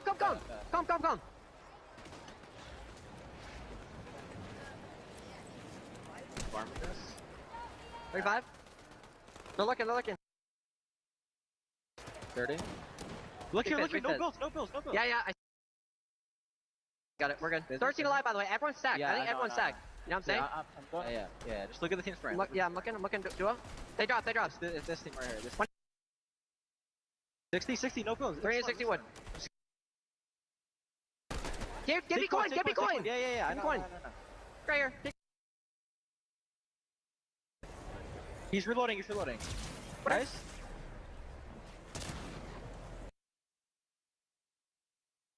Always great to actually listen to the comms. 11, we were actually having a conversation about Peterbot's comms. You were listening to them over at EWC. Compared to there, What's the comparison? I mean, at times, right, in some of those games, you maybe was getting a bit quieter. I remember some of his teammates on the key, they were complaining, you got to talk a bit more to us, Peter, but the communication, much more in his element here on this big stage. Nice. I love to see there in those final few moments as well. In that situation where they made that beautiful little rotate up the hill, right? At that point, second place through, they're gone. And now they're thinking, okay, we have an opportunity here. We can really look to pull away. And again, just kind of telling the lobby, we are on height. You're not going to get to play the game. But when we're ready, we'll go ahead and pick you all off at the bottom. Absolutely. And I mean, look, they're in first place. No surprises there. I think it's interesting how even with their success, if we're going to be critical here, I think we're seeing the effects of the whole Raft situation where they're not getting that whole POI to themselves. It feels like in some of the NA FNCSs this year, they would have gotten a POI like that all to themselves and been able to run with it, have cap loot. But the lack of loot, you'd argue, means, again, he doesn't have as much ammo, he can't spray as much towards that back end. When he runs out of shotgun ammo, he can't switch to his AUG, right, and use that. Small, fine margins, but it's, causing a difference here. But if they're going to stay in first place, I mean, he's not going to be too bothered at the end of the day.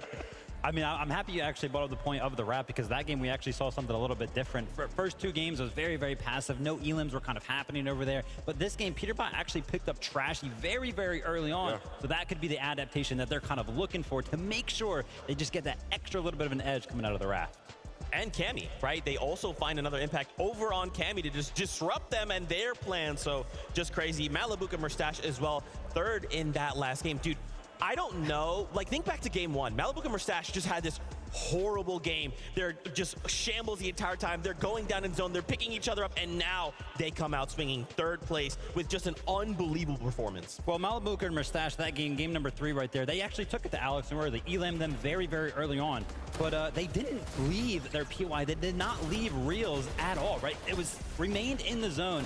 And I think they picked up like 3 more eliminations from the POI alone, just picking up stragglers, picking up rotators. So awesome to see that they're very, very familiar around that POI, so much so that they can find elims even later on in the game. I mean, when you look at Comp Fortnite this year, Vivid, it's been a matter of surge basing here and there. Yeah. That is not Malibuca and Mustache's game, right? They want to go into places where people are going to rotate into them and they want to fight people. And they did that so expertly here. And it felt like a vintage game for them, even towards the end game, right? Just causing havoc on lower layers is what they were always known for doing. And so it's great to see them in their element here on LAN. I wanted to call out their 6th place chap in team. We see them just go up a few points there. They managed to fight that Rift Island, fight for that Rift Island and claim it. But we did not see them in that end game, right? Think back, they won game number 1, and then it's kind of, they're not necessarily stalling out, but there's something that is kind of keeping them from hitting these final few end games. What's going on? What do you think?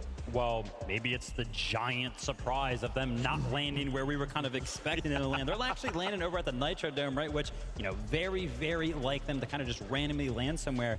And maybe we're kind of seeing the effects of that, right? Maybe now that players around them have kind of adapted to how those rotations are kind of being made by them. They're like, oh, so this team's going to be doing this now. We're obviously not going to allow them to do that or something like that. But I'm sure there's adaptations being made by some of these players. Absolutely. I wrote down a whole long list of like effects of them switching up their drop and the team's effects. Before we get to that though, right? Them landing on Nitrodrome, some added context. It was the spot they landed at, right? Last season, right? When they were playing. And when you actually look at where they were deciding to land, they never really committed to a spot, right? At one point, they wanted to go reckless and they were going to go towards the underworld. And it's funny, I spoke to Kanada and Cooper a couple days ago, and they were like, for sure, those guys are going to go Nitrodrome. They knew, they were like, 100% those guys aren't committing to whatever they're saying they're going to commit to. They're going to land on us. And I guess they were very prepared for it. But even then, man, Trappentini is the kind of thing you expected them to do, right? Have some sort of switch up in game plan.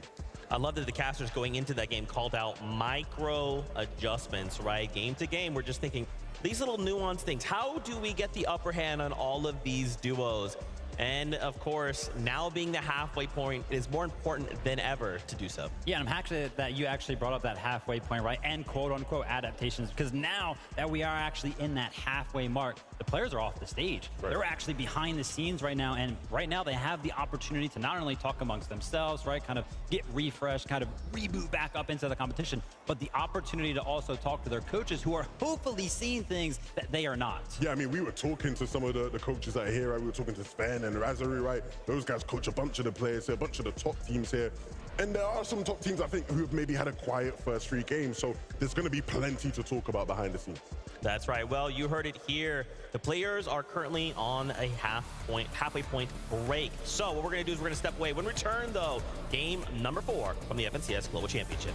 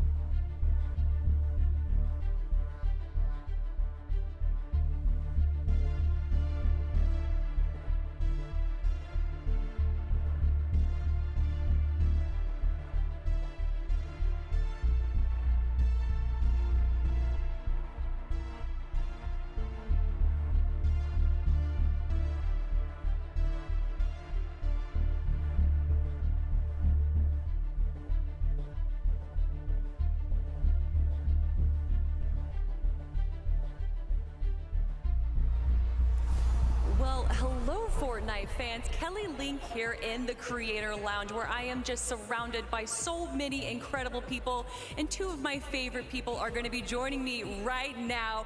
Panda, Jacob PR. I feel like we're bringing it back all the way to NA West on the FNCS. It is so good to be talking with you guys. How you doing, Panda? Hey, listen, it's the Global Championship, so you better believe we're loving it. What's going on, Texas? It is so exciting, so electric, and I know that so many people here are excited for Game 4, but we do have a little bit of a break, Jacob. But when that break comes back, I'm ready for Game 4. What about you? Oh, I'm definitely ready for it. Even though there's like a little bit of a slow start and some hiccups, including that last way the game ended, Peterbot and Pollo, oh my God, this is a legacy in the making, and there's 9 more games throughout the weekend, and I couldn't be more stoked. But man, I thought that was going to be Peterbot and Pollo's game. Everything worked out so well from them on high ground, where we've seen them time and time again. But who was waiting for them on the low ground? Swizzy. Is that something you could have expected, that 1v1 going out that way? Honestly, yeah, I can't lie. I predicted that was going to happen. No, I'm just kidding, guys. But no, honestly, really it is the nerves, right? That's the biggest moment that Peterbot's had of the day. He came down, he tried to take the fight, and unfortunately it just didn't go his way. But that's how it happens sometimes. But even without the victory royale, Peterbot and Pollo are currently sitting in first place, and I think that's something a lot of us kind of expected today. Do you think they're going to keep this going? I 100% think they do. Consistency is key, and in a lot of their big wins throughout the course to get here, it's been their consistency. And Pollo, I think, has been a huge backbone for this roster that doesn't get enough credit, so just a big shout out to Pollo. Well, speaking of giving credit, Swizzy, absolutely incredible. Not even playing with his main duo of Yapko and still taking the victory royale. What an incredible performance. Yeah, honestly, listen, you can't count out Swizzy. He is a phenomenal player playing with Yapko. Obviously, shout out Vanyak for not being here. But honestly, this duo is special. They still have a very, very good shot at taking that top spot. So just because Peterbot and Pollo are there now does not mean they've secured it. I'm telling you, there is still a lot of games to play. Guys, I am so grateful for you to chat for me real quick. And before I let you go and go back to the desk, where can people find you? What do you have planned for the rest of the weekend? Oh, listen, we got a ton of great stuff going on this weekend. Make sure to check out Life with Panda, Life W Panda on all socials. Jacob and I are hosting a post-Global Championship live stream, so make sure you tune in. I can't wait. And of course, the lovely Kelly Link. I'll let you send it off. Oh my goodness, thank you. But real quick, Jacob, where can people find you? I know as far as watch party goes, you are constantly streaming FNCS watch parties. Where can people find you? On Twitter and Twitch, you can go to Jacob MVPR because I'm the most valuable Puerto Rican in this place. Thank you guys so much, and let's head back to the desk. No, Jacob, what? Yeah. That's Jacob. Dude, I love Jacob PR, bro. I'm honestly thankful he's not here because if he was, he'd be so tall. Anyway, thank you so much to Life with Panda, Jacob PR. We love you guys. And I like that Panda kind of called out one thing specifically. There's still like a lot of games left to go. Keep in mind, we still have 3 today, 6 tomorrow, but under that 1.5 times multiplier. We're already seeing games go crazy. Things kind of unfold, maybe not in ways we expected. What have you guys been seeing and that maybe excites you about the last 3 games? Why don't we go ahead and start with the early games here, Levin, right? There's big questions around, well, pretty much almost every single spot on the map. Yeah. But I think Brutal Beachhead was a big question mark. How was Acorn and Cold and Andalex and Sato going to go? And right now, you know, game number 1 is a little bit passive. Games 2 and 3, though, Acorn and Cold have come out with 2 eliminations each one of those games. Yeah, and that's huge, man. I mean, Acorn and Cold, if they weren't uncontested, would have been a favorite to win, right? So seeing how they did there was going to be crucial.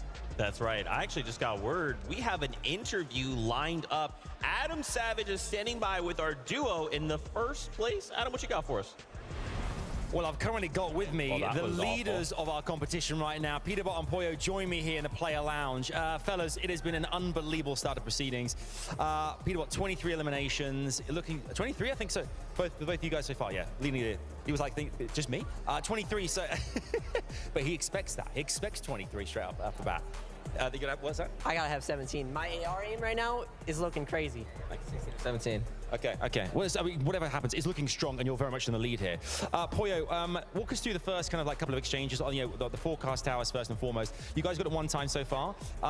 Does that kind of does it concern you at all? Is that a real issue, or are you guys just kind of like heading through whatever happens regardless? No, I think the first game, like, we were getting held by a team, Baka Pars. They were sitting in like a bush. But after that, like after we were able to get to the forecast, we were fine. No one contested or anything. The next 2 games, we weren't able to get it because they didn't spawn. Well, we saw as well, like the zone shifting left, right, and center for you guys. How has it felt in those first 3 games, adapting as well? I mean, we saw that you're going to be a lot of players going to challenge you guys. You saw an elimination feed clicks in that first game as well. That must have felt real good too. Yeah, I mean, it's not like it felt good. It was just like I was like, so he got eliminated, and basically, I just got like 5 eliminations in 1 zone, and then like the win, like that are expected to win, and yeah, I mean. But talk me through that exchange as well that with Swizzy right at the very end of that last game there. Does those kind of moments get under your skin at all? Do you kind of feel those? Or are you just going to move on to the next thing? No, we got a 12 elimination second, so it really doesn't matter to me. We're in first by 40 points or something. Looking good. Pollo, I've got to ask you as well. We heard the crowd as well going wild. Obviously, you guys. Peterbot gets I think home court advantage to a degree. How does it feel for you as well? We're playing alongside Peterbot when you kind of hear the hype around from the fans here in the stadium and at home too. I mean, it's amazing. It brings me up as well. Like with Peter's fans, I mean, it affects me too. Yeah. Well, you guys have had an unbelievable year thus far. Will they make it another win under their belts? We're 3 games in so far. It's looking very, very good for Peterbot and Poyo. For now, it's back to the desk. These guys getting back to their seats. Game 4 is imminent. You know, I think one of my favorite things about Peterbot and Poyo, I'm going to say something and let me get the whole thought out, okay? I love that, obviously, they're amazing. They play so well. And I love that Peterbot talks so much because Poyo is like an amazing player. And he's just like, yeah, Peterbot, you just talk for the team. I'm just going to sit way over here, talk for the team. Yeah, things are great, and they're amazing. I'm good. Okay, bye. That's one of my favorite things about them. Is that crazy? Am I crazy? No, I mean, but I think it really, really works for them, right? And that's what you kind of need when it comes down to duo dynamic, right? Somebody's a little bit more vocal. Maybe that's how it kind of goes in game as well. I mean, yeah, I think when you look at the dynamic of that team, anybody that plays with Peterbot is going to have to put their ego to the side. I mean, that guy's got enough ego for all 3 of us on the desk here. You know, he could talk for days, that young lad. But I mean, look, he's a top player and he backs up his talk with performances in game. And it was interesting there, you know, how Adam sort of asked him, like, do you sort of let losing that 2v1 affect you? And I think it's good that it doesn't, right? And he talks about how it doesn't matter, we're still at the top of the leaderboard. I mean, I think it's that sort of mentality to just keep going, even when things don't quite go right, is the key to why they're so successful. Yeah, I mean, saying, look, 12 elimination, Victor Royale, or second place, it isn't the Victor Royale. Now, if tomorrow, 1.5 times, you definitely want that Victor Royale. Those points are going to matter. But, bro, 12 eliminations and a second place, that's still a ton of points. Right. And as he called out, he eliminates the second through 15s. At that point, you're like, cool, I'm just creating a gap for me and Poyo. Yeah, instantly looking towards the positives of the situations, not necessarily the negatives, which is really, really good. Now, we were kind of talking about something prior to the break, right? We were like, okay, now they have the opportunity to go ahead and converse amongst themselves with coaches, everything like that. What can we kind of expect going into game number 4 to maybe change, if anything at all? I mean, one thing I think I noticed throughout the first couple games already was there was a bunch of teams actually switching up their spots. I felt like we were seeing a bunch of different people in areas of the map in early game where they just shouldn't have been. Like King and FaZe were all the way in like the southeast of the map. I think Michael and Job was somewhere there as well at one point. We're like, I thought you guys were landing all the way on the other side. So clearly there's been big switch ups already, and I think we'll probably see a couple more. Absolutely. You guys have kind of started talking about Acorn and Cold. I kind of wanted to circle back to that conversation. The duo, how are they performing? Are they performing the way, I guess, you kind of, in your mind, envision they would on LAN? Yeah, no, I think Acorn and Cold definitely are going to find themselves within the top 10. I actually predicted that they were going to be in first place at the end of day number 1. Right now, after 3 games, you know, Peterbot's got quite a lead, so I don't know if that's going to happen, but I think they're performing very, very well, handling the all-spawn situation perfectly. Yeah, clearly. I mean, I think most people who know me know I'm a big Cold fan, and I'm a massive Acorn fan as well, and I really do back these guys to do well in every given situation. I think we know with 1.5x points, we saw them in Major 3 and NA not having the best day 1, but with the 1.5x, the comeback that they had to place as well as they did, they're always going to be in the competition. No matter how far down the leaderboard these guys are, until we get to maybe game 11 tomorrow, right, they're going to be in this competition, and when you have that ability, that's a real big strength. That's right. We've seen their off-spawn situation. We actually have a list in from this last one, so we'll see how this goes. They're ahead of us, but are they? I see their squad. Should we swerve? We swerve? I mean, yeah, but I can go far. Swerving. They're down in this middle here. Okay. I'm like lurking around, okay? 100. 61 or 60 another. Just take our time, take a minute, take a minute. Yeah. Right here. 34. Don't be tough to that. He got 3 builds, he has no mess. Crack them. He has no mess. I'm on his own. 81. Come on, let's go, baby. My god, let's go, bro. That's so much, bro. We're chilling. We're literally vibing. You are the best, bro. Good work. We love getting those listens, right? Really getting to hone in on how are these duos communicating? What are they kind of calling out? And I just love these like little sneaky tactics, right? Really utilizing those third angles to kind of just sit underneath that little stair and go, yeah, I'm lurking, come around the corner. You're like, oh, it's just one person. Just kidding. Acorn's right over here. I just get shotgunned, I'm down, you're on your own. Yeah, it sounds like there was actually an adaptation happening there, right? Should we swerve? And actually, they went ahead and did it. So there was actually a different idea going into that game. But still, even though they had to go ahead and adapt, they still executed on whatever they have planned for when something goes wrong on the drop. And, I mean, you saw the situation in terms of loot. Cold had almost nothing, no shield, and Anulex and Sato were all geared up, ready to go. Still won. Right, that was one of the things I actually spoke to Sven about, right? Their coach. He talked about the prep they've been putting into off-spawn situations. I think they got a really bad reputation for off-spawns after what we saw in season 2 of this year, where they got bossed at Grimgate by Peter Boyo. Yeah. We'll sweep that under the rag, right? Pretend that never happened. Right. And I think they've come into the Global Championships much more prepared, better ideas, different options, right? And they feel comfortable regardless of which option they have to take. That's right. Our players are making their way back onto the stage right now. We are preparing to kick off game number 4 of the competition. As we continue to kind of talk about this micro adjustments, Levin, you called out something before we went to break here recently. The fact that Chapentini, they kind of, the single decision they made sent ripples throughout the game. I'm really interested to kind of tap into that and kind of discuss how one decision could kind of change a whole game. Can you talk me through that? Absolutely. I think you see instantly as we kick off game 1, the effect on one of the teams nearby to the Nitrodrome. Rise and Ages, right? They get taken out, wiped out by Chapentini of Spawn. They're a team where you look at their game plan, things were so set in stone, so clear for them. That would have been a big shock for them. Again, that ruins their momentum in the start of the competition. Yeah. You look at Chapentini, they're a team that wants to have good loot. They're a hungry team. What they're going to do? They're going to play for that bunker towards the windmill south of Nitrodrome. Who else in the lobby likes to play for that bunker? Clix and Venom, right? So they went there in, I think it was game 2, and Chapentini are sitting on it, right? Again, now that affects their game plan. They go into the end game with a bit less loot than they probably would have had Chapentini not switched things up. So all the teams around them that don't even land at Nitrodrome are affected by the fact that Chapentini have chosen to land there. Yeah, and sometimes those are kind of like the instant effects, right? The loot, the bunker, those type of positions. But these zones so far have actually been pulling up slightly to the north. And whenever that happens, teams like Clix and Venom, they actually spend so much time out in the storm. And that strategy is actually used by a bunch of teams here. But when you add in that extra team, right, as kind of adding like, or acting as like a blockade for some of those rotations, it can really throw all of those team strategies off, because when you are actually sitting in the storm taking all of that damage, sometimes those rotations are actually down to perfection, and those little adjustments like new teams landing in the area can make all the difference.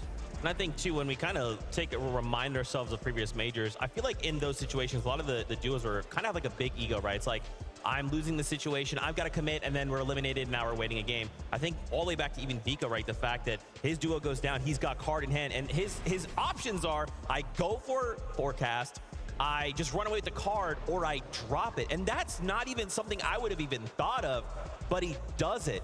And so those little decisions, once again, really rippling through the game, so interesting to me. Yeah, that's one of those fights that keeps happening consistently, right? Vico, Flixie versus Bryce and Bolts, so much so that now it's a consistent thing that's happening. Other teams are like, whoa, this is happening over here. Let's get involved. I mean, the big difference there, right, you know, for Vico and Flixie here versus OniU. OniU, they would have just rolled the teams who were landing, right? That's what happened when you make a point where, at, you know, Major 3, teams weren't even landing on the forecast. They were just getting it for free. Here, Bryce and Bolts aren't going to be pushed over. They've dealt with Reet and Ritual. They've dealt with top teams there before. They are going to fight, and they will be successful at times. So how do Vico and Flixie adjust to that in their game plan? Is it just like such an easy decision, right? Like, because you're saying on EU, we look at Vico Flixie, we go, just, that's fine.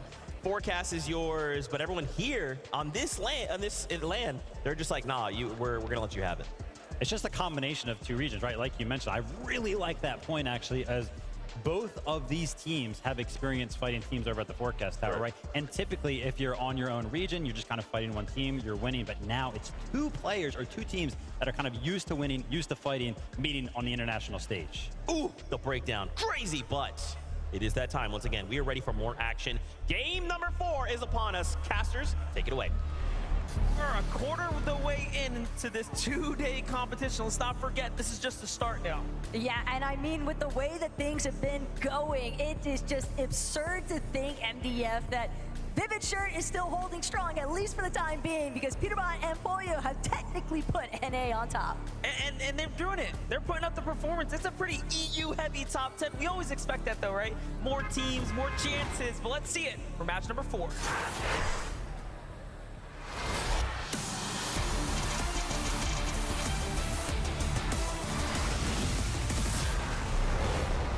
Game number 4. the pivotal moment, the critical moment in your tournament day for the first day of the FNCS Globals. And you might be asking, why is that? That's because after the last 3 games, after you get this halfway break, you get to reevaluate your situation, possibly talk with your coach, possibly look at something in the background, right? Try to figure out, what have I been doing wrong? How can I adjust? Possibly reconsidering whether or not you want to go for the 50-50 contest. And as far as Huddy is concerned, he's already out of the conversation. Sky and Scroll, though, a little bit beat up, but they might be able to still close this one out. Kovacs, though, understanding the dire situation, the consequences if he's not able to pull through. He's trying to do what he can to scramble, make sure that he keeps his duo with a realistic opportunity for the revive. And he's done just enough to push back Sky and Scroll, even for a moment. Now Kovacs and Huddy are in 4th place, but it's not looking good as they get taken out. The first team to fall now to Scroll in Sky. And it has to be a crushing loss there as Huddy and Scroll went head to head, and Huddy just didn't have a weapon. Just didn't find enough damage when he needed it most, but again, that's part of the nature of those direct 50-50 splits. You can test at Rebels Ruse inside that building. You know where the 4 lead spots are going to be at, but that doesn't necessarily mean you're going to pick up something worth going for in the first place. Malabuka, Merstash, on the other hand, restored reels. Saw that little flash by Merstash of the drop map. Love the printout, but Merstash, he's got his eyes set onto Alex's head right now, and that's going to be his first elimination here. Oceania, things are looking a little bit grim there at Restored Reels. Up against EU, not so much up against NA, as honestly Resigns and Damo have managed to really hold their own up against Clix and Vino, but you know, Clix and Vino have played very passively, if you will. I think they are recognizing this opportunity before them, and they don't want to just throw it all to the wind because they're being contested. They're willing to play a little bit smarter. And we actually love that because we've seen very different engagements go down when a team's contested. Sometimes they want to headbang right into one another and see what happens. So the results of this drop spot have actually worked out relatively favorable, even for Damo and Resigns there. Yeah, but at the same time, how much better still would it be if Clix and Veno had it all to themselves by Sandy Steps? Cold, Acorn on the other hand, we saw the differences during the halftime preview of Andalek Sato's success in comparison to Acorn and Cold's. And Cold, alongside Acorn, they are looking to keep the streak going strong here at Brutal Beachhead. Andalek and Sato, they need to come up massive if they don't want to end off with a huge point differential for day 2. Even with that 1.5 times point multiplier, it's still a big ways to climb. Yeah, I mean, we saw the stats. It's a pretty significant gap between Andalex's capabilities and Sato's versus what Acorn and Cold have managed to do in this game. And this is why you're seeing them push up with such confidence. However, we do know these are all players that are very much qualified to be here, quite literally and figuratively. So you cannot let your guard down. One mistake and it'll be the end of your game, that's for sure. Even now, Cold and Acorn say, hey, you know what, you have the high ground, you defended well, we're gonna back off. Sato and Andalex are definitely hoping that they'll be able to turn things around here in match 4, but at the very least, they do know that they'll still have that opportunity for VOD review, maybe consider exactly what their plan of attack might be, but Flixie and Vico already making sure to tear apart everything that resides at the bottom. They know that they're gonna have to deal with some other teams soon, but they like their position of control right now. Gotta get that medal one way or another. For Thomas HD and Queasy, they do the same, scrapping every opportunity up here. And you know, Thomas HD and Queasy, we kind of talked about their drop spot being so desolate, right? There's no teams nearby. It really is such a significant difference, I would say, between, you know, how their tournament is going down here versus the likes of really any other team. Another team that had a similar position was Booga and Aviv, and we haven't even been able to see what they can do. Because if we were to look north, they have a similar situation, really no one nearby, but what is it that's missing there, right?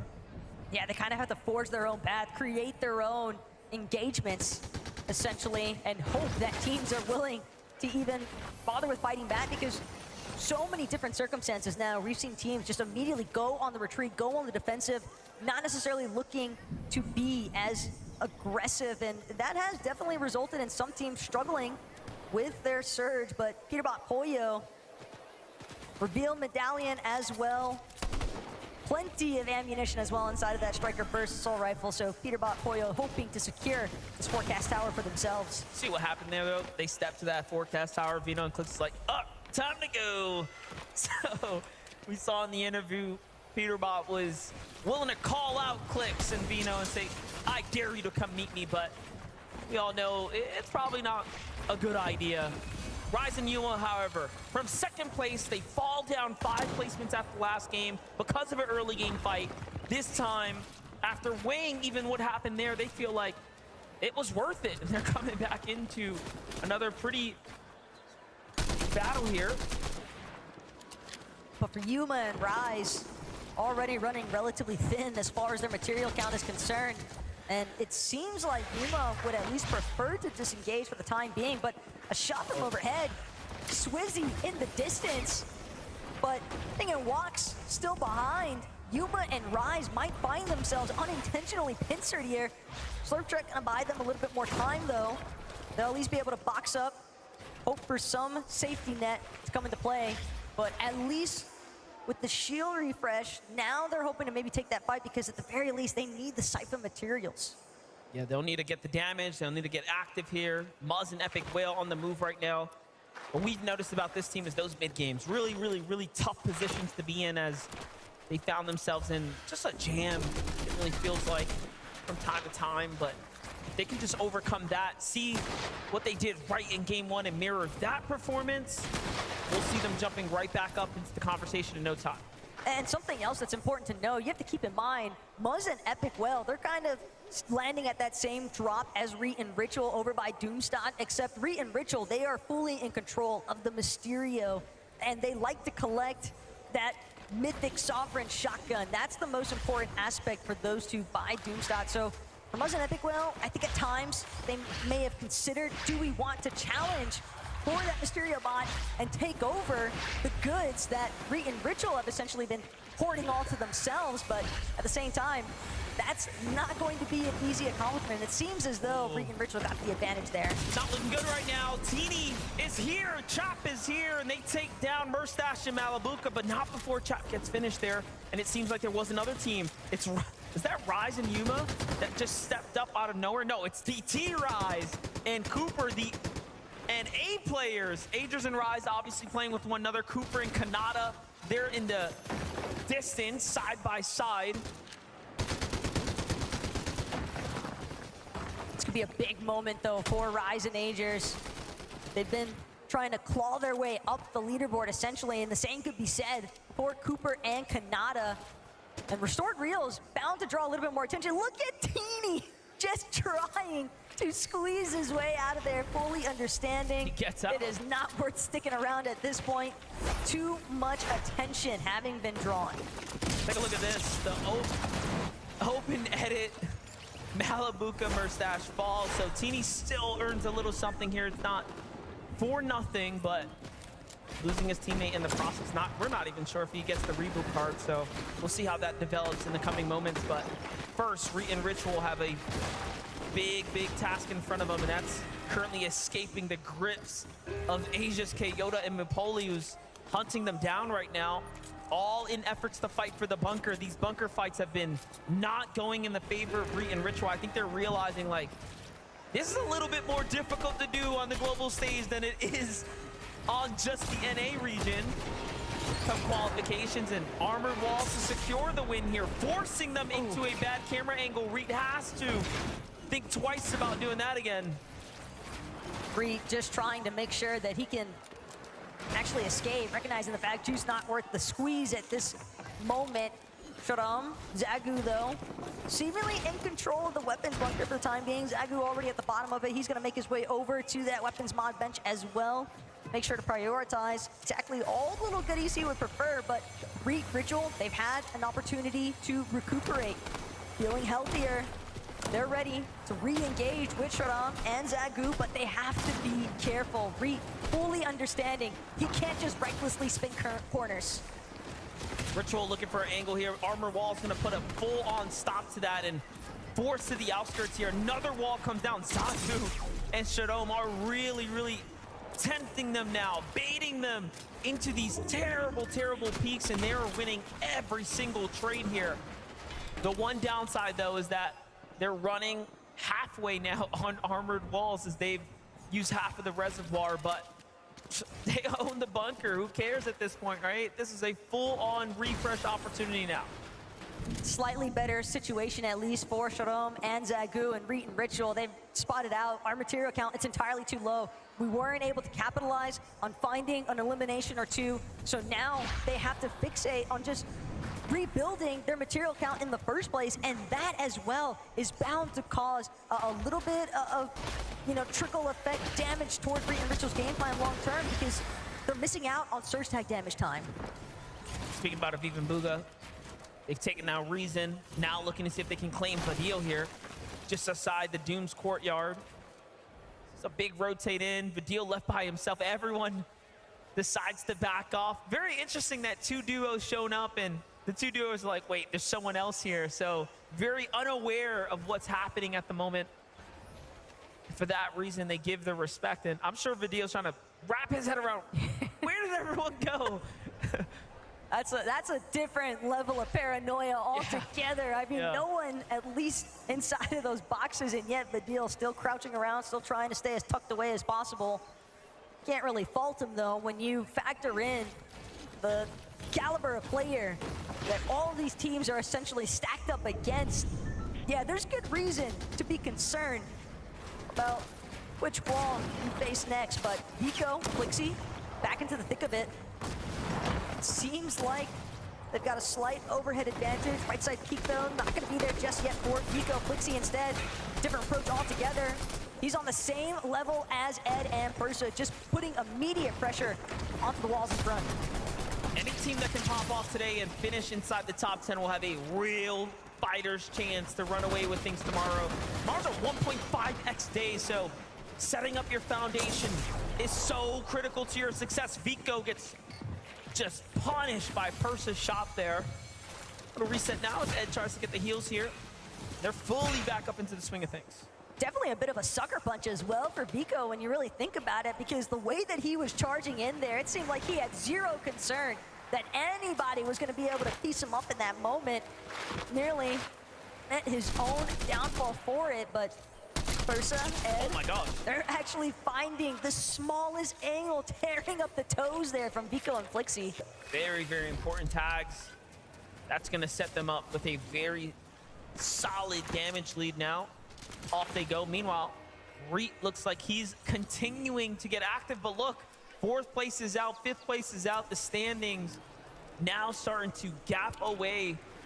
Thomas HD and company, Trulex and company are the closest two, but our 1st place lead, Peterbot and Boyo here, set up for the Rift Island. They continue to fight for it. It's like you see it spawn and you know, all right, who's gonna be there? It's this team right here. Nah, for me, it's the fact that Peterbot just lit King up, trying to rip by the side of Rift Island there. And Peterbot, we heard it direct when he was doing that interview with Adam Savage. My aim is on another level right now, and that might be the most perfect example imaginable. He is definitely looking like a bit of a menace there now, with the height leverage as well from the top of Rift Island. Other teams have really got to be wary of exactly how they're choosing to rotate, and I think that this is a prime opportunity as well for Peterbot and Pollo to essentially control the flow of the lobby. Yeah, and it's good that he gets to show it off as well, but talk about controlling the flow lobby. Reet is keying right now, on the move, on the hunt here. Reet and Ritual continue to find teams to fight. This time, even with a health at disadvantage, they have the height advantage. Yeah, but Reet, he could get full HP whenever he wanted to. He's gonna go ahead and split and make it off with Ritual as well, and they'll take this moment to pause the action, make sure that they are as healthy as possible. We even get an opportunity to hear direct how that elimination went down just now for Reet. Got it. 140, 140. Nice. I'm getting it. I'm jumping in. Evan. Full box. On me. 100 dead. Nice, bro. Chill now. Chill now. At the body. The tone set up though. He's like, all right, chill now. Like, let's relax. It's like it's too crazy. Yeah, we got it. Really showing us the emotion that happens when a team clashes. Things really peak up. It's crazy. There's still that was a left side peek through the window edit, and Reed, the fact that he's able to come out on top for that one. I think that's a problem he's got. We've seen him actually get he loves that. Punished for that. Jumping to a Jonas and Pixie though. South side here, zone's pulling far north. They notice that they have to move sooner rather than later. This is where strategy really comes into play here. See that drop in the damage threshold though? 515 above, immediately chopped to 189. It's evident that everyone's kind of picking up the pace here. Janice, Pixie, fully aware of the fact that they've now got a duo right next to them. It's gonna be Andalex and Sato even. And Andalex, he knows he's got so much ground, so much time he needs to make up for it. But Andalex immediately 180'd upon Pixie. Gonna be there for the supportive cover. Now it's all up to Sato to keep his duo's hopes alive. And Sato calls through. Good tag there, and honestly, it was a combination of the damage Andalex put down. Sato coming in to finish the fight, but someone else has arrived. It's another solo. Just looking, it's the reigning and returning champion Cooper who's here to fight. He's got a huge disadvantage on the HP, but he is still looking to tag, but no. Sato finding his stride in the late half of the tournament after being, again, contested fully up against Acorn and Cold. Come out of that, overcome that drop spot, and now find themselves 3 eliminations in super quick succession. But even though it's a brief moment of relief here for Sato, the fact that he managed to survive this whole exchange, unfortunately still, it's all an uphill battle. Sure, you've got 3 eliminations, but you are a solo now, trying to make your way out of the storm. Not sure how that's gonna pan out for him, but this is massive right now. Peterbot Pollo, sure, they might have a little bit of a gap between themselves and everybody else on the leaderboard. 56 points to be exact, but at the same time, Peterbot, he's already a solo in the 6th zone. Peterbot may have his community on his back, but the rest of this lobby, the rest of the world is hoping he does not perform well. Acorn is going to be the resulting team of the reason Pollo is down and out. And this is good for everyone else. Obviously not so good for Peterbot, right? He's got such a strong lead, he could break away with it and nearly solidify the first place to close the day. However, this gives everyone else a realistic chance now that they can take down basically the kings of NA. And that looked more so like Acorn and Cole delivering a much needed heat check to Peterbot and Pollo, kind of just reminding them, you might be first right now, but if you're not careful, we'll still look to take over. Granted, Acorn Cole currently sitting outside of the top 5 even. They know that they also need some very valuable eliminations and placement points. They want to make up the difference at this stage, but Rise still operating as a solo, doing what he can, but there is just so much that stands between him and his next movement. Yeah, it's not looking too good right now, and all things considered,